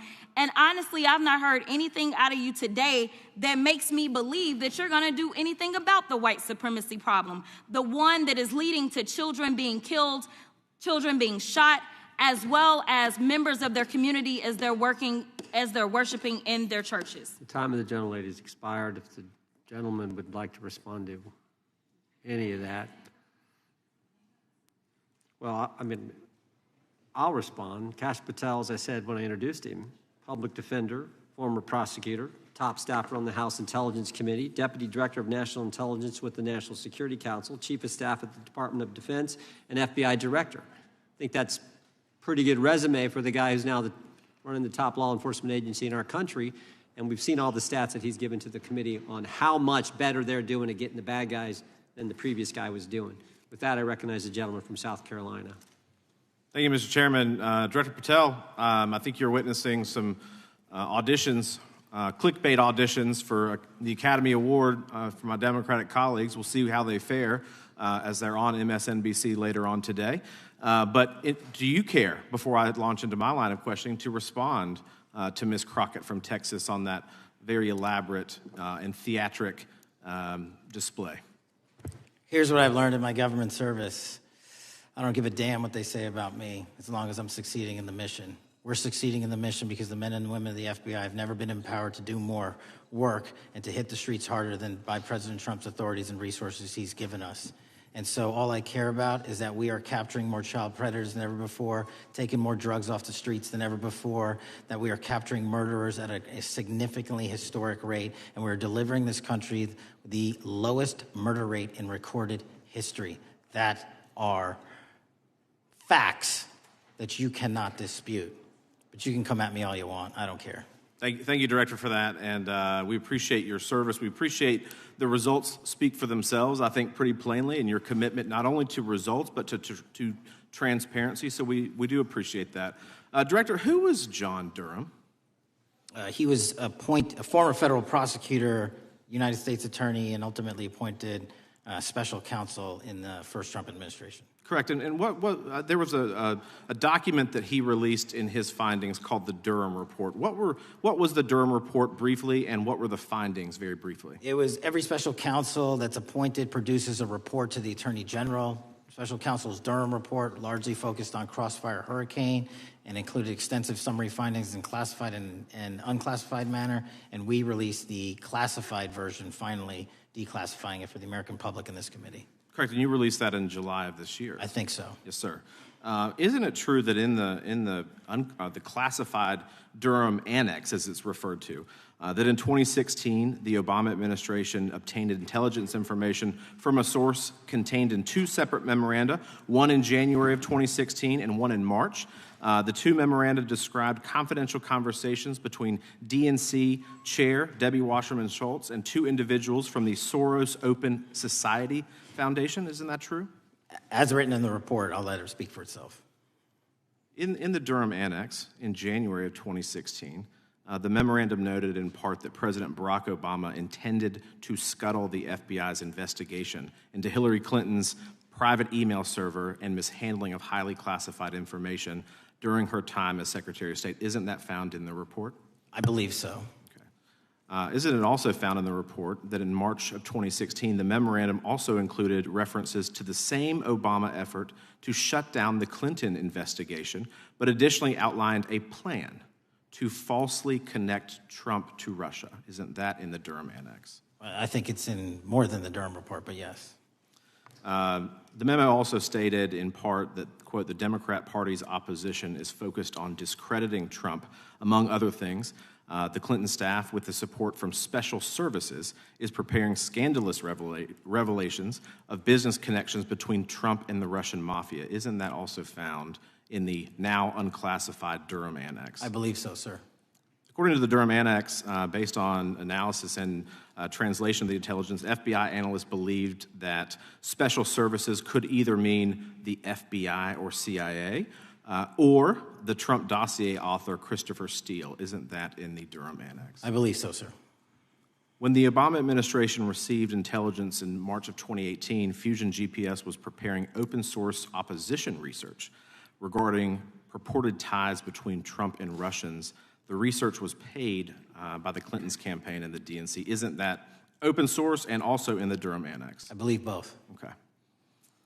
And so, also in the Durham Annex, which I found interesting, was the potential campaign plan was shared with high-ranking career officials at DOJ. Isn't that in the Durham Annex? I believe so, sir.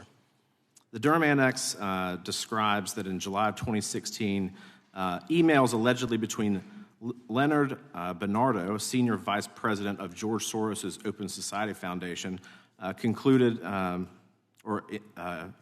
data providing specificity on the Clinton plan in an attempt to smear Donald Trump by falsely linking him to Russia. Isn't that in the Durham Report? I believe so. And so, briefly, this additional evidence that you've unclassified and released to the American public, what does that purport to show or augment about the Durham Report that you can share with the American people? Put simply, that the FBI was weaponized. Against a political campaign? Yes, sir. Thank you for that, Mr. Chairman. I yield back. Gentleman yields back. The I have UCs. gentlelady from Texas recognized for unanimous consent. Yes. First one is Russia's ghostwriter hacker group takes aim at German election. This is from Politico. Objection. The next one is Director of National Intelligence, 30 days until election 2024, which specifically states that our assessments about activities and goals of Russia, Iran, and China are unchanged from earlier election security updates, and that they were meddling.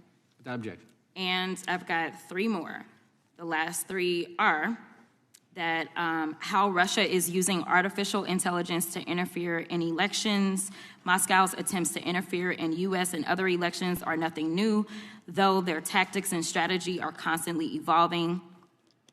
Without objection. The next one is Russian interference coming soon to an election near you.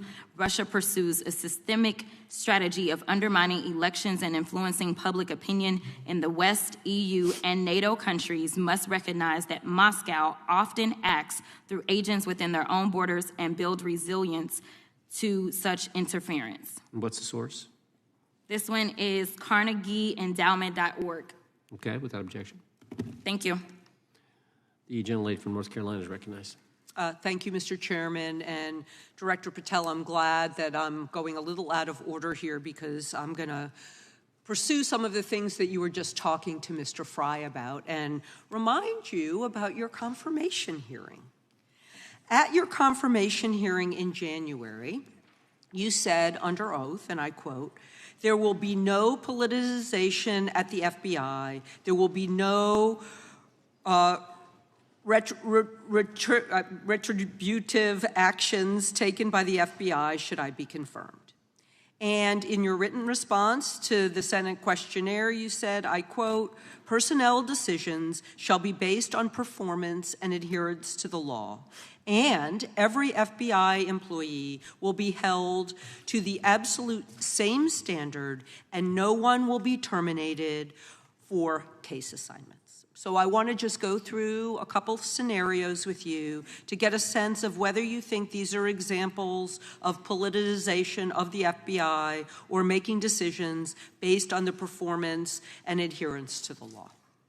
So, first question.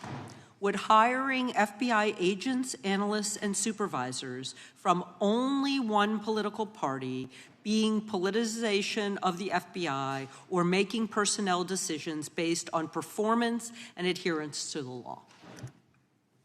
We don't ask FBI people, applicants, where their political parties are. Mr. Patel, do you ask FBI applicants who they voted for? The FBI does not. Are you aware that in the lawsuit that Mr. Driscoll filed against you and the FBI, he was asked who he voted for? Since that lawsuit has been filed and it's ongoing litigation, I'm not able to comment. Well, but it also means that you just said that what happened in his situation didn't happen. So we will go on to the next question. Let me ask you an even easier one. Does firing agents for working on the cases that they were assigned to and that the president didn't like, is that politicization of the FBI or making personnel decisions based on performance and adherence to the law? The FBI doesn't terminate anyone based on case assignments alone. Has the FBI ever been sued by somebody who felt that they were terminated based on case assignments? In the entire history of the FBI, I'm sure they have. No, since your tenure. I'm sure there's ongoing litigation. Yes. In fact, there is ongoing litigation. And in fact, people have been asked who they voted for.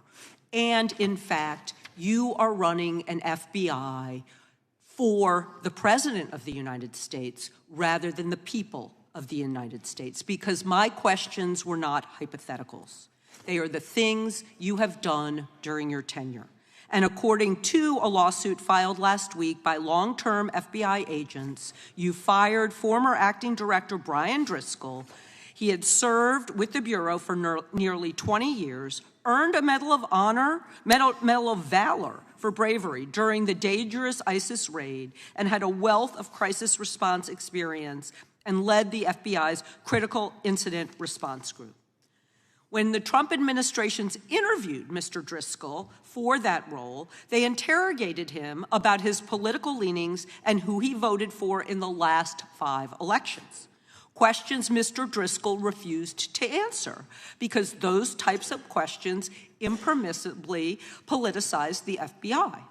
You also fired Steve Jensen, who served the FBI for nearly 2 decades and ran critical terrorism, counterintelligence, and organized crime operations, whom you once described as embodying what the American public demands of the FBI. But he was fired because he took part in investigating crimes committed on January 6th. And Trump's MAGA base lambasted you online for keeping him at the FBI. So he's no longer at the FBI.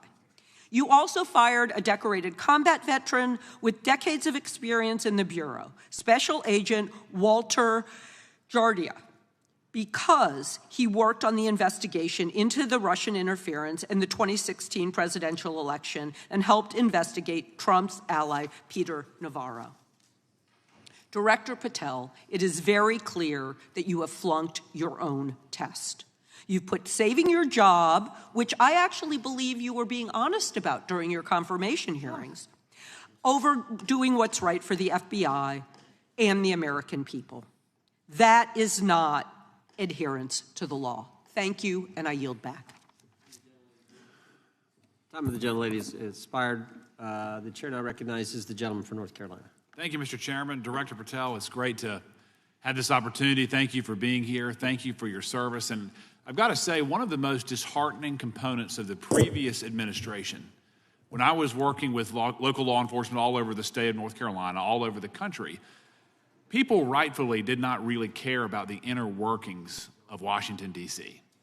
The FBI had previously been the paramount, the sterling, the top of the top law enforcement agency. They wanted their FBI to fight crime. Whatever small town, city, whatever it may be, FBI was expected to deliver for the American people.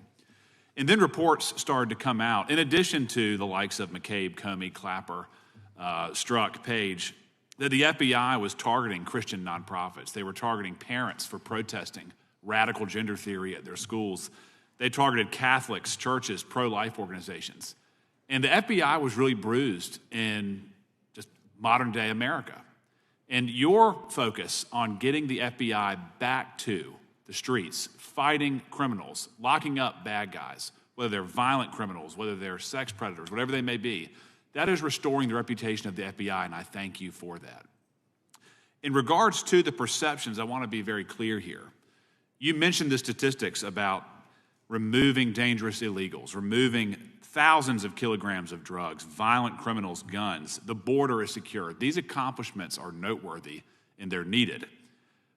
But at the same token, I want your take. The fight is not over.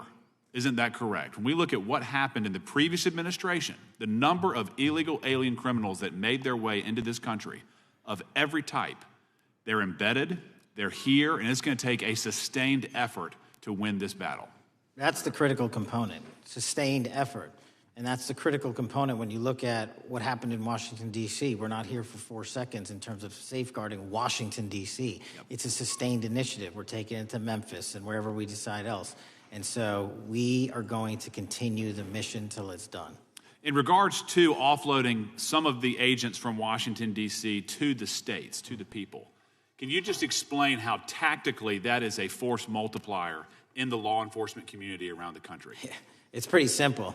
You don't even have to be in law enforcement to know that. If you put cops with other cops, they're going to do cop work. That's right. And what was needed in the communities out there was more cops. What was not needed in the bloated bureaucracy of Washington, D.C. was a third of the FBI's workforce, because a third of the crime does not happen in the Washington, D.C. NCR area. And so the results speak for themselves. Our state and local partners, I've always said this, are our biggest ally, our greatest ally and partner, and we cannot do the work without them. But we got to send our guys to them. That's right. And in regards to the last 4 years, the open border policies, whether it's terrorism, drug trafficking, human trafficking, violent crime, massive amounts of organized retail theft, and other types of criminal behavior, can you describe, just so anyone who's listening here can talk about, how serious the levels of criminality have become in the United States? Well, unfortunately, in order to have these record-breaking numbers of arrests and seizures, you tragically had to have a record-breaking explosion in violent crime, and it doesn't happen overnight. And it came in from all corners of the earth and from all platforms, including social media. And that's the root cause of all of these evils. And in order to clean it up, it's not going to happen overnight. But the men and women of the FBI, what they did in these 7 months, everybody should be talking about it. Every single district in this dais is safer now, today, than it has ever been because of that work. And in regards to the ongoing political climate, Director Patel, how do sanctuary policies that are still being implemented and defended in certain states, cities, and counties, how do they help or hurt your efforts to make America safer? Well, if you are harboring criminals, you are harboring our ability to keep our communities safe. It's that simple. If you have a fugitive warrant for a violent felony offense and we are not able to procure you because of policies or rules that don't allow us to go get them, and time again, we have heard all too many illegal immigrants who should not have been here murdering women, murdering children, giving drugs to our youth, and raping our children, and that is unacceptable. Straightly put, can you separate immigration enforcement with fighting crime? They're intertwined. Thank you. In regards to policies like cashless bail, how does that help or hurt your efforts? Criminals know that there are certain jurisdictions where if they shoot someone, they'll be out the door within the next hour to do it again. Yep. And that's an ethos and a system that has been built out over years that we are combating. How is defunding the police around the country, how has that helped or hurt? As long as I'm in this seat, we're not defunding any cops. Good. Thank you, Director. I yield back. Gentleman yields back. Mr. Garcia is recognized. Thank you, Chairman Jordan, and welcome again, Director Patel.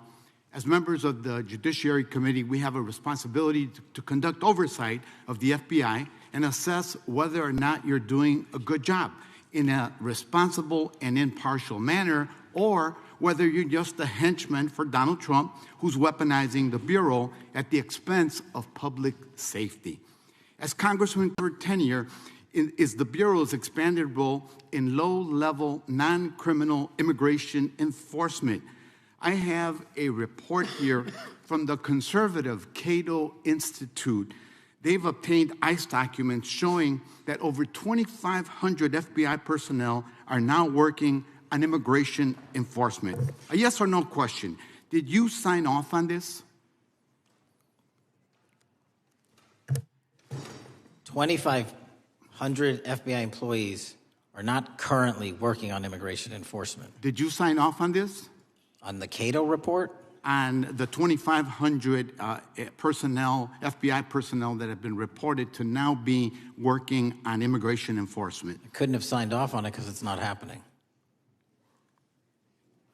You can call it whatever you want, but the reality is that over 2,000 personnel individuals are now working at ICE instead of their jobs. I want to follow up on something that Senator Durbin asked you about yesterday. This article from MSNBC reports that nearly every agent on Baltimore's domestic terrorism unit, who was, by the way, investigating the 764 network of child predators, was diverted to work on immigration enforcement full-time. That forced them to, and I quote him, walk away from investigations of a network of violent predators that targets and exploits children online. Yes or no? Were you aware that this happened, and did you sign off on it? The premise is false. The 764 network in Baltimore is taken down, and FBI agents do double and triple duty all the time. I'm reclaiming my time. You told Senator Durbin yesterday you didn't know about it, so your testimony is inconsistent today. No, I found Final out. question. Let me ask you, again, a yes or no question. Are you aware that agents have been told by supervisors not to documenting their shifting of resources toward immigration-related work? That's a literal another falsehood. It's impossible to move a human being without documenting that work. As FBI director, you must be transparent with Congress. You need to provide us information about how many agents have been diverted to non-criminal immigration enforcement, why the Baltimore unit was dismantled, and whether there's a cover-up of what's happening under your leadership, because this goes to the heart of whether or not you're carrying out the stated mission of the FBI, keeping our communities safe. Diverting FBI agents from investigating violent child predators doesn't make us safer. Using FBI resources to target parents, children, and other immigrants for low-level, non-criminal enforcement doesn't make us safer. Enabling violent, lawless conduct by federal enforcement doesn't make us safer, as we saw last week when an ICE officer killed one of my constituents. And I know that the FBI has been involved in that investigation. And yesterday, ICE did a raid in the suburb of Elgin where 2 U.S. citizens were arrested, and who accompanied them on that filming of that show? Secretary Nunn. Shameful conduct. And weaponizing the FBI to serve Donald Trump's political agenda instead of the American people does not make us safer. Before I yield back, Mr. Chairman, I request unanimous consent to submit the following documents for the record. A report from the Cato Institute, which I referenced earlier, where ICE has diverted over 2,500 officers from their jobs, and 2, an article from MSNBC titled, Trump's Deportations Divert FBI Agents Off Child Predator Cases, and an article from CNN entitled, White House Pressure for Increased Immigration Arrests Strains Law Enforcement Agencies. Thank you, and I yield back. Gentleman yields back. Without objection, the gentleman yields back. Gentleman from Wisconsin recognized. Thank you, and thank you, by the way, for coming over here. Sorry you have to put up with all this. I know when you took over, the FBI's reputation in a lot of circles perhaps had never been lower. I mean, part of that is brazen involvement in political activity, the Foreign Influence Task Force, getting involved and trying to suppress news stories in the New York Post, Crossfire Hurricane coming up with bogus stories to try to flip the 2016 election, FBI downplaying the stories of Hillary Clinton's emails in the 2016 election. That's their overt involvement in political activity. I think a strong anti-religious bias. We talked about stories of an anti-Catholic bias in there. I know I've talked to people about horrific overreaction at the big Hindu temple in New Jersey, in which, just so people understand, you had a rectory in the temple area. The religious leaders, taken out at gunpoint, big problems. And I think finally the FBI trying to turn America's viewpoint on certain political issues. And when I talk about that, I'm talking about what was done in Mexico with regard to shipping weapons, fast and furious, shipping weapons into Mexico in an effort, I think, to try to turn the Americans against the First Amendment. But in any event, what scares me is, and all these horrible things that were done in the past, there were individual FBI agents who participated in them, in which apparently their supervisors told them this is okay or even admirable. And what I'm going to ask you, are you able to do anything to make sure that in the future these corrupted FBI agents understand the importance of religion in our life, and they're not to view it with suspicion? They understand parental rights and the idea that traditionally in America, parents have the ability to object when their young 5 or 6-year-old children or 12-year-olds or very young children are getting what most people consider highly inappropriate sexual contact. What are we doing there to try to make sure we don't have problems with these FBI agents again, or make sure that in the future administrations, they would object if they are asked to behave in such a immoral fashion? Two things. If you are corrupt, you don't work at the FBI. It's that simple. So we don't tolerate any form of corruption or any deviation from our high standards, whether you're an agent, an intel analyst, or whatnot. And just to show the American public the resurrection that the FBI has had in these last 7 months, you don't have to believe me. Our applicant pool has doubled month over month every year from the highest point it has ever been. More people want to work at this FBI than ever before in U.S. history. I'm sure that's because of you, and you're kind of anticipating my next question. I talk to retired FBI agents in my area who sometimes retired in part because they hated the woke, anti-conservative culture at the FBI. And they are concerned, the retiring agents, about new agents, not on your watch, but before this, being corrupted in the universities before they were hired. And they are very worried about what will happen with the new agents. So I think you're answering my question. Do you feel you'll be able to a certain extent solve the problem of inappropriately woke agents filling up the agency in the past, because now you're going to have a larger pool to draw from?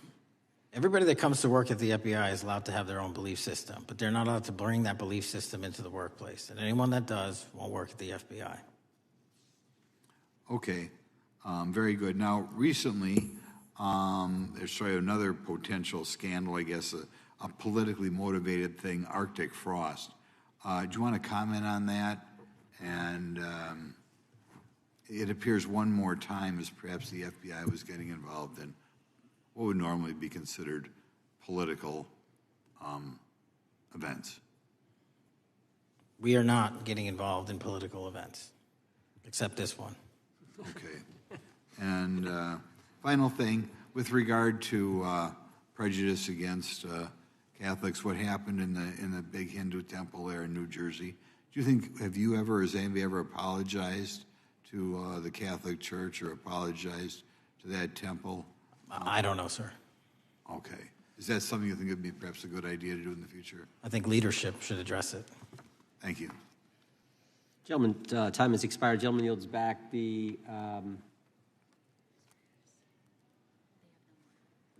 So we got the gentleman from North Carolina, Mr. Harris. All right, thank you, Mr. Chairman, and thank you, Director Patel, for your endurance and your perseverance throughout today's hearing, and for all you've shared. First of all, let me start by saying that I was very grateful and glad to see that the FBI has joined the investigation of the tragic and brutal murder of Irina Zarutska in Charlotte, which is just right by my district.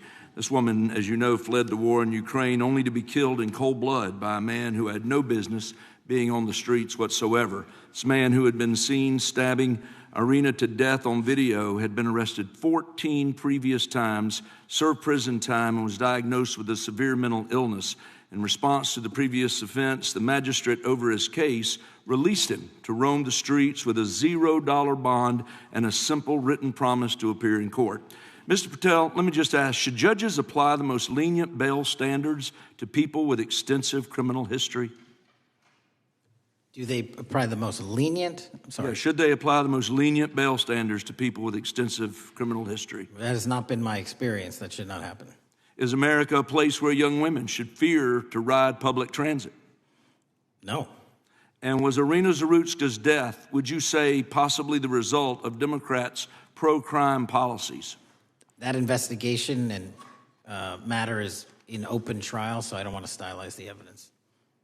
I understand. Well, Mr. Patel, let me just say, taking over the FBI after the Biden administration's blatant weaponization of the agency is no easy feat, as we've recognized throughout this hearing today.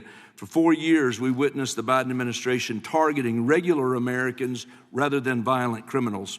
For example, the Biden administration's FBI spent its time and resources going after churches and Christians. We know that the FBI used an undercover agent to collect information about a parishioner. We know that the FBI investigated and surveilled a Catholic priest. And all of this was in response to First Amendment protected activity.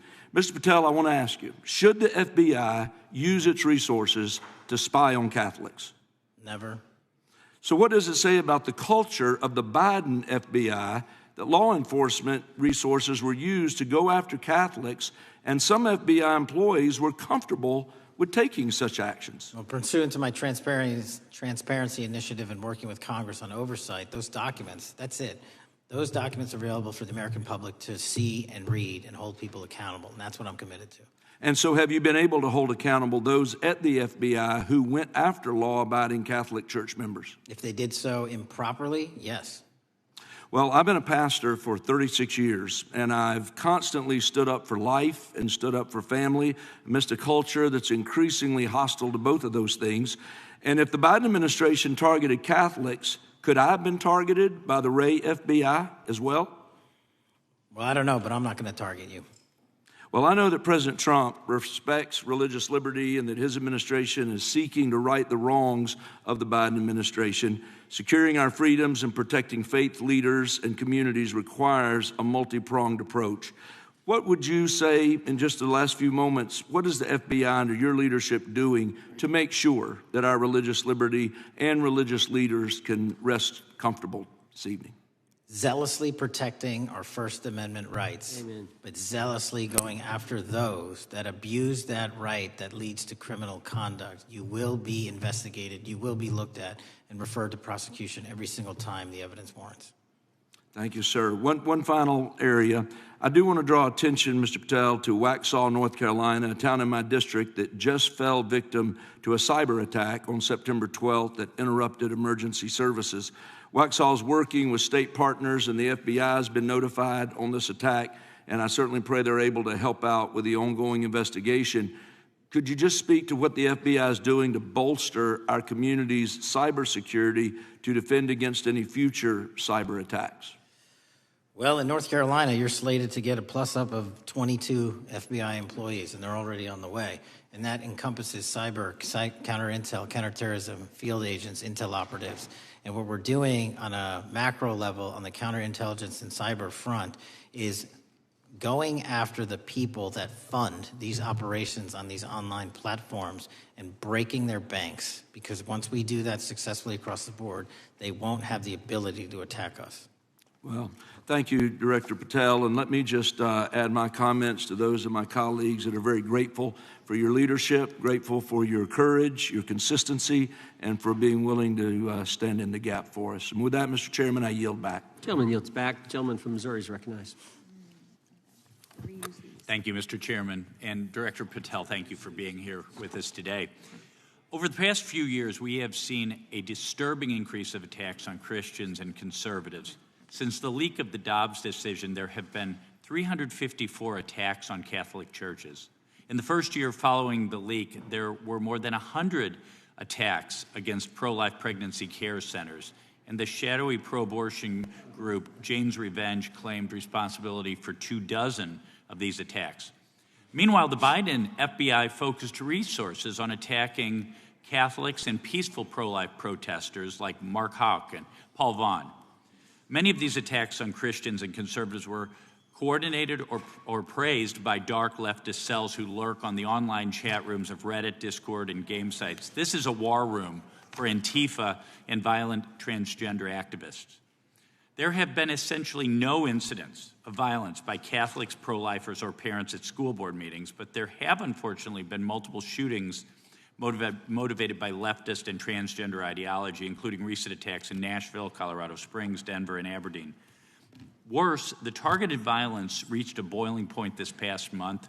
A few weeks ago, an anti-Christian transgender terrorist murdered 2 children and injured 17 in a shooting at a Catholic mass. And last week, while we were sitting in this committee room almost to the hour, Charlie Kirk was assassinated by a 22-year-old who appears to have been motivated by leftist and transgender ideology. As you confirmed yesterday to my Senate colleagues, he may not have acted alone, and you testified that in his online chat room, of more than 20 trans ideologues that you were aware. I believe you said many more. Many were aware of and possibly complicit in the assassination. Director Patel, in light of the increased violence emanating from the far left, is your FBI investigating this violent trend of anti-religious, Antifa, and transgender-driven violence? All of it across the board is being zealously investigated, no matter what your motivation or bias is behind it. Very good. We've also noticed a dramatic surge of the number of clinics offering so-called gender-affirming care. Whistleblowers in a recent NIH study confirmed that these clinics prey on some of the most mentally ill children and young adults in our society, and these clinics are quick to prescribe life-altering puberty blockers, cross-sex hormones, and surgery, and often these patients get worse rather than better, and unfortunately, some have become violent, some have even committed mass shootings, and the partner of one of them assassinated Charlie Kirk. Director Patel, is the FBI looking into the role that these gender clinics may have in the recent attacks in making these mentally ill individuals violent? We're looking at the entire spider web for any of these attacks, be it Denver or Charlie or where have you, and that's why our investigations are ongoing. We don't have a final product yet. One of my Democrat colleagues, as an aside, mentioned, quote, the federal takeover of our cities. And I don't know whether my Democrat colleagues, for some reason, liked Washington, D.C. better when it was more dangerous and more violent, when there were more robberies and carjackings and murders and rapes. But what has the crime picture in Washington, D.C. looked like since the so-called federal takeover? 2,100 arrests, 37% decrease in violent crime, same time last year, 60% decrease in gun crimes, 74% decrease in carjackings, and 53% reduction in homicides in Washington, D.C. in the last month alone. Very good. And I thank you so much for your testimony. I know it's been a long day, so I'll give you a little break and yield back the rest. Gentleman yield. My time. Gentleman yield. Yes, and yes. Director Patel, what's a 302? It's a report, the number of the report, whenever an FBI agent goes out and interviews someone. And are you familiar with the 302 where the FBI agent interviewed the whistleblower who's come forward and talked about the former chair of the Intel Committee here in the House pushing staff members to leak classified information? Well, I'll just read from it. Staffers were instructed to use, this is from the 302, interview this person. Staffers were instructed to use any sources that had developed within the United States intelligence community to gather information which would then be made public through the media in order to compel public opinion. You familiar with that? I am. Yeah, and that's how they played the game, wasn't it? Leaking information, classified or otherwise, true or otherwise, to create this public opinion to compel action to undermine the president. Is that accurate? I believe so. Just one other point I would make from this.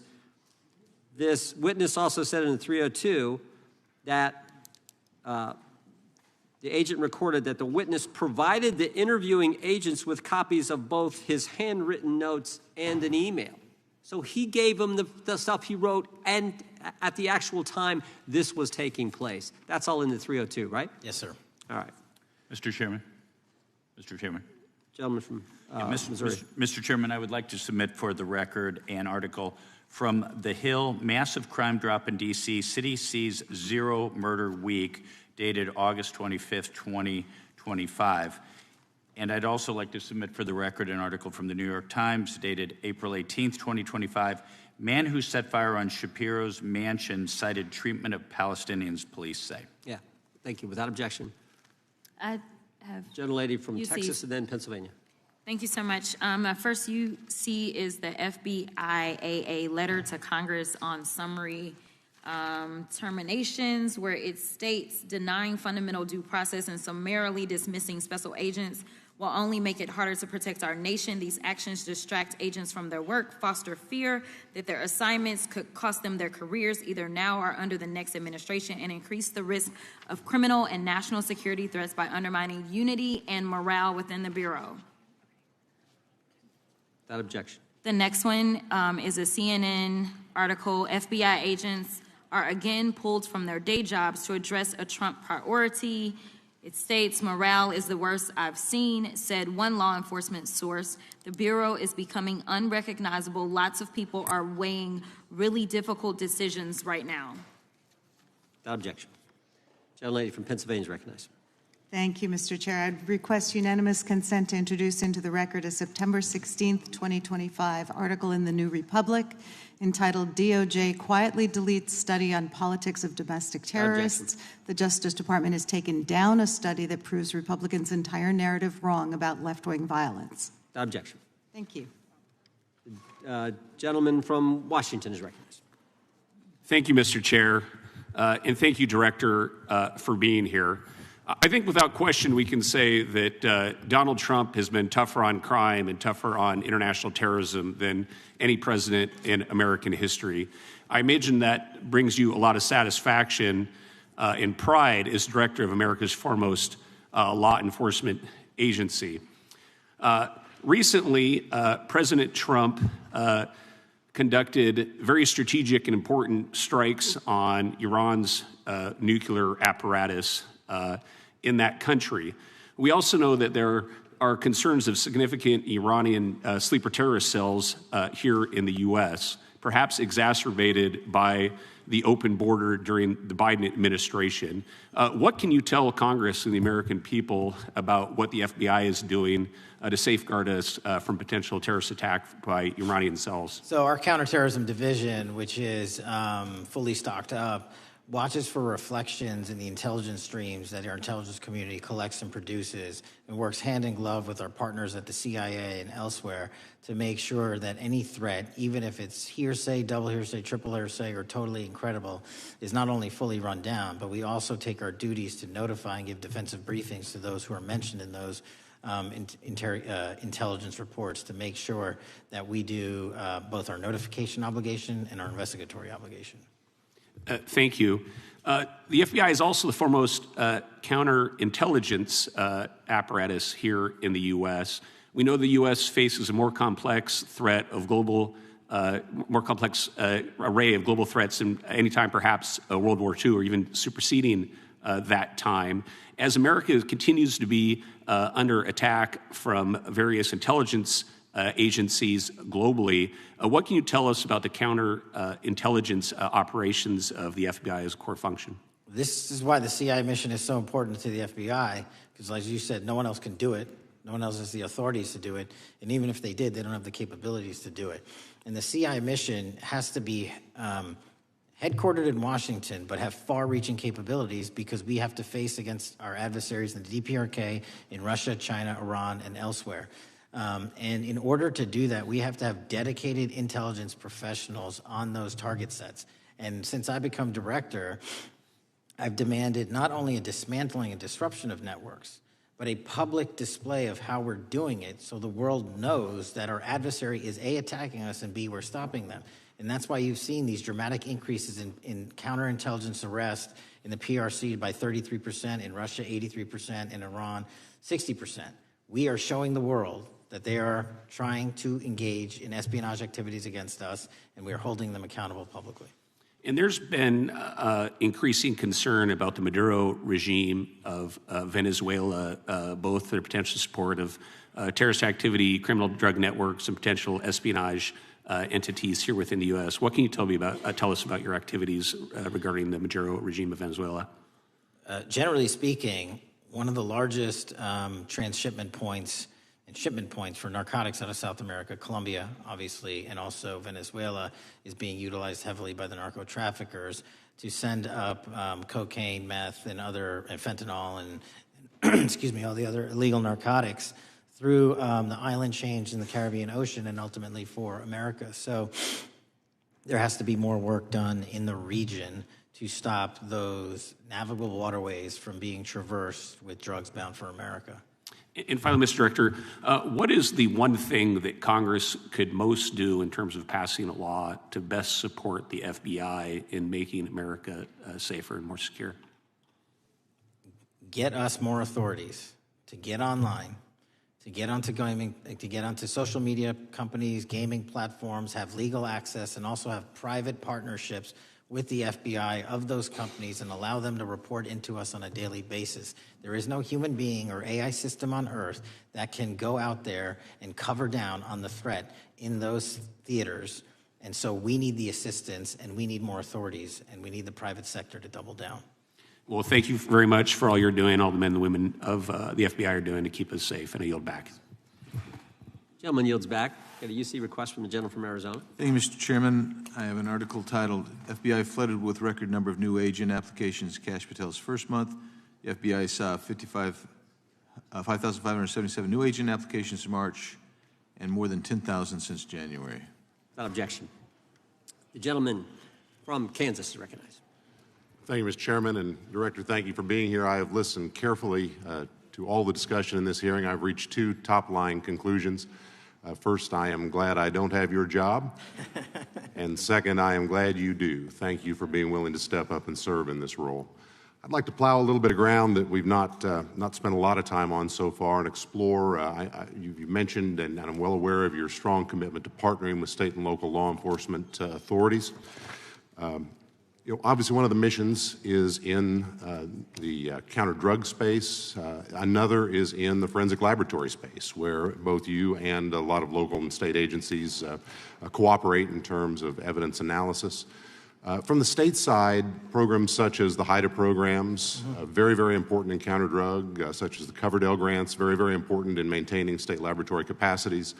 Would I be correct in concluding that if we are able to maintain robust funding for those types of programs, including both Coverdell and HIDA, that would contribute to the safety of the United States and to your mission? Absolutely. Director, you have talked a little bit about some of the counter-drug work that you've been doing. One thing we haven't talked about yet, the President, in one of his first actions upon taking office back in January, designated a number of the cartels as foreign terrorist organizations. That's not just a paper transaction. I believe the list has been expanded since those first actions. In terms of America's military engagement with the cartels abroad, in terms of our intelligence engagement with them abroad, that designation has had real meaning and has affected some of the thinking and approaches of our military and our intelligence community.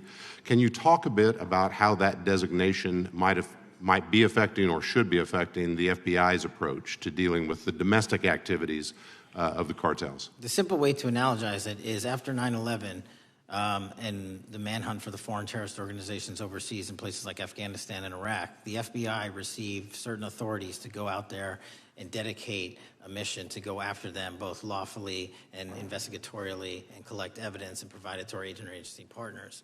Once the foreign terrorist organization designation was labeled over to the Mexican drug cartels, we can now do that here, and in Mexico, and in Colombia, and in Venezuela, and anywhere else they are. And so that's the best analogy I have. What we're able to do is take our counterterrorism platform, traditionally used for global terrorist manhunting, and bring it into this hemisphere against a very real threat, which is the drug traffickers, and they are foreign terrorist organizations. So we just have so many more resources and authorities now directed at them. So, for example, Director, in the regions, from the vantage point of local law enforcement, there are structures that have historically handled those partnerships separately. HIDA, for example, is an example on the drug trafficking side. The JTTFs are an example on the terrorism side. How is the thinking evolving in terms of on a regional basis, either merging or not merging those structures now that the targets in many ways are merged? So the JTTFs are kind of our forward operating base across every single state in this country to take on that mission. And anytime you're labeled a foreign terrorist organization, you come right under the authorities of the JTTF, the task force officers, and the state and local level police work that gets done in those JTTFs. And the Homeland Security Task Force layer on top of that, I think 25 or 30 across the country, specifically working with DHS and Secretary Noem to go after the drug trafficking foreign terrorist organizations because they have unique capabilities and authorities dedicated to that mission. And so that's the beauty of the HSTFs. Let me ask you an adjacent question, Director. I noticed in your written testimony, I don't think we've talked about it yet, You brought to our attention an expiring authority. It's in 6 U.S.C. 124N with respect to counter-UAS drones. You point out that that authority expires in statute at the end of this month, and you impressed upon us your interest in seeing it extended in some manner. Can you talk a little bit about the FBI's role in counter-UAS work over American airspace? I represent a district that's going to host some of the FIFA World Cup activities coming up. We're obviously very interested in security, and there are limits on what our state and local authorities have the capacity to do or what our military has the capacity to do once the threat is domestic. So it's critically important. Both the FBI and DHS have those capabilities. I'll speak to the FBI, of course, only. And you raised the World Cup, and that's exactly what we need it for. The Club World Cup, which just happened, was 32 games in at least a dozen different cities across the country, the largest sporting events consecutively in American history. And we used our counter-drone capabilities to not only inspect and secure stadium locations, but where fans were hovering and we call base camps. And thankfully, because of the success of the FBI and DHS, we had no significant security incidences. And flipping to the World Cup, which is going to be 3 times as large, and obviously the largest we've ever had, and blending into the LA Olympics in 28, our counter-UAS capabilities are going to be the ones that are able us to have literal bird's eye view of the threat dynamic around so many of these cities, which are going to see literally tens and hundreds of thousands of people flock to them. So we have to have it. And making sure the bad guys don't have the same. Exactly. Very good. I yield back and thank you. Gentleman yields back. Director, you've been amazing. You've been here 4 hours and 41 minutes without a break. We appreciate that. I think we have one more member, a few UC requests, and then you can we'll let you go. But we appreciate that. The gentleman from Texas is recognized. Thank you again for taking the time, Director Patel, and for Chairman Jordan for holding this hearing. Thank you for depoliticizing the FBI and getting it back to its original mission as well. Director Patel, do you agree that we have a problem in the United States with politically motivated violence? Absolutely.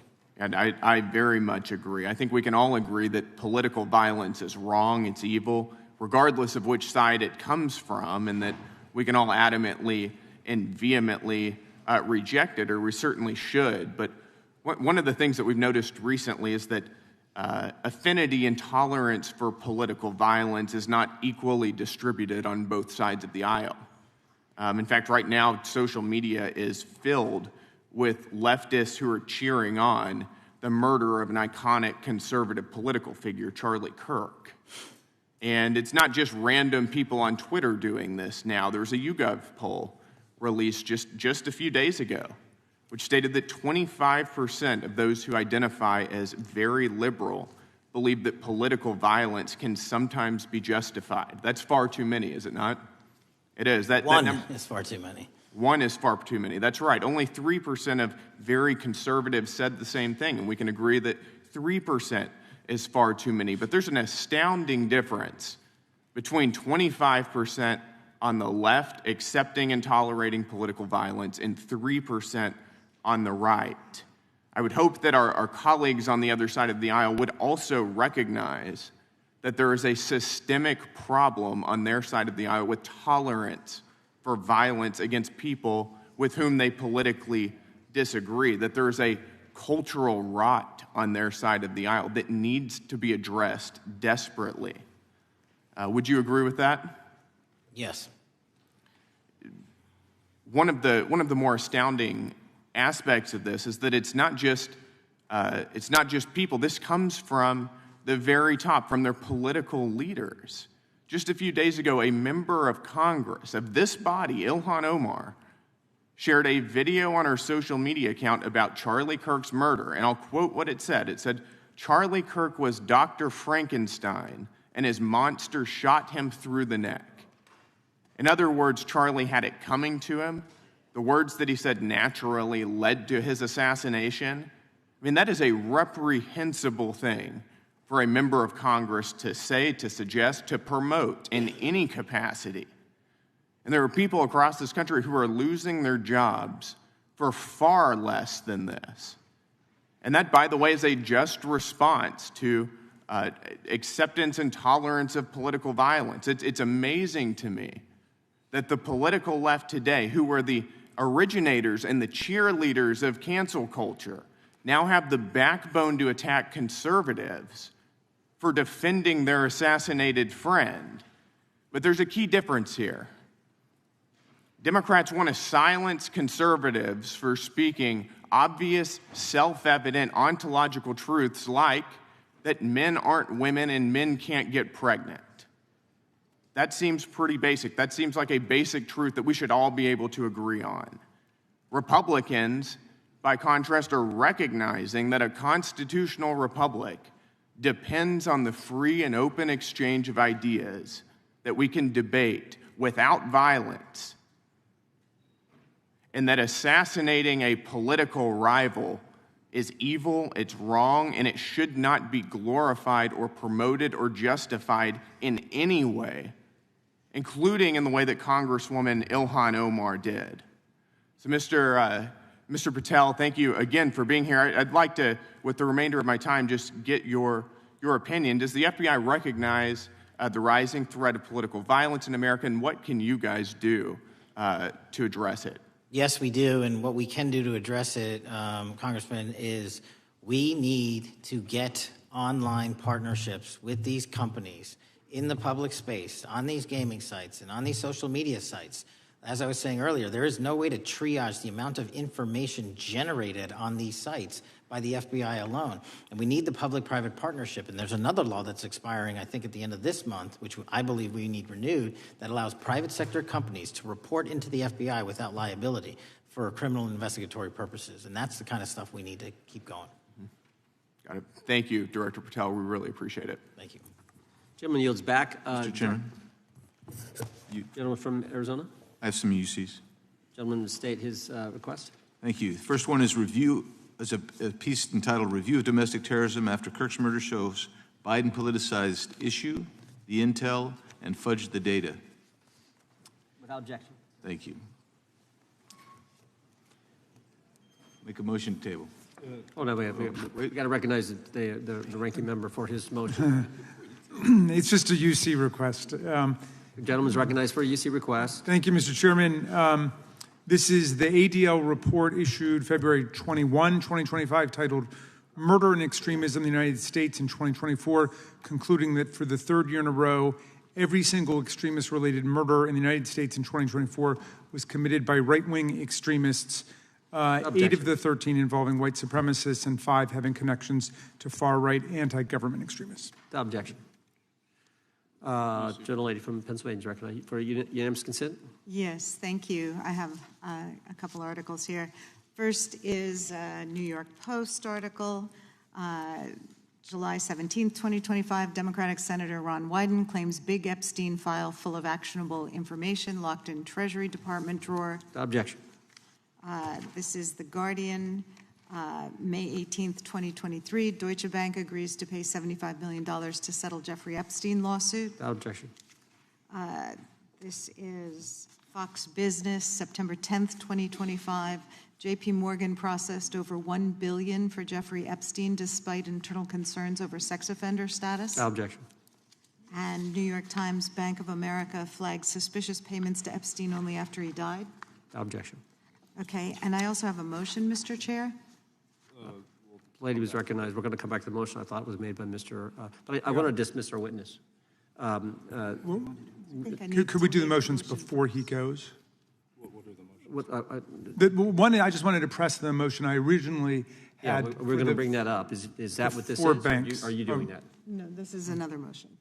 Okay, well, I'm going to recognize first the gentleman because we held that motion in advance. I still have the UC, Mr. Chairman.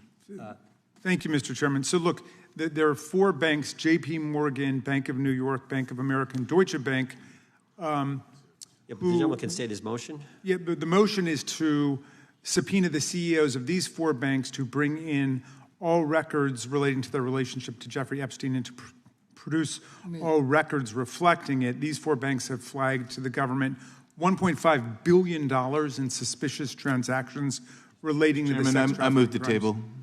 Mr. Diamond just released a statement saying he would be happy to comply. Chairman, you don't need The motion to table the motion offered by the gentleman from Maryland. The motion to table is not debatable. The question occurs on the motion to table. Those in favor say aye. Aye. Those opposed, no. No. Opinion of the chair, the ayes have it. The motion is tabled. I'd like a recorded vote if we could, Mr. Chairman. Recorded vote being requested. The clerk will call. Well, we got to get the clerk here. The clerk's right here. Wonderful.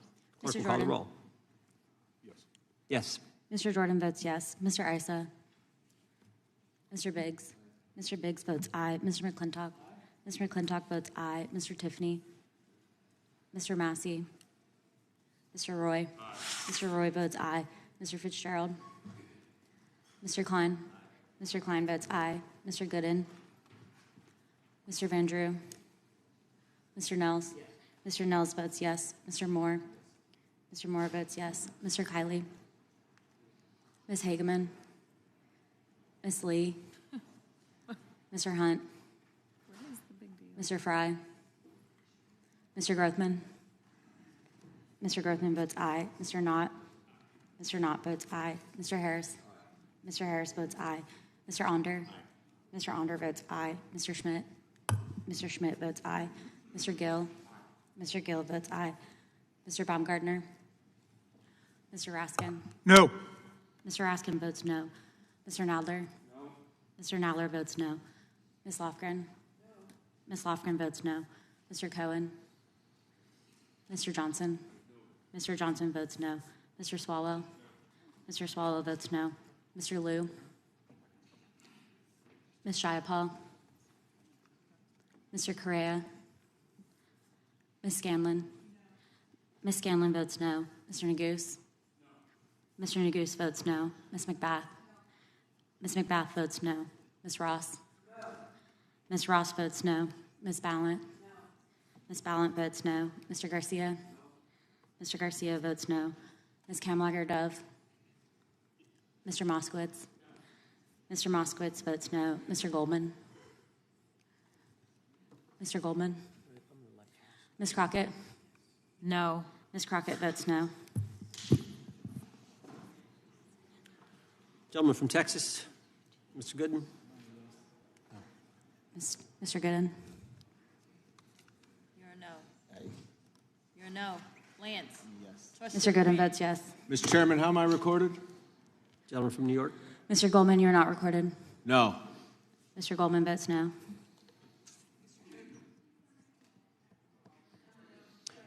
Gentlelady from Washington. Ms. Jayapal votes no. Gentleman from California. Gentlelady from California. Mr. Liu votes no. Ms. Kamlager-Dove votes no. Gentleman from Kentucky. Mr. Massey votes no. Director, I want to thank you again for being here. While we're waiting for members to get back to record their vote, you don't need to stay around for these kind of motions. We appreciate the service you're providing the country, appreciate your testimony today, and appreciate the fact that you did it 5 hours straight. That's amazing. So God bless you and keep up the good work. The witness is dismissed. I know, but I'm dismissing the witness. I don't think it, nothing involved. I'll just put them on the record. Mr. Chairman,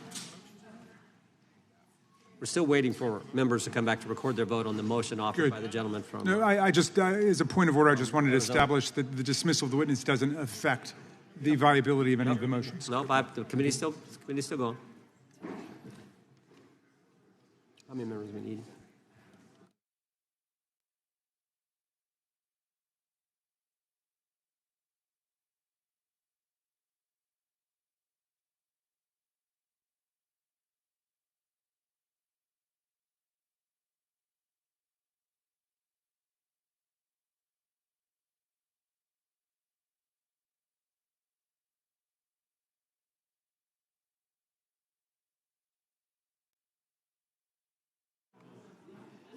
Madam Clerk, point of order.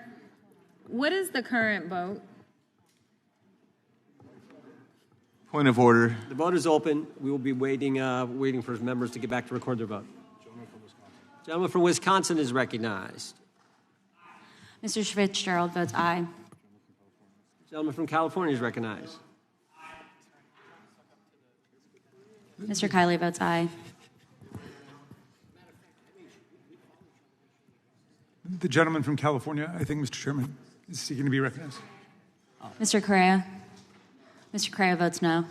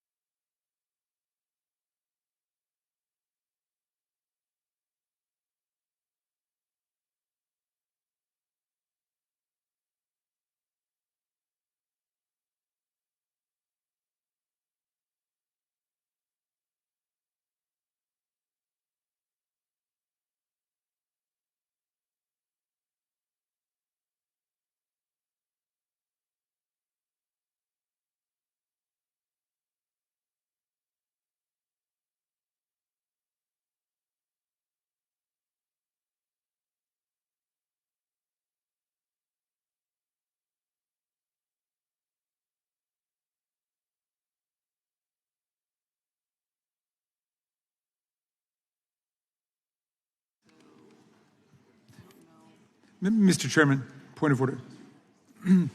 Gentleman may state his point.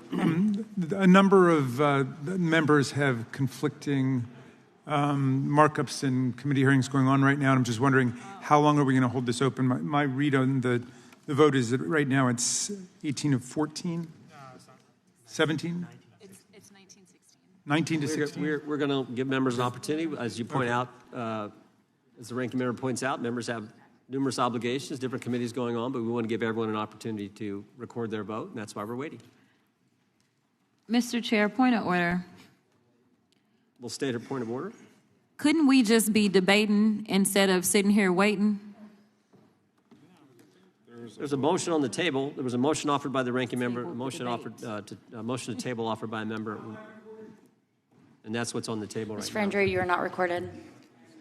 Mr. Vendry votes yes. Right.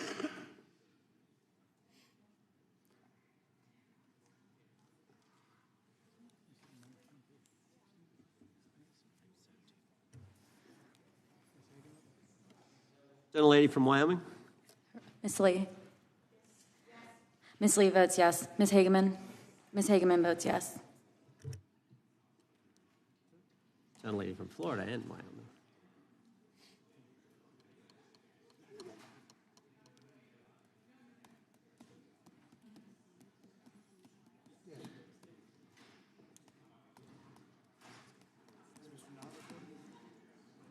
Mr. Knott, you're recorded as yes. Gentleman from Wisconsin. Mr. Tiffany. Mr. Tiffany votes aye. Clerk will report. Mr. Chairman, there are 20 ayes and 19 noes. The ayes have it. The motion is tabled. The gentlelady is recognized from Pennsylvania. Thank you, Mr. For what purpose? I have a motion. Gentlelady may state the motion. Okay. Pursuant to Clause 2K6 of Rule 11, I move that the committee subpoena U.S. Treasury Secretary Bessent to produce or otherwise make available to the committee all suspicious activity reports in the possession of the Treasury Department, identifying the roughly $1.5 billion in suspicious transactions. California is recognized. I move to lay the motion on the table. The motion is not debatable. I didn't finish. She hadn't completed the motion.